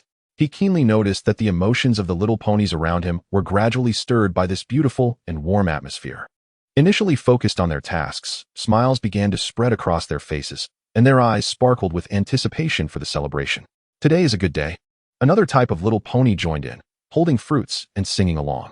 Soon, two little ponies seemed to share a silent understanding, exchanging excited and expectant glances, their lips parting as they prepared to sing out loud.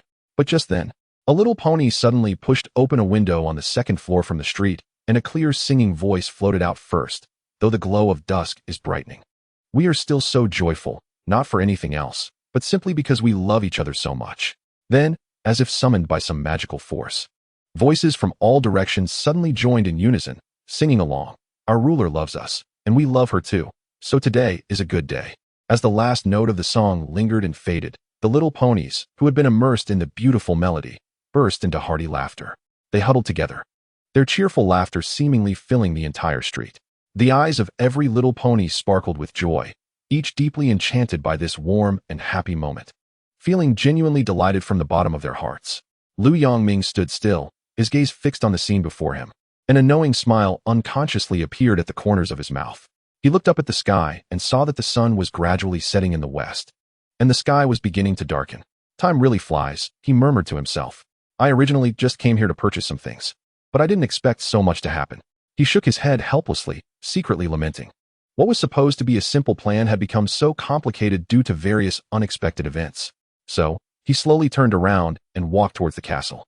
The outline of the castle grew more solid in the twilight as Lu Yongming stopped in his tracks, his fingertips moving slightly, and the faint glow surrounding him quietly dissipated. That was the illusion he had created to conceal his presence when he arrived. The evening breeze swept past him, carrying the scent of grass and trees, and he adjusted his collar before striding towards the main gate. Two guards clad in silver armor stood solemnly by the door, their hands resting firmly on the hilts of their swords. When they saw a pony approaching, their sharp gazes immediately swept over, and upon recognizing Lu Yongming, their vigilance remained unchanged until he presented the dark-patterned star-shaped token engraved with the emblem of the celestial beast. Only then did the guard's alertness ease slightly. The guard took the token, carefully examined it under the light of the porch lantern for a moment, knocked on the side of the token with his fingertip to confirm its authenticity, and then returned it with both hands. "Apologies, Lord Lu Yong," he said, stepping aside to clear the way as he and his companion pushed open the heavy oak door. With the dull sound of the door hinges turning, warm yellow light spilled out through the crack, dyeing the tips of Lu Yongming's boots golden. He stepped over the threshold, and the heavy door slowly closed behind him, shutting out the last traces of twilight from the outside world. "You both have worked hard." Lu Yongming nodded in respect. Understanding, Lu Yongming then slowly walked into the castle. His footsteps did not pause, and as he looked up, a single horn illuminated, followed by two glowing green points that flitted like fireflies and quietly landed on the shoulders of the two guards. The moment the light touched their armor, it vanished without a trace, as if it had never existed, just like the calming spell he had left for the clerk to record borrowing information in the library. It was his small gesture of appreciation for those who diligently fulfilled their duties. The heavy sound of the iron door closing behind him indicated that he had stepped into the courtyard. The castle's main door slowly closed behind Lu Yongming, isolating the external clamor. "Apologies, dear readers. I had to work the night shift yesterday and was too tired to update. I hope for your understanding." Chapter 39. The celebration invitation. Entering the castle, elegant flower lanterns were arranged neatly along the small path. The lanterns had unique shapes, with exquisite patterns painted on the lampshades, depicting mountains, rivers, or scenes from the lives of ponies, creating a dreamlike atmosphere under the soft light. As he walked along the path, he was surrounded by various beautiful flowers in the garden. The flowers swayed gently, sending waves of refreshing fragrance. Stepping into the hall, the scent of flowers was even more overwhelming. The hall was filled with flowers, and at a glance, it was clear that these were extremely precious. The rare varieties of roses were dripping with dew, their petals layered and exuding a rich fragrance. The strange orchids displayed elegant postures, like fairies dancing gracefully. And there were some flowers he had never seen before, each seemingly embodying the wonders and beauty of nature, transforming the hall into a fairyland. On a round table covered with a white tablecloth in the hall were various desserts and fine wines. On the stage in the hall were the instruments to be played. Wow. As he walked, Lu Yongming was filled with amazement. The luxurious and meticulously arranged scene before him continuously stimulated his senses, instantly raising his anticipation for the upcoming celebration. "I hope this celebration won't be as boring as the Stampede celebration in the original story," Lu Yongming thought as he stood high above, looking down at the lively scene below, secretly praying. He looked up at the setting sun, with its afterglow staining half the sky red like blood, which made him reminisce about many past events. "Your Highness, how can you still have the leisure to come here?" Lu Yongming asked in surprise. Celestia walked over to him, enjoying the beautiful sunset together, and slowly said, "Seeing you here alone, I came to take a look." Lu Yongming smiled and said, "It's already getting late. Shouldn't your Highness be busy with the transition of day and night?" Celestia gently shook her head and replied, "Today's celebration is so grand. I want to soak in this joyful atmosphere a bit longer." Lu Yongming nodded, and the two fell into a moment of silence.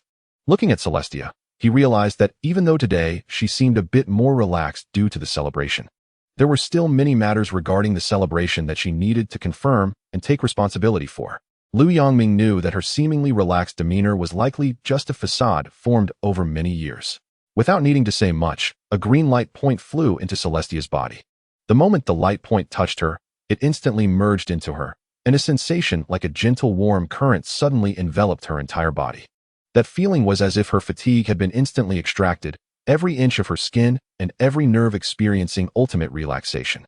So much so that Celestia almost unconsciously made a sound of comfort. Feeling the accumulated fatigue dissipate completely, Celestia, now invigorated and full of energy, slowly turned her head, looking at Lu Yongming with a soft gaze, and sincerely said, "Thank you, Lu Yong." Then, Celestia's lips curled slightly, her eyes carrying a hint of playfulness as she teased, "Has any pony ever said you are very considerate?" Hearing Celestia's question, Lu Yongming gently shook his head and replied honestly, "Never." Upon hearing this, Celestia instantly became interested, her eyes sparkling with curiosity as she continued to ask, "Oh, I'm very interested. I wonder who it is?" Under Lu Yongming's direct gaze, Celestia felt a bit shy for a moment. Lu Yongming quietly gazed at Celestia, his eyes focused and passionate. Being looked at so intently made Celestia uncharacteristically feel a hint of shyness. After all, throughout the long millennia, she had always ruled over her subjects as a monarch, and every pony below her held deep respect for her, their words and actions filled with awe. However, at this moment, Celestia keenly sensed that Lu Yongming treated her differently from other ponies. He did not merely see her as a lofty ruler. Instead, through their interactions, she could genuinely feel that their relationship was more like that of equal friends.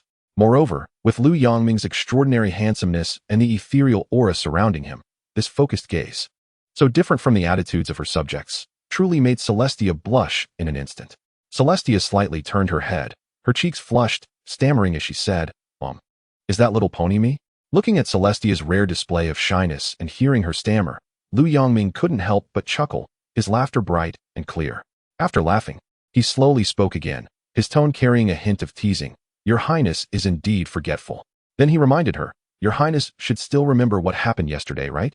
Celestia softly murmured, and after a moment, as if suddenly recalling some amusing incident, a radiant smile spread across her face, and she couldn't help but start laughing heartily. Truly.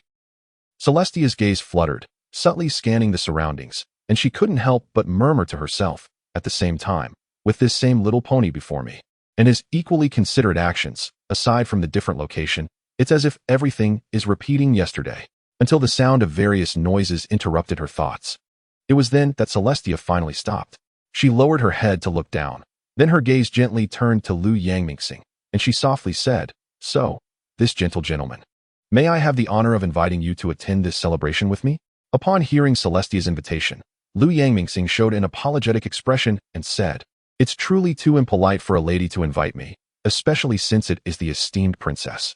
After saying this, he elegantly performed a gentleman's bow and continued, "However, I must say, it is my honor to participate in the celebration with you, Your Highness." She walked gracefully to Lu Yangming, teasing him with a smile in her eyes. "Lu Yang, I'm calling you Lu Yang directly, so don't be so formal by always calling me Your Highness." As she spoke, she gently helped Lu Yangming to his feet, her voice soft and warm. "You can just call me Tia." Lu Yangming, not wanting to be shy, immediately performed another elegant gentleman's bow and sincerely invited, "Then, Miss Tia, may I have the honor of inviting you to attend this celebration with me?" Seeing Lu Yangming's actions, Celestia couldn't help but laugh again, her smile bright like the warm sun of spring. The author commented, "Is it a bit too fast? And do you think there will be a third time?" Chapter 41. The celebration begins. Relaxation, it seems that I still can't let go. Although she said that, Lu Yangming could see Celestia's demeanor at a glance. "Let's go. I just want to have some fun and play together." Saying this, Lu Yangming nudged Celestia. At the stall, the shop owner greeted them enthusiastically. After some polite exchanges, Lu Yangming picked up a dozen horseshoes to try. However, after trying 8 times, he failed to ring a single one. Celestia, unable to hold back any longer, burst into laughter, teasing him. "Lu Yang, your aim isn't very good. How can you be an adventurer if you can't even ring a horseshoe?" Lu Yangming, hearing this, immediately felt unconvinced. He looked at Celestia stubbornly and said, "Humph, Tia? Don't just laugh at me. You should try it and see how hard it is." Celestia raised an eyebrow, snorted lightly, and confidently stepped forward, taking the horseshoes from Lu Yangming, saying, "Humph, I'll give it a try and show you how it's done." Confidently, Celestia threw the first horseshoe. But after tracing an arc in the air, it landed right next to the target without ringing it. She was momentarily stunned but quickly threw the second one. Yet the result was still unsatisfactory as the horseshoe once again missed the target. After 2 misses, Celestia furrowed her brows in anxiety. Fortunately, she successfully rang the third one, and she finally sighed in relief. Celestia looked at Lu Yangming like a child, beaming with pride. "How about that? It's quite easy, right?" Lu Yangming pursed his lips, still unconvinced. "Humph, who knows if you just got lucky." Seeing him like this, Celestia became even more interested and picked up the horseshoes again. Perhaps due to her previous success, every throw after that was accurate, and she rang the target each time. The more she threw, the more smoothly it went, and her face was filled with a confident and cheerful smile. Watching Celestia's happy appearance, Lu Yangming couldn't help but mutter, "If I had rung one from the start, would you still be playing?" Before this, when Celestia announced the official start of the celebration, the little ponies below surged into the hall like a tide. Lu Yangming and Celestia followed the crowd of ponies and slowly walked into the hall. Upon entering, Lu Yangmingxing looked up and saw that classical music was being played on stage, the melody flowing like a clear spring. The little ponies below were grouped in threes and fives, either chatting enthusiastically or raising their glasses in laughter. This scene inexplicably reminded Lu Yangmingxing of the celebration parties he had seen in foreign films. He couldn't help but shake his head lightly, a smile appearing on his lips as he whispered to himself, "I must say, it's truly a setting worthy of its overseas origins." The atmosphere and scene of this gathering are exactly the same. Noticing Lu Yangmingxing's thoughtful expression, Celestia couldn't help but ask with concern, "What's wrong, Lu Yang?" At that moment, Celestia keenly sensed the intense gazes directed at them from around, and she looked up at Lu Yangmingxing, her lips curving into a teasing smile. "Enjoy this rare gathering tonight." Shifting her tone, her eyes glinted mischievously as she added, "I think those young ladies can't wait any longer, huh?" Following her gaze, Lu Yangmingxing felt helpless and chuckled. "Huh? Are you sure they want to eat me?" Not far away, a group of young fillies was looking at them with eager and excited eyes. "I have something to do, so you just enjoy yourself," Celestia said with a gentle smile and a soft tone before turning gracefully to walk deeper into the hall. Watching her departing figure, Lu Yangmingxing's mouth twitched slightly as he muttered helplessly, "Something to do? Probably looking for a place to watch me make a fool of myself." He knew Celestia too well. She seemed to let him play, but was actually enjoying the show from the sidelines. At that moment, the little ponies who had been stealing glances at Lu Yangmingxing rushed up the moment Celestia left, surrounding him completely. In this circle of enthusiastic little ponies, Lu Yangmingxing appeared calm and composed on the surface, responding to all sorts of questions they threw at him. However, despite handling it smoothly, he felt a bit overwhelmed inside. Some little ponies invited him to dance, and he smiled, declining with an excuse of not being familiar with the steps. Others wanted to share food with him, and he made an excuse that he had just eaten. After nearly half an hour of socializing, Lu Yangmingxing felt quite exhausted. He hastily made up a reason to go find Celestia and, without caring about their reactions, hurriedly squeezed out of the crowd, rushing away from the lively yet somewhat overwhelming hall. He then added helplessly, "Especially in a place with so many more females than males, the enthusiasm is simply overwhelming." After saying this, he tidied up his somewhat messy mane and continued walking, deciding to find a quieter place to catch his breath. Lu Yangmingxing quickly arrived at a fountain, wanting to enjoy a moment of tranquility. As soon as he stopped, he was a bit surprised. Celestia?" Celestia turned around, looking at Lu Yangmingxing with a hint of surprise at first. Then her eyes filled with joy as she teasingly remarked, "Lu Yang, what brings you here? Not continuing to have fun? Look at you in such a hurry. Did those enthusiastic little ponies not keep you? Come on, Tia." Lu Yangmingxing rolled his eyes, feeling helpless. That scene was as boring as it gets. It's much better to come here and enjoy the view. He looked at the fountain, where the splashes of water sparkled like tiny silver lights under the moonlight, much more pleasant than the noisy hall. Celestia nodded gently, agreeing with Lu Yangmingxing. She also felt that occasionally stepping away from the tedious matters of the celebration and the bustling noise to enjoy this tranquility was indeed a pleasant choice. Lu Yangmingxing suddenly became interested and turned to Celestia, his eyes sparkling with anticipation. "How about we go somewhere else to get some fresh air? A different scene might be even more fun." Celestia raised an eyebrow slightly, then a faint smile appeared on her lips. "Oh, then let us go take a look." Saying this, she walked with Lu Yangmingxing along the path beside the fountain, slowly making their way outside the castle. After leaving the stall, Lu Yangming used magic to shrink the gifts and put them in his backpack, continuing to play around with Celestia. For the next 2 hours, they flitted between various fun games like spider toss, pumpkin toss, and tail dressing, like two cheerful little birds. Each game was filled with laughter, and every attempt brought new joy. Celestia's face flushed with excitement as she let out a long sigh of relief, saying, "Ah, it's been a long time since I felt this relaxed. Today has been so much fun." Her eyes sparkled with bright light, like the most dazzling star in the night sky. "Yes," Celestia nodded slightly, a hint of regret in her eyes. "It's a pity we can only play until now. I still have to announce the end of the celebration later." She turned to Lu Yangming and sincerely said, "Thank you, Lu Yang, for taking me out to play for so long. Without him, she might still be trapped in those tedious affairs, unable to enjoy this pure happiness. Happy as I am. You've bought quite a lot," Lu Yangming said, looking at the pile of colorful trinkets in Celestia's hands, pretending to be helpless. Celestia feigned anger, slightly raising her chin. "What's wrong? Does the princess buying so much bother you?" She tried to maintain a serious face, but the corners of her mouth couldn't help but lift slightly. Lu Yangming understood and quickly played along. "I wouldn't dare." His exaggerated expression and tone made Celestia laugh out loud. "Come on, Miss, Lu Yongming said gallantly, extending his hoof to signal Celestia to continue on their way. The two of them chatted and laughed as they made their way toward the castle. The moonlight fell upon them, outlining two warm and joyful shadows, as if it were a beautiful painting. Chasing the chick?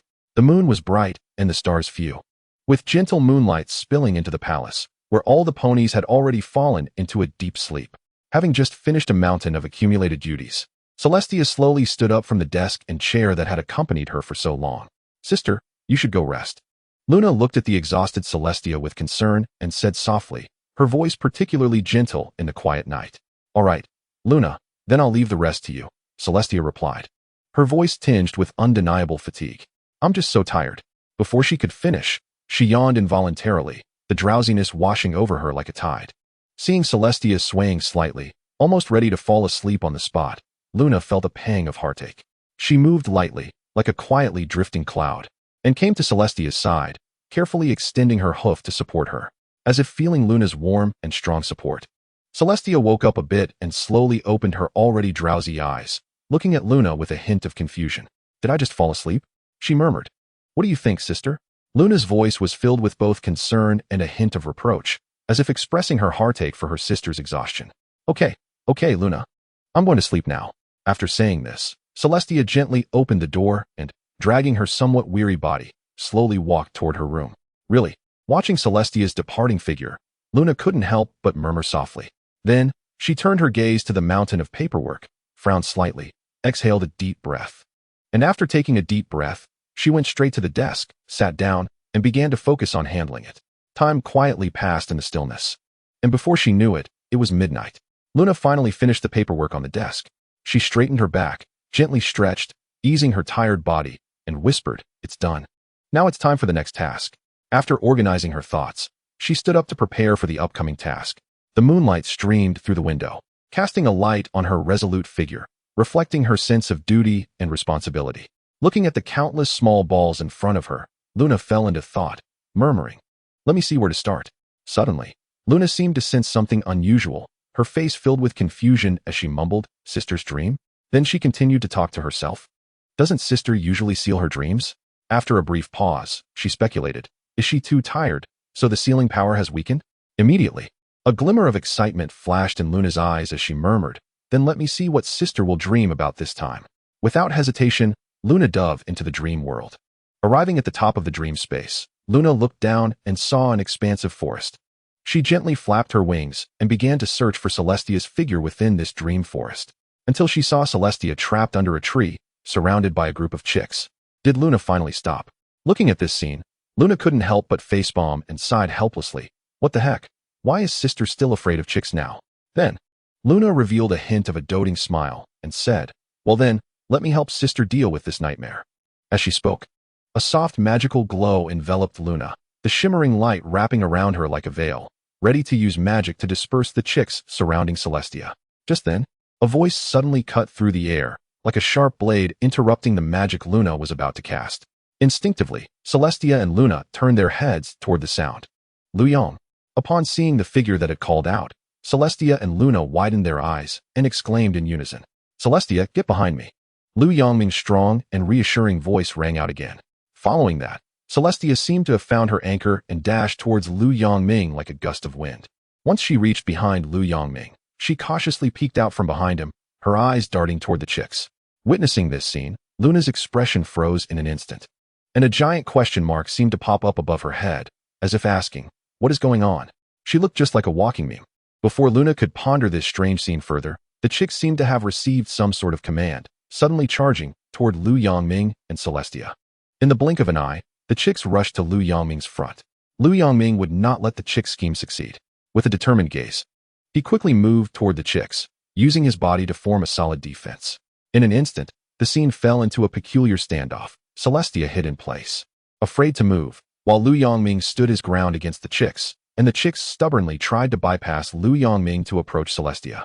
The protagonist Celestia closed her eyes tightly, filled with fear, waiting tensely for several seconds, only to find that the chicks did not come as close as she had feared.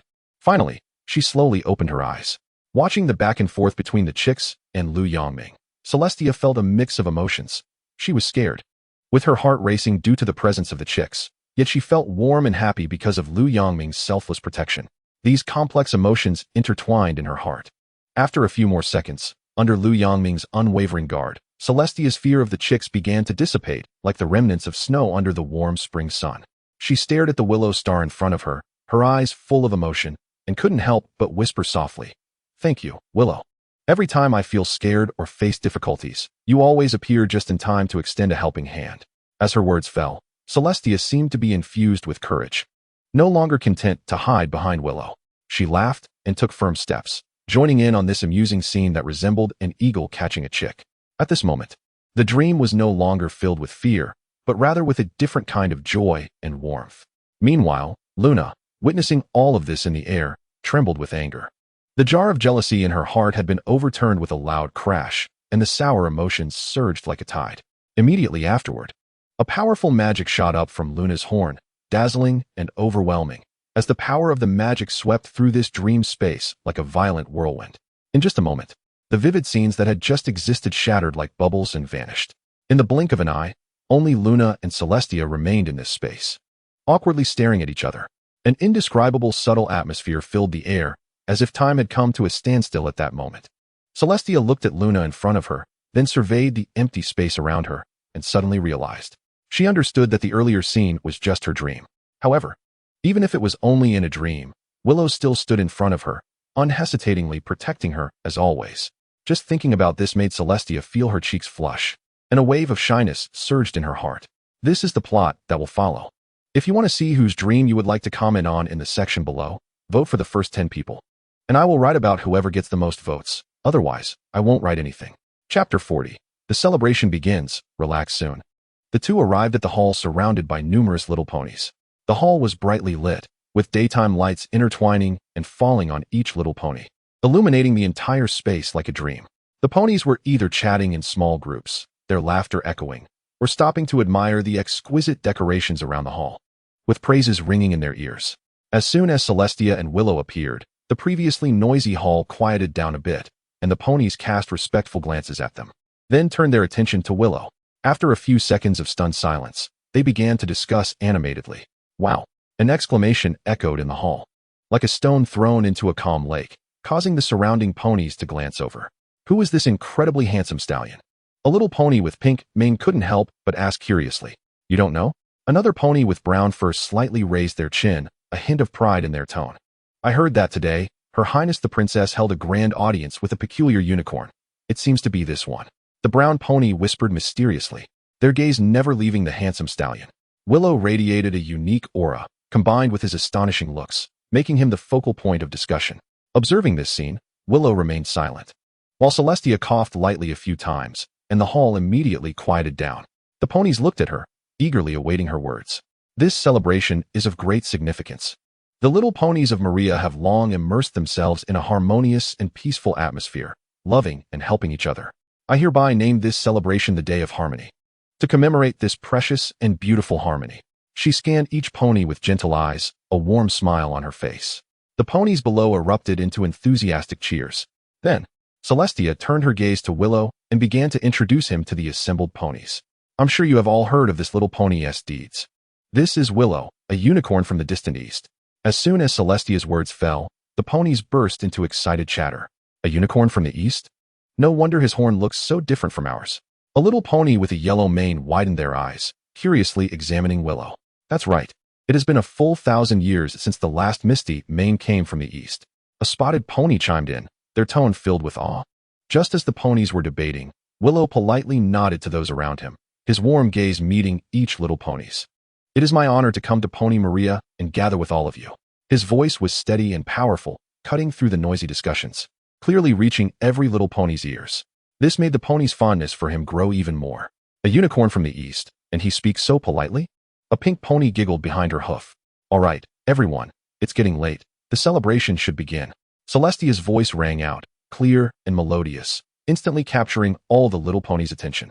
The ponies who had just been animatedly discussing immediately quieted down, each bowing respectfully, their eyes full of anticipation. "Let's go, Willow." The little ponies behind them followed Celestia in an orderly manner. Willow also found a suitable spot below the stage to stand, focusing intently on the platform. Celestia nodded, then gracefully stepped onto the stage. Immediately, her horn glowed with a soft light, illuminating a small area around her like a ray of morning light. As the glow intensified, Celestia's body seemed to be drawn by a mysterious and gentle force, slowly rising until it reached the same height as the sun hanging in the sky. Just then, a wonderful sight appeared. The sun that had been hanging in the sky began to slowly descend, as if receiving a silent command, its scorching rays gradually receding. Meanwhile, the moon quietly peeked out from the edge of the sky, like a warm pearl, emitting a serene glow as it slowly rose. What a magical and beautiful sight! Willow whispered in awe, holding his guidebook. The transition of day and night ended perfectly, and Celestia's light gradually dimmed as she elegantly descended onto the stage. Then, her voice boomed like a bell. Dear subjects, this celebration, held to celebrate the harmony and peace of Pony Maria, is officially beginning. The surrounding ponies could no longer contain their inner excitement and cheered loudly. Great! I won a prize. A brown pony exclaimed, looking at the prize they had won. Jumping with joy. Wow. The shopkeeper's eyes widened in surprise, astonished that this little one had won such a big prize. You are so lucky, the shopkeeper said, slowly crouching down, carefully picking up the large prize and handing it to the little pony with a sincere smile. This prize is yours. After thanking the shopkeeper, the little pony ran off excitedly, hugging the prize. Nearby, two ordinary-looking ponies stood quietly, silently watching this scene. They had no fancy decorations, and their fur was unremarkable, blending in with the surrounding lively ponies. However, what all the ponies did not expect was that these seemingly ordinary two ponies were, in fact, Celestia and Willow. Willow looked at Celestia with envy and said, Tia, aren't you going to go play? It seems you still can't let go. Though he said this, he could tell at a glance how Celestia felt. Chapter 42. Breakfast returned to Ponyville in the early morning. The sun peeked over the horizon like a shy child, its soft light filtering through the clouds and bathing the earth. In this castle, Willow slowly awakened. He opened his eyes gently, feeling the tranquility and freshness of the morning. After getting up, he habitually walked to the windowsill, stretched lazily, and then stood quietly there, gazing at the world outside. Lu Yongming stood high in the castle, overlooking the scenery below, and couldn't help but feel emotional. What a different kind of beauty. After opening the door, Lu Yongming slowly left the room and took a stroll around the castle. Looking at the few ponies around the castle, Lu Yongming thought to himself, it's only around 6 o'clock now. Celestia is probably still asleep. Coming here without bringing anything, he felt a bit embarrassed. Lu Yongming mumbled in his heart, standing in the castle corridor with a slightly bashful expression. Unconsciously, he recalled the feeling of being watched when dining with the Smith family, and suddenly had an idea. Let's make a simple breakfast for Celestia. After all, that strong feeling of being observed must have made her crave something. With his mind made up, Lu Yongming immediately politely inquired about the kitchen's location from the passing ponies. Upon arriving at the kitchen and preparing all the ingredients, Lu Yongming began to work his magic. At that moment, soft light filtered in through the cracks in the curtains, quietly spilling onto the bedroom floor. Celestia gradually woke up. Stretching lazily with her eyes still half closed, her movements relaxed and pleasant. After a brief moment of confusion, Celestia sighed helplessly and murmured to herself, sigh. It's time to start working again. As the princess of Ponyville, numerous tasks were always at her heels. However, despite her complaints, she quickly gathered her spirits, got up, and walked to the washstand, beginning her morning routine in an orderly manner, ready to greet the new day's work in the best state. Celestia, dragging a bit of fatigue, arrived at the dining room, and seeing that the food had not yet been served, she gently leaned on the dining table, hoping to take a little rest during this brief moment of downtime. The dining room was extremely quiet, with only the sound of her even breathing. Suddenly, the kitchen door swung open with a thud, the sound echoing clearly in the silent dining room. Celestia instinctively sat up straight and tidied her mane. She didn't want the other ponies to see her in such a lazy state. She subconsciously looked towards the kitchen and saw Lu Yongming, dressed in a neat chef's outfit, looking particularly spirited. He was using magic to steadily hold several exquisite plates, with a cup that looked like milk floating beside him, walking over with a lively step. Lu Yong, what is this? Celestia first froze, her eyes full of confusion, then asked as her gaze followed Lu Yongming's approach. Lu Yongming carefully arranged the plates while softly saying, I figured you wouldn't eat much in the morning, so I made a little something. I hope you like it. He placed a delicate fruit pancake in front of Celestia, accompanied by a small dish of honey and a few perfectly sliced fresh fruits. The drink that looked like milk was, in fact, carefully concocted almond milk, emitting a faint aroma. Celestia looked at the thoughtfully prepared breakfast in front of her. Although she had never tasted the food made by Lu Yongming before, she had seen the Smith family enjoying his cooking through the crystal ball. When she saw that scene, her curiosity about Lu Yongming's culinary skills was piqued, and now she was eagerly anticipating tasting this special breakfast. Watching Celestia stare blankly at the food, Lu Yongming couldn't help but feel worried and asked with concern, "Does it not look appetizing?"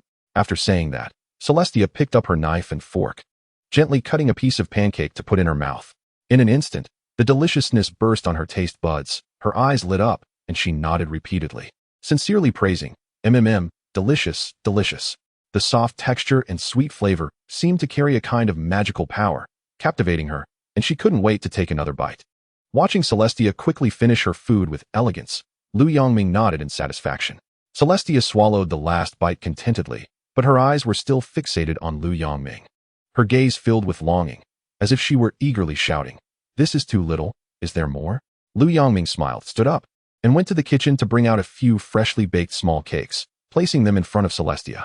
"Freshly baked. Tia, try it and see how it tastes."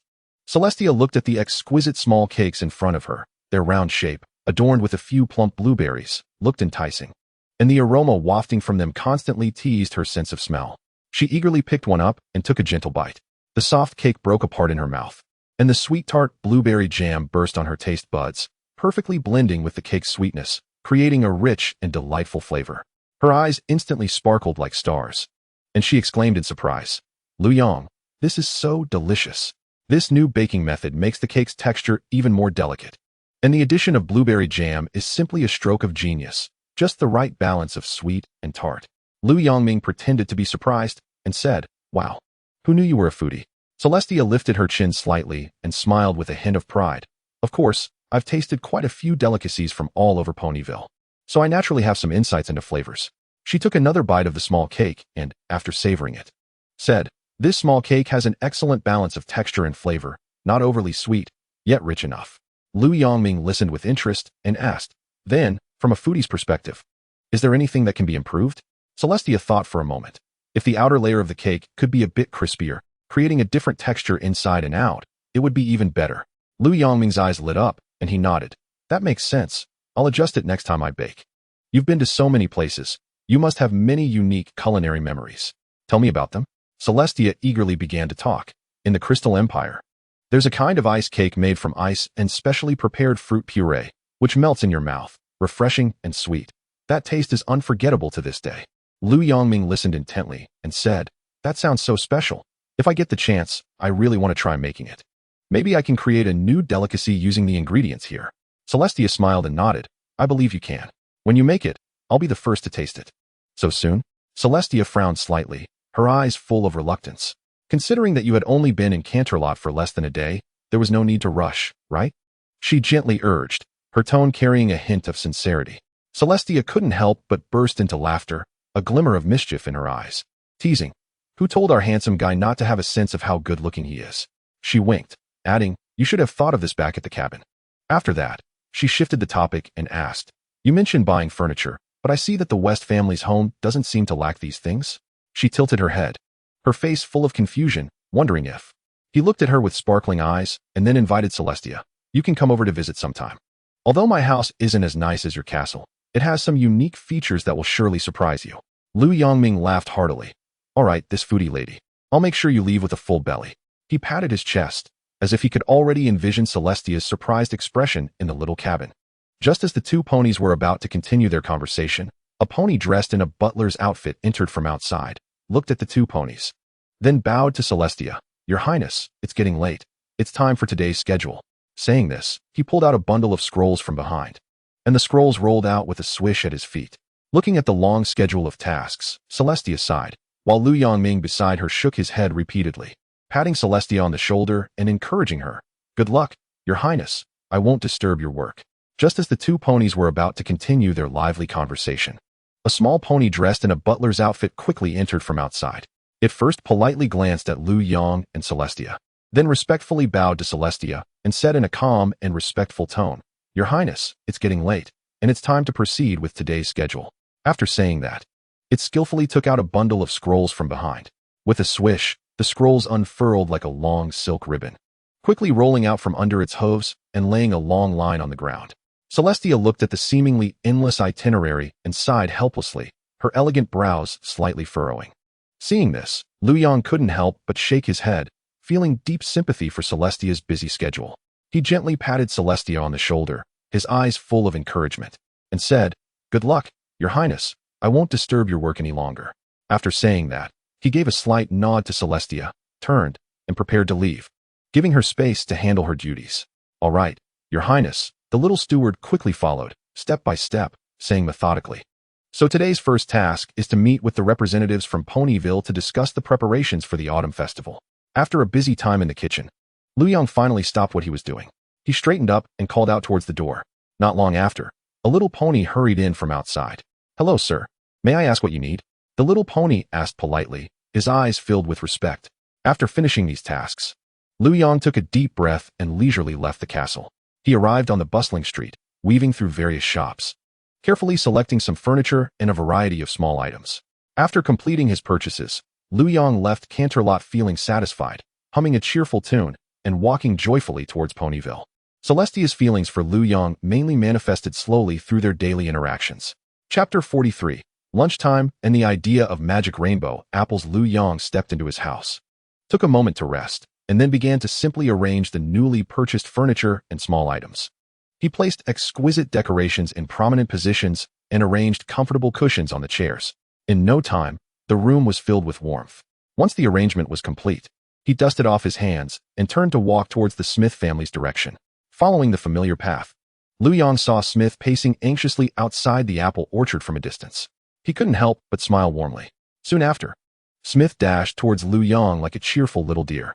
Watching Smith chatter away around him, Lu Yong felt no annoyance. Instead, he was filled with deep emotion. He gently patted Smith's head and said, "I was delayed by some matters on the way. Sorry to make you worry." The concern from the Smith family made him feel a genuine warmth like home. Sheeta and Marcy opened the door, and, upon seeing Lu Yong and Smith, their faces immediately lit up with joyful smiles. Marcy kindly said, "Lu Yong, come inside." Though brief, Lu Yong felt their care and nodded with a smile as he stepped inside. Sitting down, the Smith family immediately began to ask Lu Yong about his trip to Canterlot. As soon as Lu Yong sat down, the Smith family gathered around, eagerly inquiring about his journey. Marcy glanced at Sheeta and then said, "If it weren't for Sheeta comforting me that you might have been delayed by something in Canterlot, we would have gone straight to the city to find you." Sheeta frowned slightly, curiosity in his eyes, and said, "Were you delayed on the road? Or did you have an audience with the princess? I saw fireworks in the direction of Canterlot last night." Hearing everyone's concern for him, Lu Yong felt deeply moved and quickly explained, "I'm really sorry for making you worry. I did encounter some unexpected situations in Canterlot." "Ah, Princess Celestia's castle." Smith's eyes widened in surprise and envy. "Lu Yong, quickly tell us what the castle is like." Although the Smith family had visited the castle, it was only for an audience with Princess Celestia. Besides the small area they stayed in during the audience, the rest of the castle was a mystery to them. Just from that brief stay, they were already curious about the rest of the castle. All right, then I'll tell you all about it," Lu Yong said enthusiastically. After a round of introduction, the Smith family seemed to have sketched a rough outline of the castle in their minds and gained a simple understanding of it.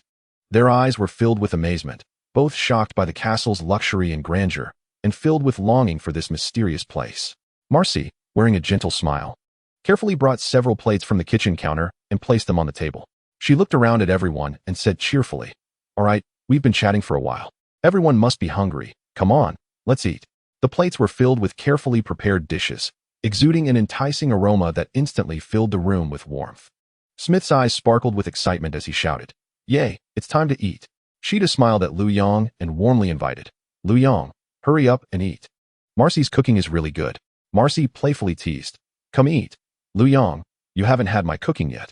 Lu Yong nodded with a smile and then picked up his utensils to start eating. Under Marcy's expectant gaze, Lu Yong savored the food and sincerely praised, "Aunt Marcy, this is really delicious." This compliment instantly brought a radiant smile to Marcy's face, filling her heart with joy. While she was busy in the kitchen, she had been a bit anxious, fearing that the carefully prepared dishes wouldn't suit Lu Yang's taste. Now seeing him enjoy it, her previously anxious heart finally settled down. Hearing Lu Yang's praise, Marcy's eyes sparkled with joy, and she then picked up her utensils to eat. During the meal, everyone shared various amusing stories, and laughter filled the air. Lunchtime passed in this harmonious atmosphere. Sigh, another busy morning. She sighed lightly, her gaze unconsciously falling on the kitchen door, feeling regretful, murmuring, "It's a pity I can't taste the delicious food Lu Yong makes." Just then, the door creaked open, and a few little ponies walked in with light steps, respectfully placing several paper boxes in front of Celestia. Looking at the boxes, Celestia was puzzled and couldn't help but ask, "Is this from Lu Yong?" Celestia felt both surprised and delighted. She slowly extended her hoof to open the box, and instantly, warm steam carrying an enticing aroma wafted towards her, revealing exquisite dishes before her eyes. Soon after, Celestia eagerly opened the remaining boxes one by one, and the delicious food inside was a feast for the eyes. Each dish clearly prepared with care. Celestia leaned closer to the boxes, carefully examining the dishes inside, and exclaimed in surprise, "Each one has a food preservation spell on it." She knew well that this magic not only kept the food fresh, but also locked in the flavor to the greatest extent. Looking at these heartfelt dishes, tears sparkled in Celestia's eyes, and her lips involuntarily curled up into a happy smile. Celestia gently picked up her utensils and began to savor these thoughtfully prepared dishes. The tender texture and perfectly balanced seasoning made every bite dance on her tongue, immersing her in this deliciousness and deeply feeling Lu Yang's care for her. After enjoying lunch, Lu Yong, Mingxing, and the Smith family took a short break before heading to the simple warehouse filled with rainbow apples. Standing in front of the mountain of rainbow apples, Smith excitedly pointed and said, "Lu Yong, look at how many rainbow apples we have." Her eyes sparkled with the joy of harvest. Lu Yong, Mingxing looked at the pile of apples, nodded slightly, and said, "Yes, Smith, but with so many apples, we can't eat them all at once. And if we leave them for too long, they will spoil." There was a hint of worry in his tone. Upon hearing this, Smith's little brows immediately furrowed, and she anxiously asked, "What should we do then?" Her eyes were filled with helplessness. Lu Yong, Mingxing gently patted Smith's shoulder and comforted her, "Don't worry, Smith. I will use magic to extend their storage time a bit. As long as we can prolong the preservation time, we will definitely think of other ways to handle them later." Saying this, he smiled confidently, putting Smith at ease. Lu Yong, Mingxing slightly tilted his head back, and the horn on his head instantly lit up, emitting a soft and bright glow. In an instant, the apples in the warehouse seemed to be drawn by a mysterious force, and a faint layer of white light enveloped them. The light was like a gentle veil, slowly covering each apple. Then, an astonishing scene appeared. The already vibrant apples became even more dazzling, their skins shining with an enticing luster, looking as fresh and plump as if they had just been picked from the branches. Wow! Smith's face was filled with amazement, her eyes wide open, staring straight at the magically enhanced apples, filled with admiration and curiosity for this magical spell. "All right, Smith, let's go find Uncle Sid and the others," Lu Yong, Mingxing said, patting Smith, who was still immersed in wonder. "Yes, as you said, this is indeed a problem." After hearing Lu Yong, Mingxing's statement, Sid rested his chin on his hand and pondered for a moment. "Dad, we can recommend the extra apples to Princess Celestia. I believe she will definitely like our rainbow apples," Smith said, her eyes sparkling with anticipation as she looked at Sid. Sid thought for a moment and felt that while his daughter's idea had some merit, it wasn't a long-term solution. After all, they couldn't always rely on Lu Yong, Mingxing and Princess Celestia for help. He gently rubbed Smith's head and said in a gentle tone, "Smith, that's a good idea. But we can't keep bothering Lu Yong and Princess Celestia. They have helped us too much already. We need to think of a more long-term solution and not keep troubling them." "Uncle Sid, what Smith said makes sense. These rainbow apples belong exclusively to the Everfree Forest, and even Princess Celestia speaks highly of them," Lu Yong, Mingxing said seriously. He continued, "I think Princess Celestia would definitely be willing to purchase these apples, especially since there are so many other little ponies in Ponyville. The market potential is vast." Lu Yong, Mingxing then shifted his tone, his eyes sparkling with wisdom, and continued, "Moreover, since rainbow apples have a short storage time, we can completely change our approach and preserve them in different forms for sale." At this point, he enthusiastically listed examples, such as making apple tarts and apple cheese, which would not only extend the shelf life of the apples, but also diversify the product range and attract more ponies to buy. After Lu Yong, Mingxing's guidance, the Smith family suddenly saw the light, as if they had found the way forward in the dark. Marcy's eyes were full of excitement as she eagerly said, "Apple tarts and apple cheese are indeed a great idea. I'll take some apples to try it out. Who knows, the taste might amaze everyone."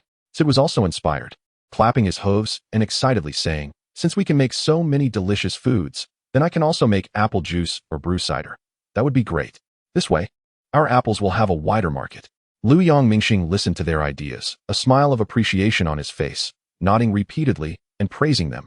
"Uncle Sid, Aunt Marcy, Your ideas are fantastic. Such a diverse range of products will definitely attract many customers. Meanwhile, Smith, who had been excitedly discussing with everyone, suddenly began to feel a bit deflated. Ming keenly noticed the change in Smith's expression. He gently crouched down, tenderly rubbed Smith's head, and asked with concern, "What's wrong, Smith? Is there something that makes you unhappy?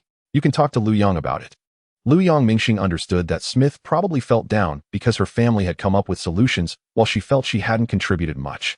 Smith hung her head, her voice filled with disappointment. "It's nothing, Yang. It's just that everyone has come up with ideas, but I feel like I can't help at all." As she spoke, she secretly glanced at Ming, her eyes full of frustration and unwillingness, and her feet unconsciously rubbed against the ground, as if lamenting her own helplessness.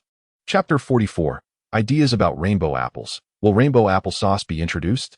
Looking at Smith's dejected appearance, Ming quickly comforted her softly. "Who says Smith hasn't helped? Remember, it was you who suggested recommending the apples to Princess Celestia. That's actually a pretty good idea." Hearing Ming say this, Smith's eyes lit up for a moment, but soon her face fell again, and she mumbled, "But." "No buts." Ming interrupted her with a smile, patiently saying, "Solutions don't just pop up out of nowhere. They need to be thought through carefully. Just like a saying from my hometown, there are always more solutions than difficulties. When faced with problems, you need to take your time. You're still young, and coming up with the idea of recommending apples to the princess is already remarkable." He added, "And we still have plenty of time. As long as you think deeply, you will definitely come up with even better solutions."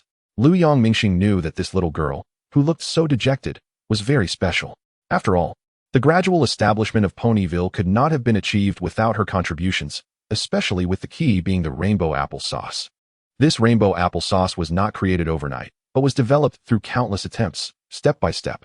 In the story, she faced various difficulties and challenges, but she never gave up, constantly exploring and improving. Therefore, Ming firmly believed that this time, Smith would also play an important role in solving the apple problem, just as she did during the development of the rainbow applesauce. Marcy looked at Smith gently, her eyes filled with love. "Yes, sweetheart. You are the joy of our family, bringing us so much happiness. You can't give up because of this small setback." She gently stroked Smith's head, trying to dispel the shadows in the child's heart. Sid also chimed in, his tone firm and encouraging. "Your mom is right. Our Smith has always been brave and smart. How could she easily give up because of this, right?" He looked at his daughter with bright eyes, conveying trust and expectation. Smith listened to her parents' words.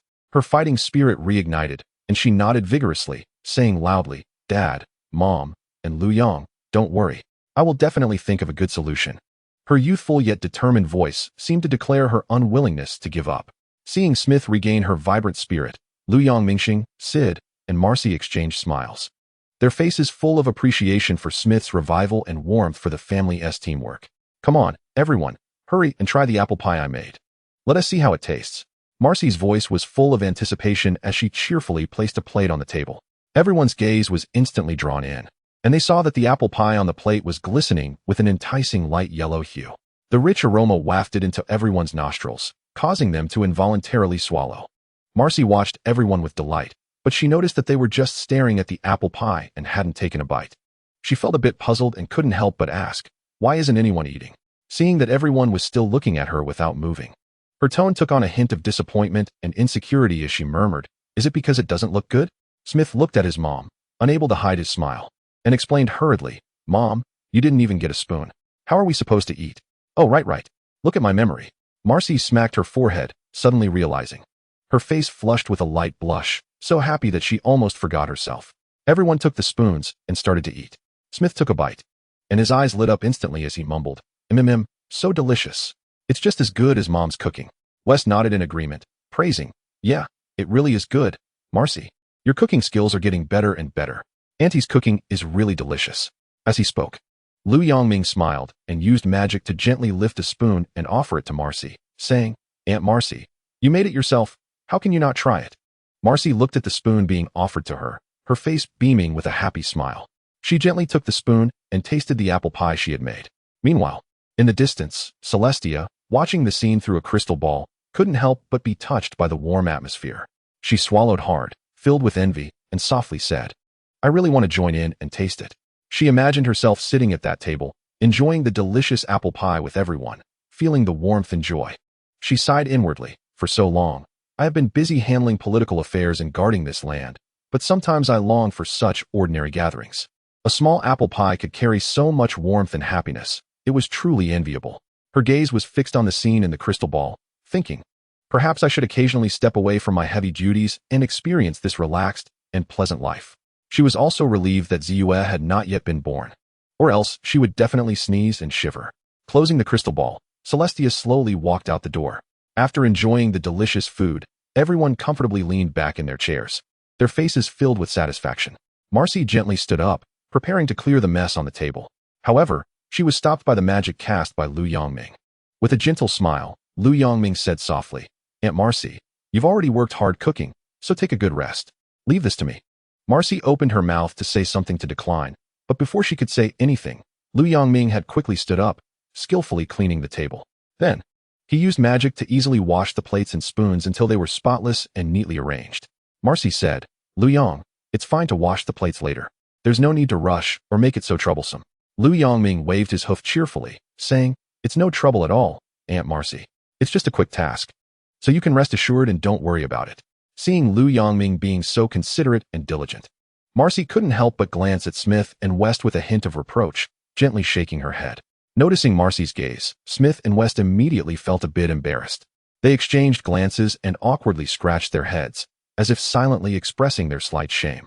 Then, the father and daughter quickly stood up and took on the cleaning task.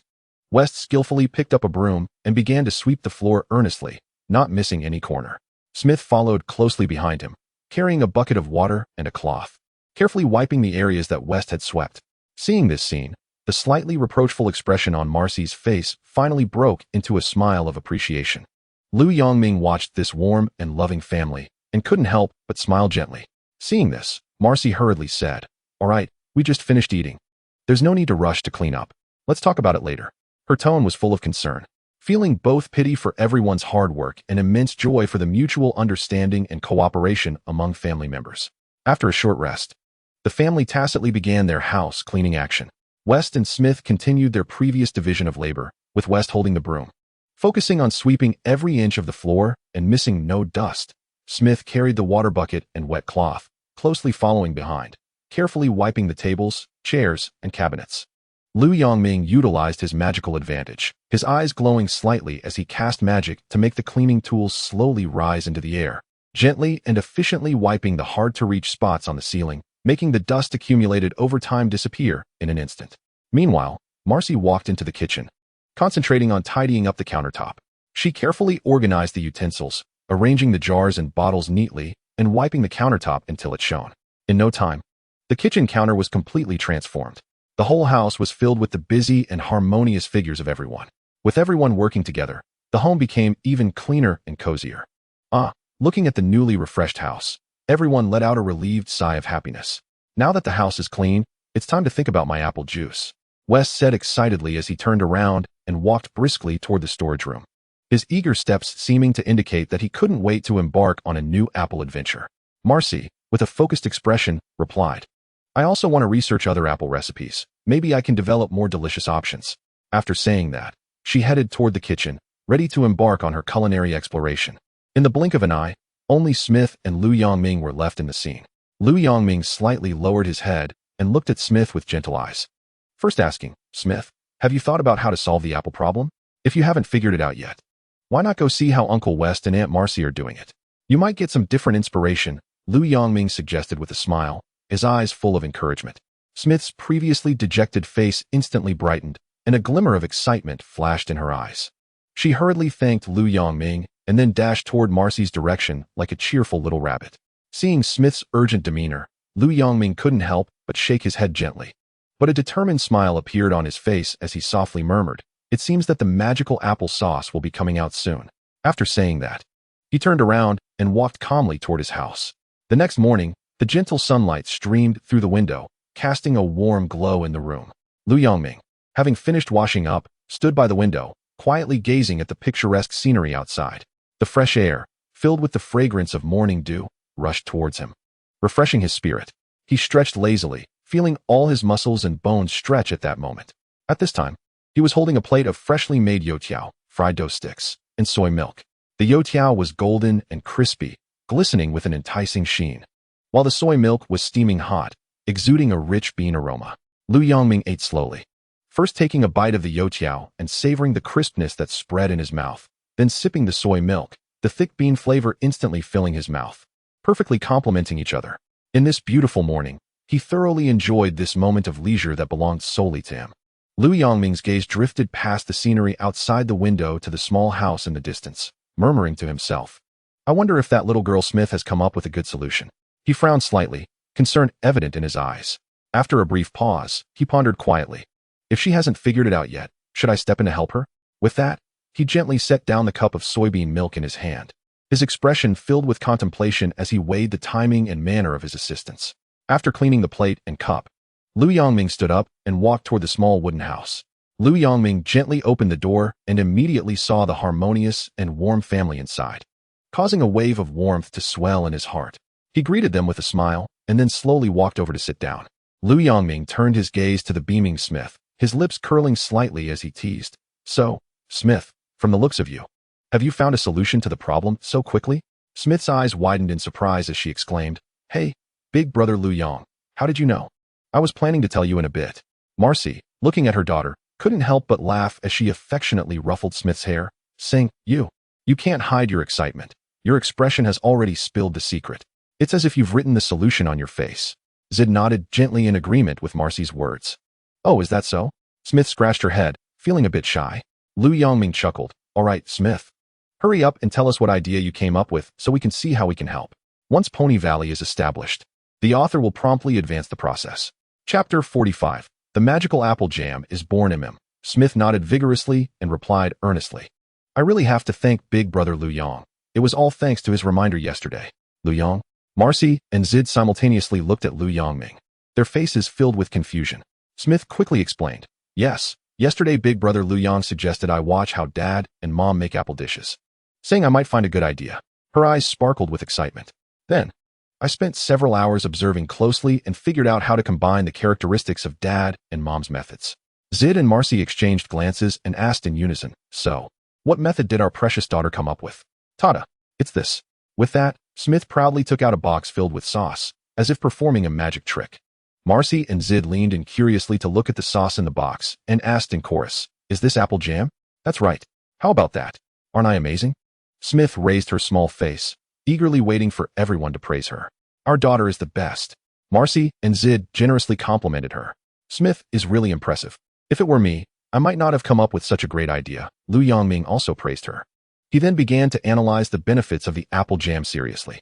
Firstly, this sauce is easy to carry, unlike apple pies or apple cakes, which are cumbersome and take up space. But this apple jam is small and lightweight, making it easy to place anywhere. Secondly, there are various ways to enjoy the sauce. It can be eaten directly to savor its original flavor or paired with cakes, bread, etc., instantly elevating ordinary food to deliciousness. This way, it not only enriches the ways to enjoy apple jam, but also broadens sales channels and attracts more customers. Listening to Lu Yongming's insightful analysis, Smith was both surprised and impressed. She felt a bit embarrassed, realizing she had only thought of the apple jam without considering these aspects, while also marveling at Lu Yongming's extensive knowledge. "Wow, I didn't expect our Smith to be so impressive." Marcy nodded, ruffling Smith's hair again. "Wow, I really didn't expect our Smith to be so amazing," Marcy said with a smile, nodding in approval. Yes. Zid also nodded vigorously, his face filled with pride for Smith. His eyes seemed to say that their child was the best in the world. Smith, who was already feeling a bit shy, turned beet red at the praise. She hurriedly waved her hooves and explained, "Actually, I didn't consider everything so thoroughly." After a pause, she continued, "Moreover, this apple jam is made from regular apples. I haven't tried using magical rainbow apples yet. Let's go try it, and we'll find out." Just as he finished speaking, Lu Yongming turned and headed toward the storeroom. He used magic to effortlessly transport a large bucket of apples to the kitchen. The other horses exchanged glances and hurriedly followed him into the kitchen. A pile of bright-colored apples was neatly arranged beside the table, along with a cutting board, sharp knives, and other tools needed for making the sauce, all orderly lined up. Lu Yong, what are you doing?" Marcy's eyes scanned the tools. Then she looked at Lu Yongming with curiosity and asked, "Oh, it's like this," Lu Yongming explained with a smile. "I just took a careful look at the apple jam Smith made and realized there are quite a few areas that can be improved. So, I plan to teach Smith how to make a more delicious and perfect apple jam. The family then gathered at the table, eager to see how Lu Yongming was going to make the apple jam. Since everyone is ready, let's officially begin. Lu Yongming clapped his hands and said with focused expression, "The first step is to prepare the apples." He picked up an apple and demonstrated while explaining, first washing the apple thoroughly, then using a peeler to remove the skin, and finally using a core remover to take out the apple core completely. His movements were skilled and seamless. He then cut the apple in half, further dividing each half into quarters, and then slicing it into thin strips, finally chopping it into small pieces. Lu Yongming emphasized earnestly, "Everyone remember, they should be cut to the size of rice grains. This way, the fruit pieces will have the texture that jam should have, making it taste better." Marcy zid, and Smith listened attentively, nodding along. Lu Yongming continued, "The diced apples need to be placed in a basin of water." At this moment, Smith raised her hoof, curiously asking, why do we need to put them in water?" "Good question." Lu Yongming praised her and explained, "Putting them in water prevents the apples from oxidizing. Otherwise, they will quickly turn black." "Oh," the family realized, nodding in understanding. "The second step is to simmer the jam," Lu Yongming continued. "Next, pour the water and diced apples into the pot and bring it to a boil over high heat. Once it's boiling, add rock sugar and then simmer slowly. During this process, be sure to stir continuously with a spoon to prevent sticking. Simmer for about 15 minutes.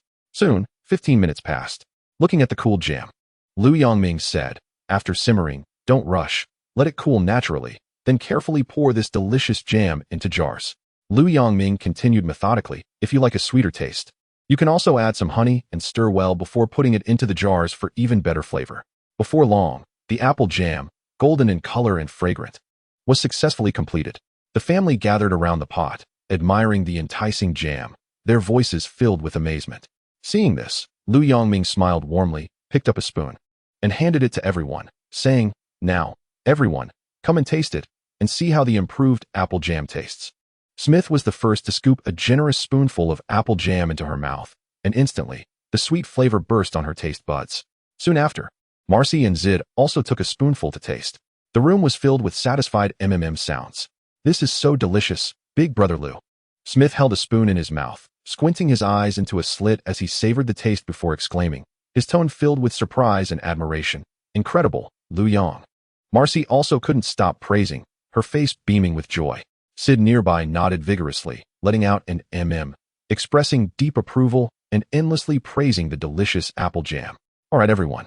Just eating apple jam is a bit monotonous," Lu Yong said, as if performing a magic trick, pulling out several loaves of bread and the pie Marcy had made earlier from behind him. "Eating it with these breads and pie is much more flavorful." In fact, they had just finished breakfast not long ago, but the jam made by Lu Yong was simply too tempting. The rich fruit aroma and just the right sweetness seemed to hold a magical power. Everyone found it hard to resist this delicious temptation and eagerly joined in. What could they do? Lu Yang's jam was so delicious, paired with crispy bread and sweet pie. It was simply a heavenly treat that made one unable to stop indulging. Once everyone was satisfied, Lu Yong turned to Smith and said seriously, "Smith, for the next few days, you'll have to rely on yourself to make jam with the magic rainbow apples." Smith nodded firmly, his tone full of confidence. "No problem, Brother Lu Yong. I will definitely succeed." After finishing, he tilted his head and asked, "Are you going to Cantlot in the next few days, Brother Lu Yong?" Lu Yong smiled and shook his head. "No, but it is somewhat related to Cantlot. I learned some magic there last time, and in the next few days, I plan to ponder and experiment with these new spells at my place, so I won't be coming over." Smith recalled what he had seen yesterday and seemed to understand something, nodding again. Lu Yong then reminded Smith, "Smith, magic rainbow apples are different from ordinary fruits. Sometimes you have to explore the mysteries yourself." Smith stood there, lost in thought about these words. Seeing this, Lu Yong didn't say much, turned to chat briefly with Marcy and Sid, and then stepped out the door. As Lu Yong walked outside, he silently calculated in his heart, with so many magic rainbow apples, Smith would have enough to make magic colorful apple jam. Once the magic colorful apple jam comes to fruition, the establishment of Pony Valley won't be far off. Right now, what I need to do is find a quiet place to consolidate the magic I learned from Cantlot, practice it more skillfully, and see if I can combine some spells together. With this in mind, he quickened his pace toward his residence. Wow, I didn't expect the combination of these spells to work so unexpectedly well. Lu Yong lightly panted, his eyes filled with surprise and excitement. The recent attempt allowed him to truly feel the powerful force brought by spell fusion. Although it wasn't the first time he had combined spells, the effects still shocked Lu Yong. Unknowingly, about a week had passed, and I have pretty much researched these spells. Lu Yong stretched and muttered to himself. After that, he dusted off his clothes, tidied up a bit, and walked briskly towards Smith's house. From a distance, Lu Yong saw Sid and Marcy standing side by side at the door. He scanned the surroundings, but didn't see Smith anywhere. A hint of doubt arose in his heart, and his steps involuntarily quickened as he thought, where did that girl Smith run off to? She wouldn't be struggling with making magic, colorful apple jam, would she? With this question in mind, he hurried over to the two. As soon as he arrived, he asked, "Why isn't that little rascal Smith here? Isn't she home?" "Oh, you're talking about Smith." Marcy gently shook her head, pointing in the direction of the kitchen. "She's still in the kitchen working on the magic, colorful apple jam. According to her, she should be able to figure it out today." At this moment, Sid also laughed and added, "She specifically mentioned that she wanted to give you a surprise." Just as Lu Yong was about to say something, suddenly, a clear voice of excitement came from inside the house. It was a joyful shout. "I did it! I did it!" Immediately after, Smith burst out of the door like a happy little bird, running straight to Sid and Marcy, bouncing with excitement and repeatedly saying, "Mom and Dad, I did it! I did it!" All right, Smith, we already know," Marcy said, unable to resist smiling at her daughter's adorable expression seeking praise. She gently said, "Our Smith is the best." Sid also walked over with a smile, gently ruffling Smith's hair and affectionately praising, "Smith is the greatest." Seeing Smith's proud and triumphant look, Marcy suddenly seemed to remember something and smiled, reminding, "Your brother Lu Yong is still here." Hearing her mother say this, Smith hurriedly turned her head and saw Lu Yong nearby, immediately exclaiming in surprise, "Hey, brother Lu Yong, you came out." Smith's originally gleeful expression suddenly deflated a bit as she mumbled, "I was planning to give you a surprise." Lu Yong wore his usual gentle smile.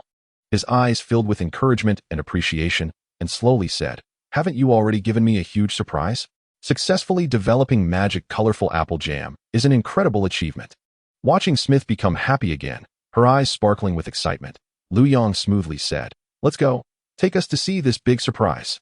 I can't wait to see what your carefully crafted magic, colorful apple jam is like." Smith nodded vigorously, her eyes filled with pride and excitement, and turned to lead everyone back inside. As soon as they stepped into the house, the sight before them was indeed quite spectacular. The walls were covered in numerous pink circles, like a little girl recording some experimental traces, or perhaps her unique mural. The trash can was stuffed full of discarded glass jars, indicating that Smith had tried many times during the process of making the magic, colorful apple jam.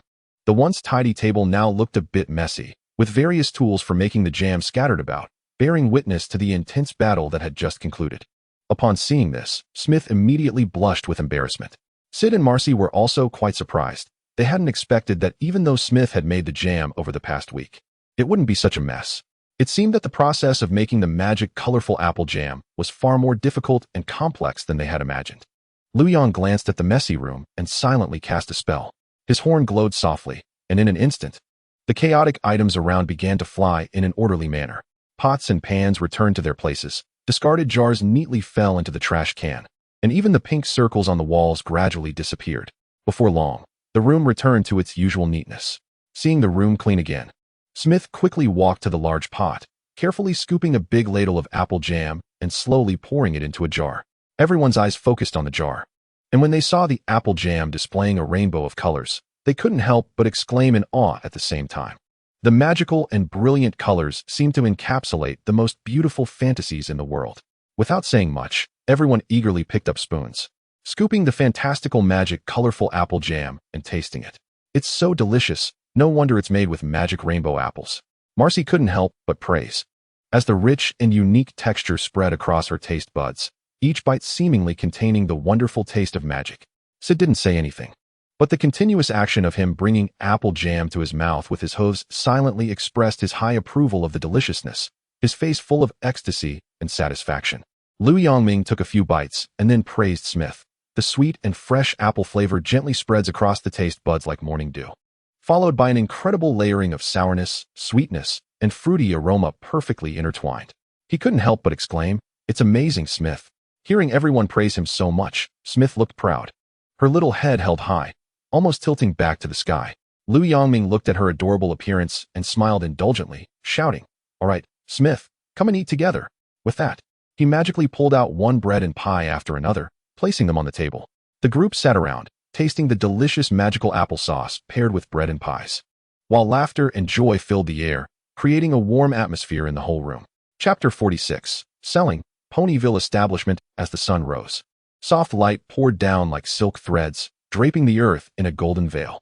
Birds chirped happily in the branches, and a gentle breeze rustled the leaves, painting a vibrant and lively morning scene. In this beautiful morning, Lu Yongming and Smith's family were busy by the small cabin early on. Marcy held several cups, directing loudly, "Smith, go get those barrels of apple juice. They need to go over there." Then she turned and shouted, "Sheeta, put those apple sauces on the left side of the truck." Lu Yongming, watching the bustling scene, showed a hint of helplessness on his face. After a while, he spoke up, "Aunt Marcy, everything is ready on this side." Hearing Lu Yongming's words, Marcy stopped her actions, turned to him, and nodded, saying, "Great, thank you, Lu Yong. Let's quickly check again. We can't leave anything behind.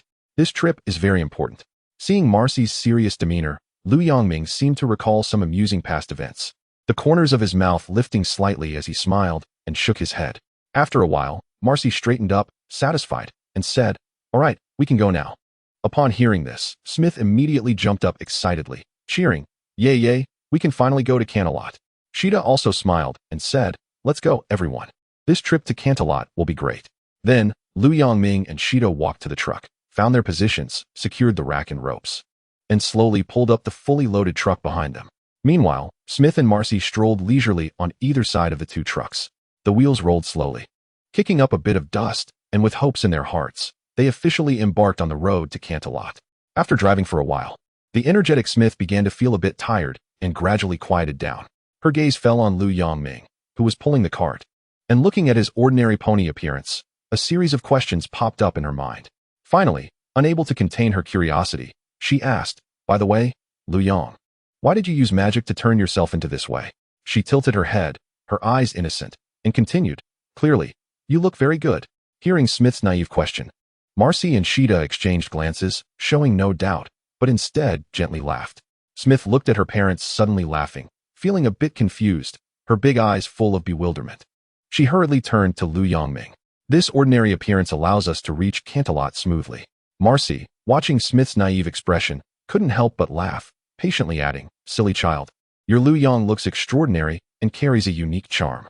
Wherever he goes, there will always be a large group of ponies flocking to him, like bees attracted to nectar."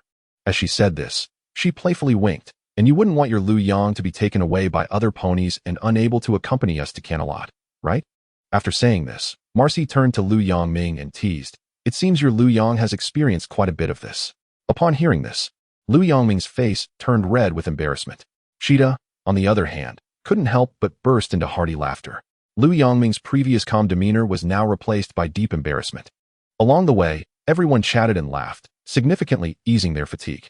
The 2-hour journey passed quietly amidst laughter. They finally arrived outside the gates of Canterlot. "We have arrived at Canterlot." Smith's cheerful voice rang out, and everyone exchanged smiles. Marcy affectionately patted Smith's head and gently said, "All right, Smith. After this long journey, everyone is a bit tired. Let's rest for a while before going in." Lu Yongming and Sheeta quickly removed the harness from themselves and gently placed it aside. After the journey, everyone felt a bit hungry, so they quickly ate something to replenish their energy. After a short rest, they walked towards the gates of Canterlot.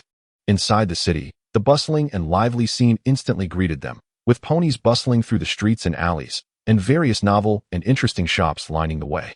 They were infected by the lively atmosphere, their eyes sparkling with curiosity and excitement, and they felt their fatigue dissipate. The group carefully searched within Canterlot, finally finding an excellent spot to securely park the truck. Sheeta straightened up, stretched, and spoke with enthusiasm. "All right, now we just need to arrange these things neatly, and we can start selling." Marcy nodded repeatedly beside him, her eyes filled with confidence. "Of course. Our applesauce is so delicious, it will definitely sell well. Let's sell the applesauce." Smith's face turned red with excitement, looking eager to try. Lu Yongming looked at everyone with gentle eyes, a warm smile appearing on his face, and said, "Aunt Marcy, Uncle Sheeta, I see it's still early. How about we take a stroll around the city first? It's rare to come to Canterlot, so let us enjoy it." But Sheeta looked at the truck, his tone slow and his eyes full of worry. After thinking for a moment, Sheeta felt that it was indeed the case. After all, Canterlot generally had good security, and it was unlikely for things to get lost here. However, He was also worried that if they delayed too long, the street would empty out, and how would they sell the applesauce and apples then? Lu Yongming seemed to see through Sheeta's concerns and quickly explained, Uncle Sheeta, don't worry. Canterlot is bustling with people. We won't lack customers. Moreover, our products are of excellent quality and unique, so we don't have to worry about not selling them. With that, the family, in a joyful mood, strolled towards the lively part of the city. Smith bounced around like a cheerful little rabbit, hopping between her parents, curiously looking at everything around her. Lu Yongming, however, was calm and unhurried. He used magic to cast a stable and concealed protective spell on the truck, ensuring the safety of the goods. After finishing all this, he turned and steadily walked towards the Canterlot library, his steps revealing a hint of thirst for knowledge and anticipation. Upon entering the library, Lu Yongming immediately spotted a female white unicorn sitting at the front desk. He walked slowly towards the front desk. Hello. I would like to ask where I can find books on geology, exotic plants, and unique organisms.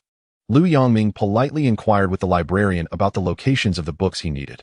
Please wait a moment, the librarian said, looking up at Lu Yongming, then turning around to pull a book from the shelf behind her, flipping through it carefully. In just a few seconds, the unicorn turned back, her gaze warm as she looked at Lu Yongming and said, I apologize for the wait, sir. The books you're looking for are located in the second floor section. The first floor section and the Lu Yongming quickly expressed his gratitude and then headed towards the target area. After obtaining the books he desired, he found a relatively quiet and secluded corner to sit down and focus on reading. I've been researching the comics of Celestia and Samber recently, so the updates have been a bit slow. The day after tomorrow, the author will take a 2-day break to update for you.